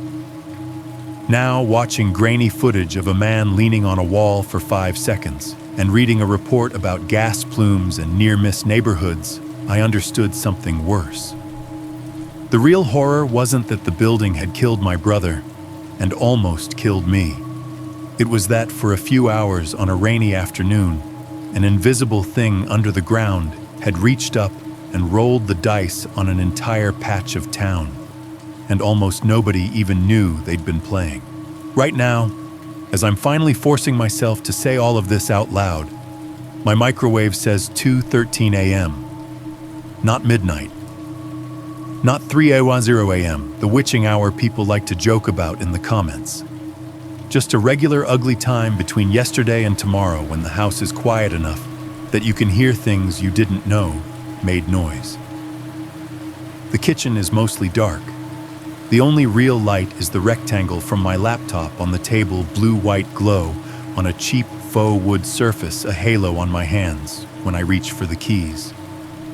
Everything else is shadows and outlines.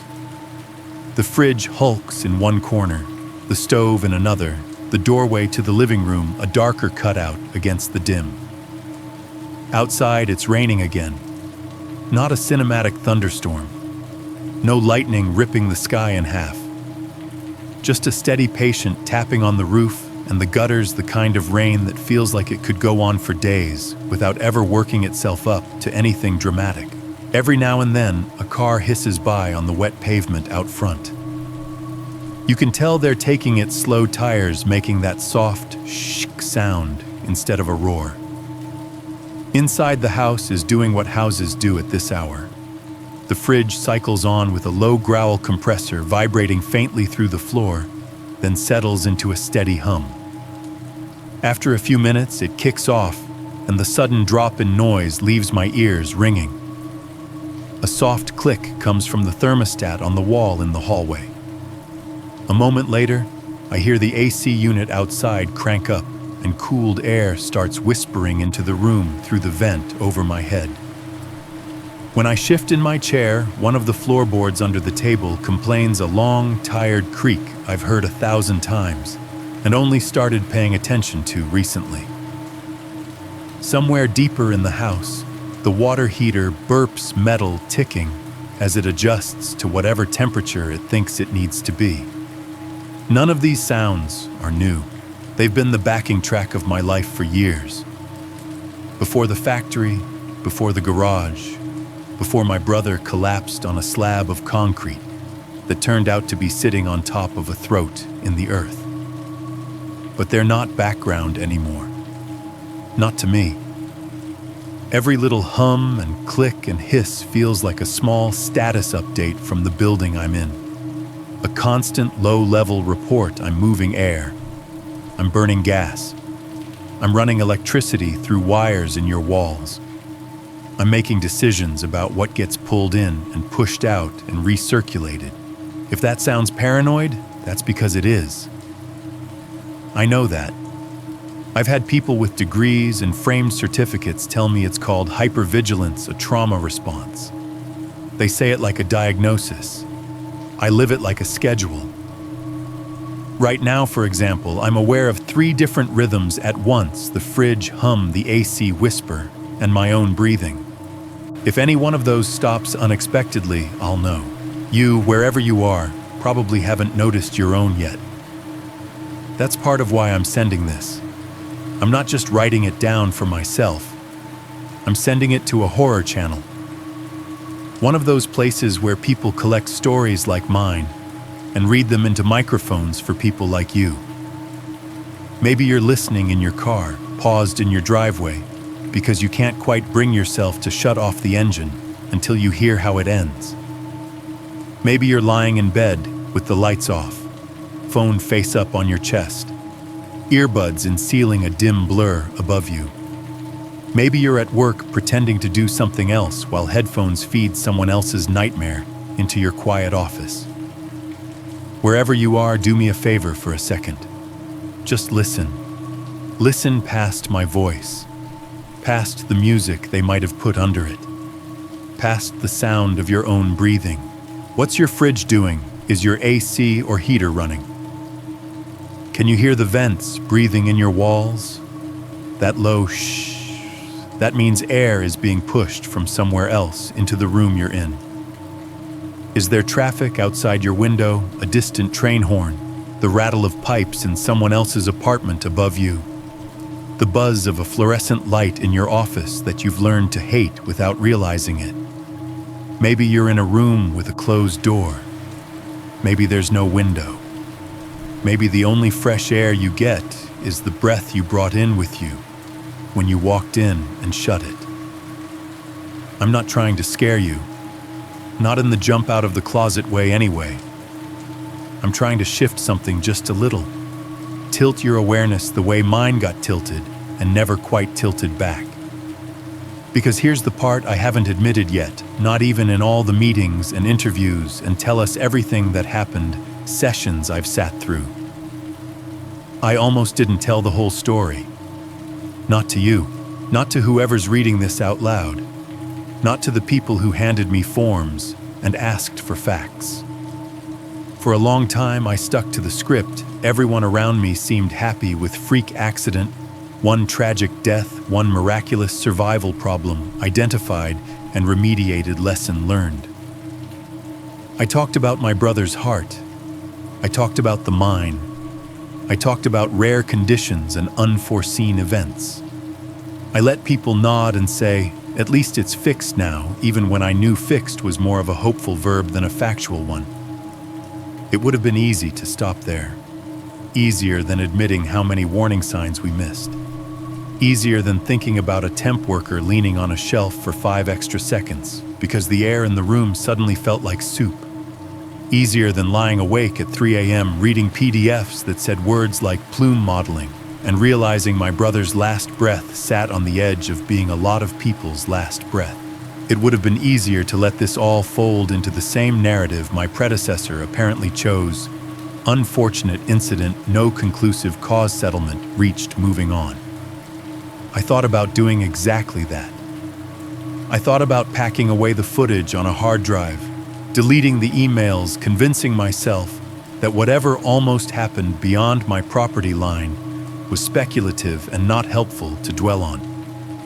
I thought about signing the papers, cashing the check, getting my smaller, safer job, and letting the story shrink down to something I could carry, without feeling it press on my chest every time it rained.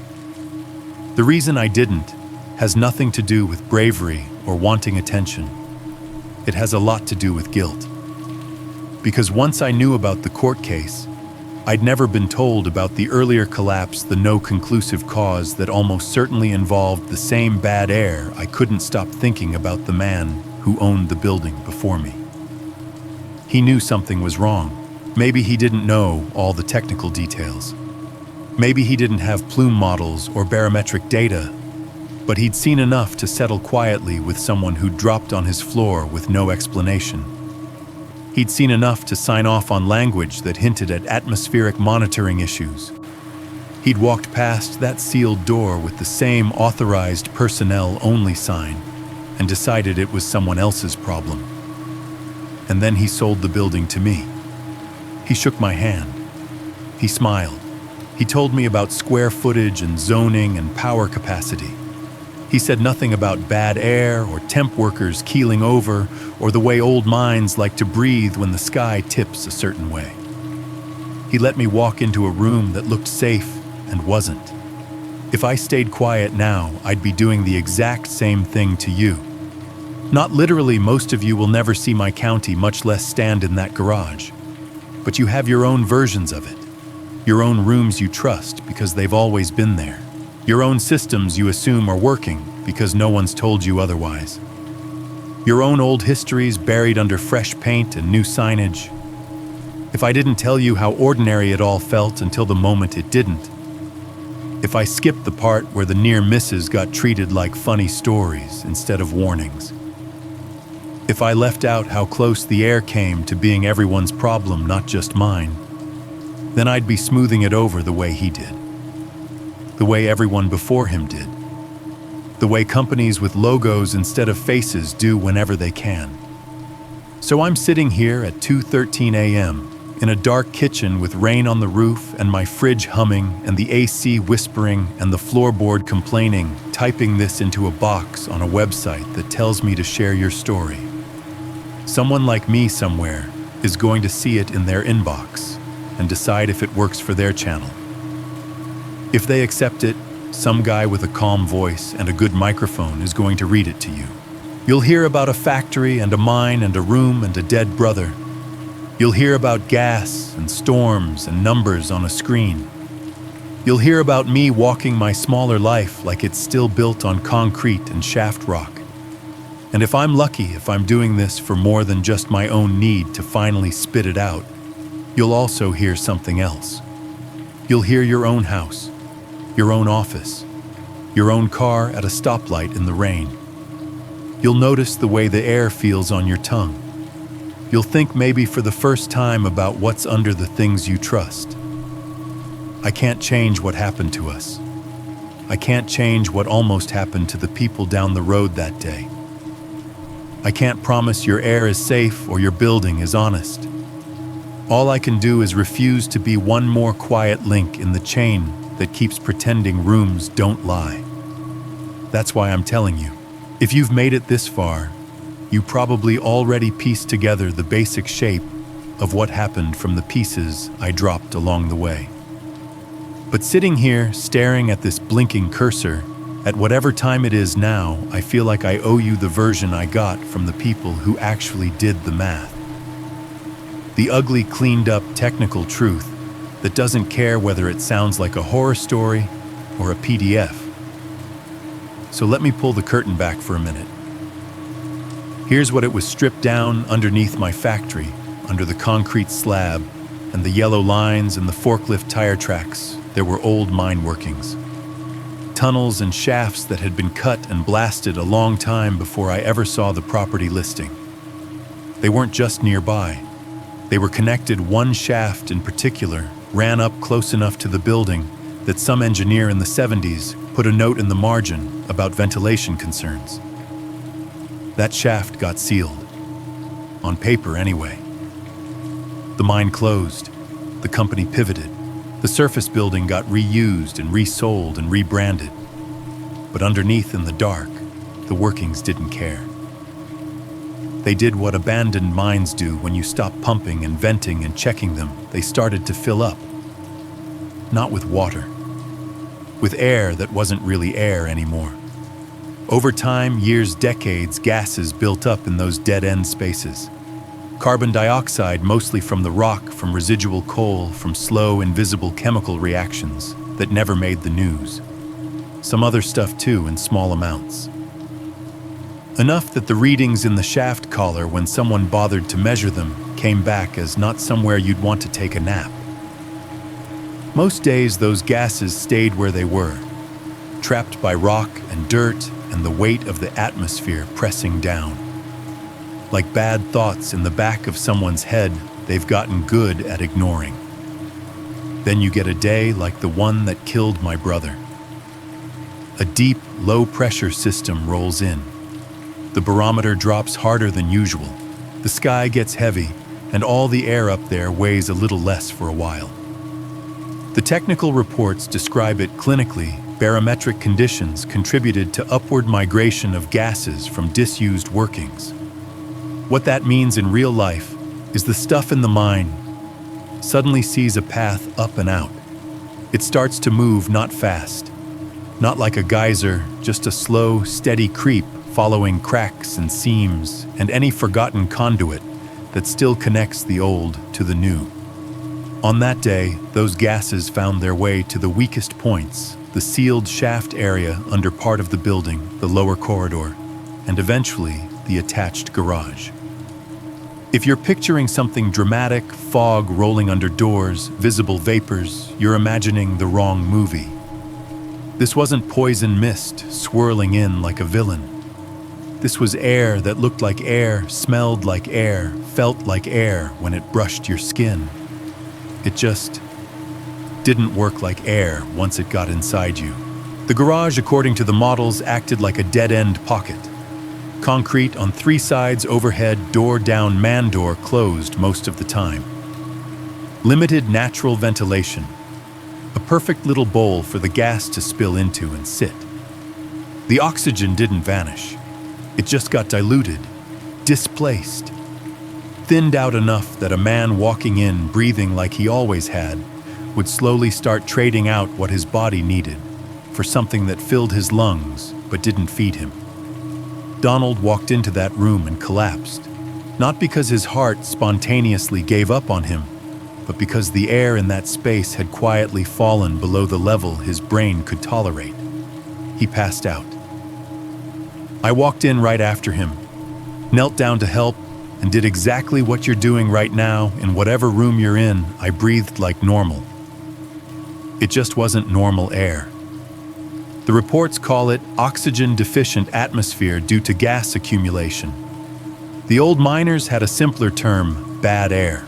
The part of the investigation that keeps me up at night wasn't about what happened in those few minutes, though. It was about what almost happened before them. Karen, the OSHA investigator, and later the atmospheric consultants showed me models, charts with curves, floor plans overlaid with colored plumes. They explained it more than once in slightly different words each time, like they were trying to find the version that would finally fit in my head. They looked at the weather data for that day, barometer readings dropping as the storm approached, wind direction, how long the low-pressure system lingered over our county. They cross-referenced that with the gas levels recorded in and near the shaft collar, and with the times of day we knew from time cards and phone logs. Their conclusion was blunt, even if they wrapped it in calm voices. If I hadn't sent my crew home early that afternoon, there is a very real chance more than one person would have ended up on that garage floor. Not everyone would have dropped at once. It wouldn't have been like a switch flipping and 20 people crumpling in unison. It would have been worse than that. It would have been staggered, confusing. One guy getting woozy in the corridor, someone else walking into the garage alone thinking they were just grabbing a tool and not walking back out. But the phrase they used in one of the drafts, the one the lawyer slid across my desk and tried to skip over, was this potential for multi-fatality industrial event. That's how close it came to being something you saw live on cable news. Picture it. Because I have. Over and over. News vans angled at the curb outside my factory, satellite dishes pointed at the sky. Yellow tape cordoning off the entrance. State troopers waving traffic away while people from town cluster at the edges of the parking lot, standing in the misty rain with their hands over their mouths. Reporters in branded windbreakers standing in front of my faded company sign, saying my name into cameras. We're here at the scene of a tragic incident where multiple workers were found unresponsive. Families under emergency floodlights, wives, husbands, kids in sweatshirts and pajama pants, waiting behind barricades for someone in a jacket with an emblem to come over and tell them whether their person is going to walk out of that building or not. Black body bags lined up on the warehouse floor, zipper teeth glinting under harsh portable lights. The same concrete that used to hold sawdust and coffee stains now hosting the quiet shape of a mass casualty event. Helicopter shots. Stock photos of the mine digging up decades of this town was built on coal nostalgia to overlay with B-roll of my parking lot. Experts on morning talk shows explaining barometric pressure to people eating cereal.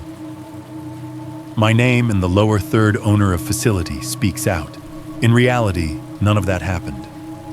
What we got instead was a single fatality, my brother and one guy who lived.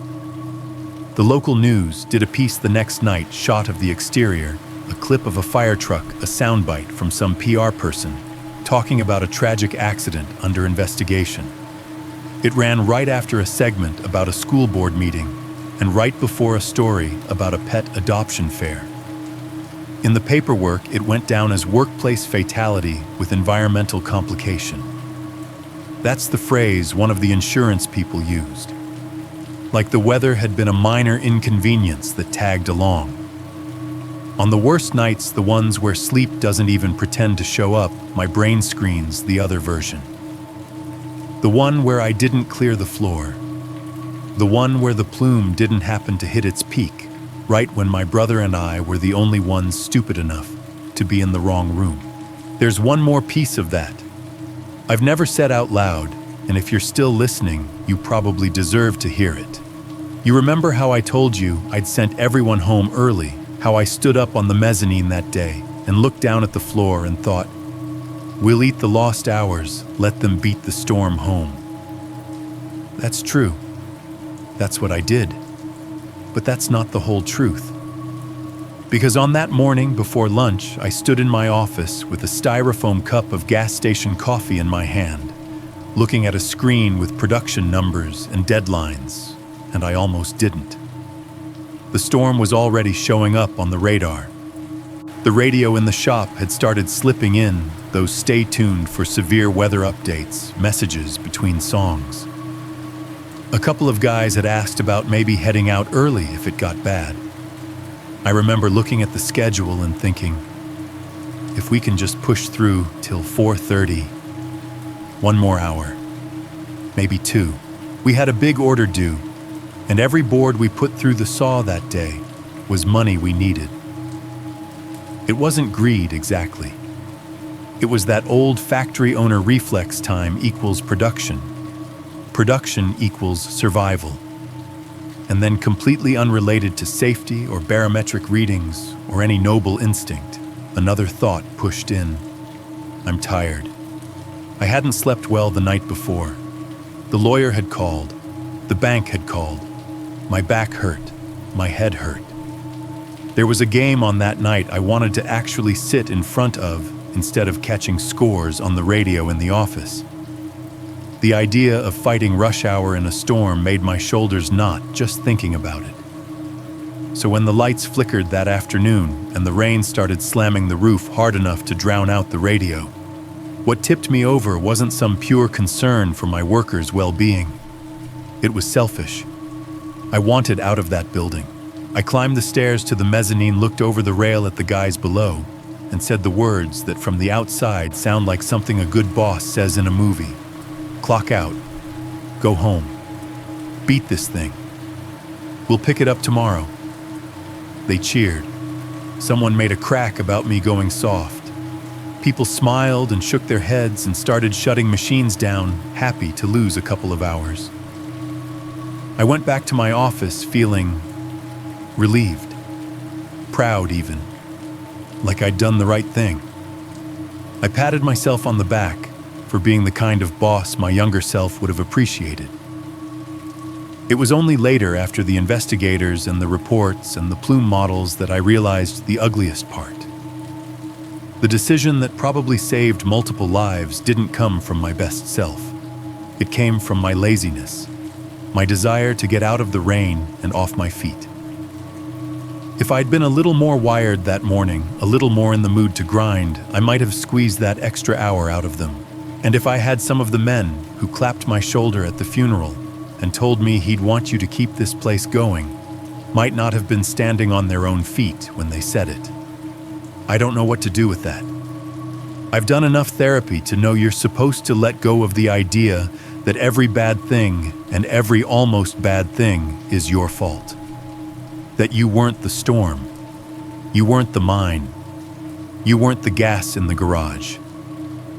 But I also can't ignore that on that particular day, the coin flipped the way it did, because I was human in a specific, selfish way. And sometimes when the house is quiet, and the fridge is off, and the AC is between cycles, and I can hear my own pulse in my ears, I think about all the alternate versions of me, in alternate versions of this story, me with more coffee, me with a bigger order, me with a little more fear of missing a deadline than of getting soaked on the drive home. In those versions, you're not listening to a story about one dead man and one survivor. You're listening to a documentary about a mass casualty event in a small town narrated by someone else, because I never made it out of that room either. By the time I get here this last part, I've rewritten the opening line so many times, the words don't even feel like they belong to me anymore. The microwave clock in the corner of the kitchen has crept ahead without me noticing. It doesn't say 2:13 a.m. now. It says 2:47. The storm outside has thickened from a steady tap into something heavier. Rain is hitting the roof in broader strokes, every gust of wind pushing it harder against the siding. Every few minutes, a car goes past on the slick street tires, whispering through the water, a low shh that rises and fades. In here, the laptop is still the brightest thing in the room. The screen throws just enough light to gloss the edge of the table, the handle of the drawer with the takeout menus, the corner of the fridge. The rest of the kitchen is more suggestion than detail, shapes fading into dark. My fingers hover over the keyboard, and for a second, all I do is listen. The AC unit outside cycles off. It's a tiny thing, the compressor giving a little shudder as it winds down, but in the middle of the night, it feels like someone just turned down the volume on the entire world. The whisper from the vent above me fades until all that's left is the tick of contracting metal and the quiet thrum in my own ears. A second later, the fridge clicks.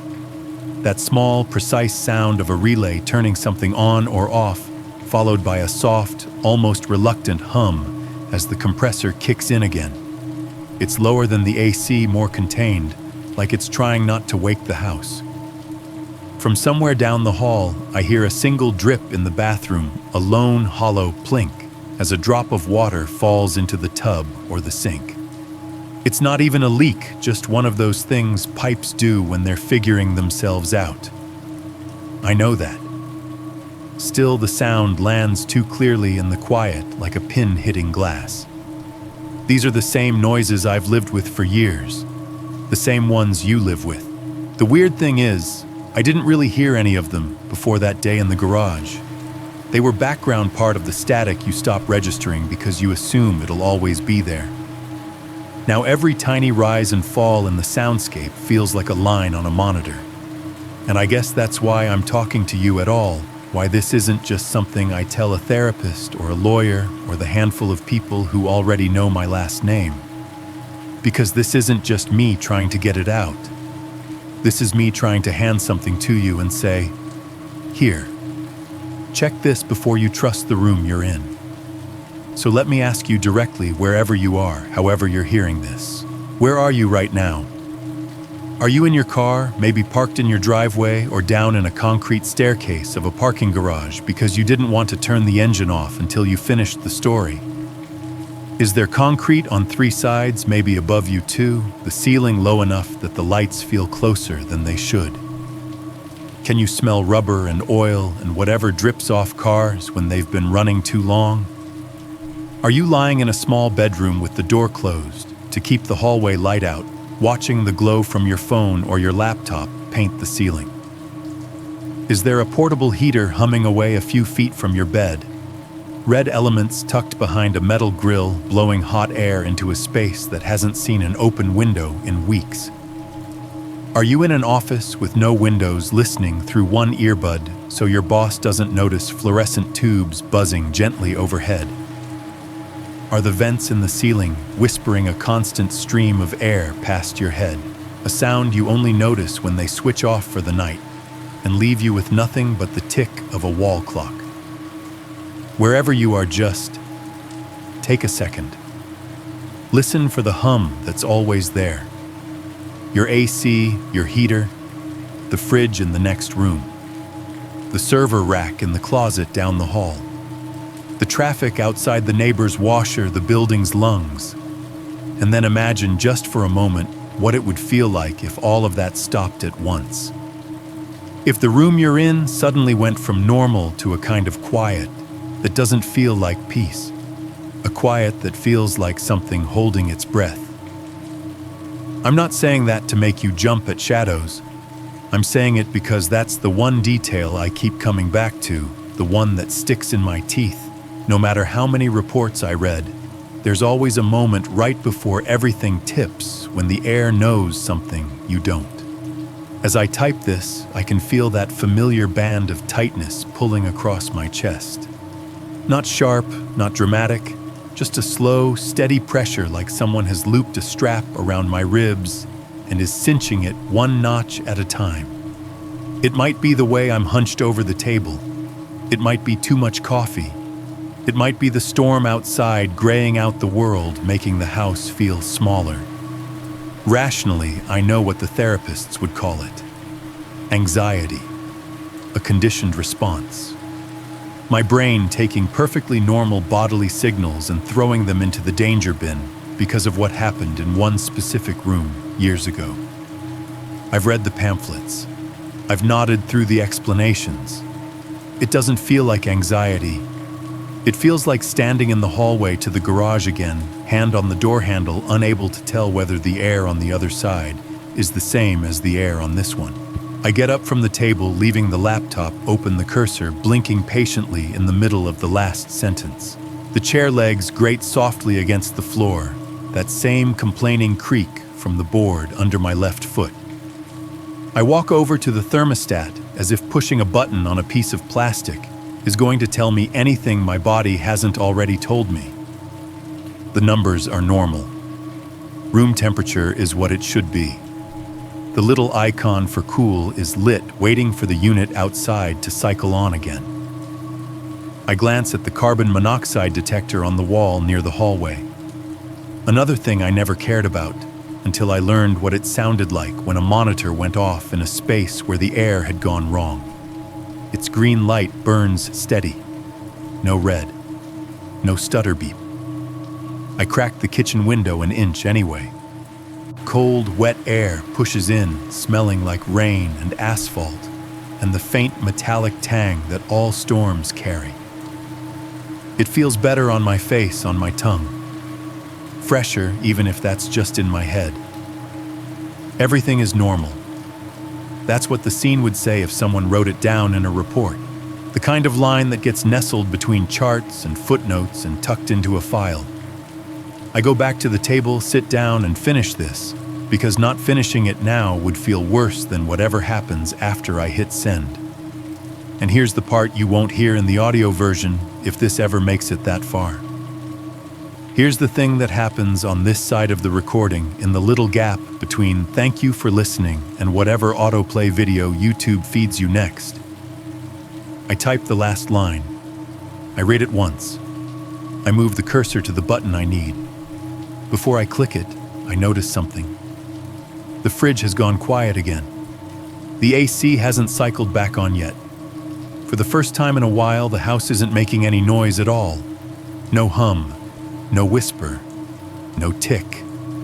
Just a thick, heavy stillness, like the air has its own lungs and they're paused at the bottom of an exhale. I tell myself it's just the gap between one system shutting off and another starting up. A coincidence. A beat of silence I've lived through 1,000 times without noticing. Then the power flickers. It's not a full outage. Not yet. Just a strange, stuttering blink. The laptop screen goes black for a heartbeat, and then surges back to life battery, picking up where the outlet dropped. The microwave clock on the counter resets to 12:00. the green digits blinking dumbly. The little LED on the cable box goes dark. For 1 second, a single measurable second, everything in this house that hums, whirs, buzzes, or clicks shuts up. The silence that drops into place isn't empty. It's thick, fat. It crawls into my ears and settles there, a dense, cottony pressure that feels dangerously familiar. In that quiet, with the rain still beating on the roof, but all the mechanical life sucked out of the room, I hear it, a high, faint beep. Just one. Not the shrill, frantic wail of a smoke alarm. Not the chirp of a low battery. A single, precise tone, thin and distant, pitched in that exact register that pulls me back into the hospital bed.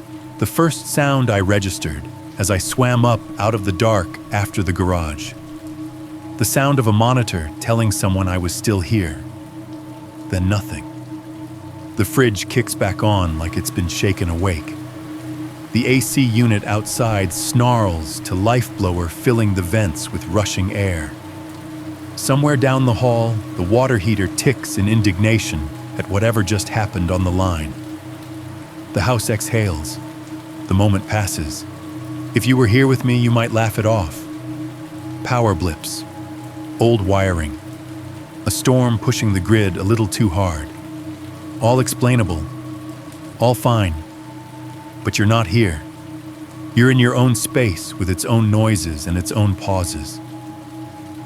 And that's the only part of this whole mess I have any real control over now, what you do the next time your room goes just a little too quiet. So I'm going to leave you with this, and then I'm going to hit send, and whatever happens after that happens without me. If that ever happens to you, if the room you're in suddenly feels just a little too quiet, like even the air is holding its breath, do me a favor. Don't tell yourself you're being dramatic. Don't sit there and wait to see if it passes. Get up. Open the door. Step outside. Because the last thing my brother ever did was trust a room that looked harmless. What makes this story so haunting is not the presence of monsters or curses, but its quiet familiarity. It's about air, something so ordinary, so invisible, that we forget it exists until it turns against us. Beneath the surface, this story is less about death and more about awareness. It's about how the spaces we trust the most, the rooms we work in, the homes we live in, can harbor dangers that grow quietly over time, waiting for the wrong set of conditions. The factory wasn't evil. It wasn't cursed. It was simply neglected, misunderstood, forgotten, and in that neglect, it became lethal. At its heart, this is a story about guilt and survival.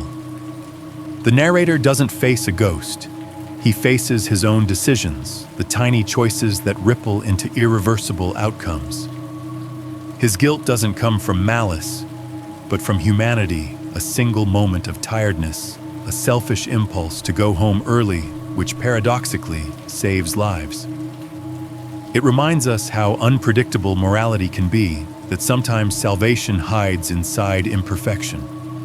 That's both comforting and terrifying. There's also a deep metaphor here about what lies beneath.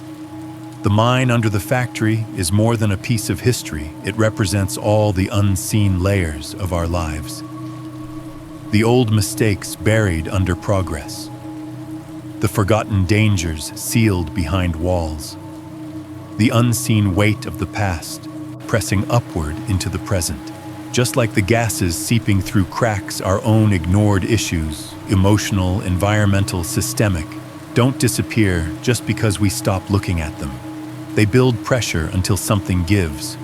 The horror works because it feels real. There's no supernatural twist to soften the blow. The real villain is complacency, the human habit of assuming safety, because yesterday was fine. It's the same reason so many real tragedies happen in workplaces, homes, and communities. We don't see the danger, so we don't believe it's there, until the silence grows too deep, until someone stops breathing. Yet there's a quiet resilience woven through the ending. The narrator survives, carries his fear forward, and transforms it into vigilance. He becomes hyper-aware, maybe broken, but also awake. And perhaps that's the strange redemption in this story, awareness as survival. We can't fix every hidden danger, but we can learn to notice the stillness before the air changes, the silence before the hum returns. We can learn to listen again. Maybe that's the real message buried beneath the fear. Not all silence is peace, not all air is safe, and not all stories are meant to comfort us. Some are meant to make us more alert to the world, to each other, and to ourselves. Question for you: have you ever had a moment when a familiar place suddenly felt wrong, too quiet, too still, and for just a second, you wondered what might be hiding in the air around you?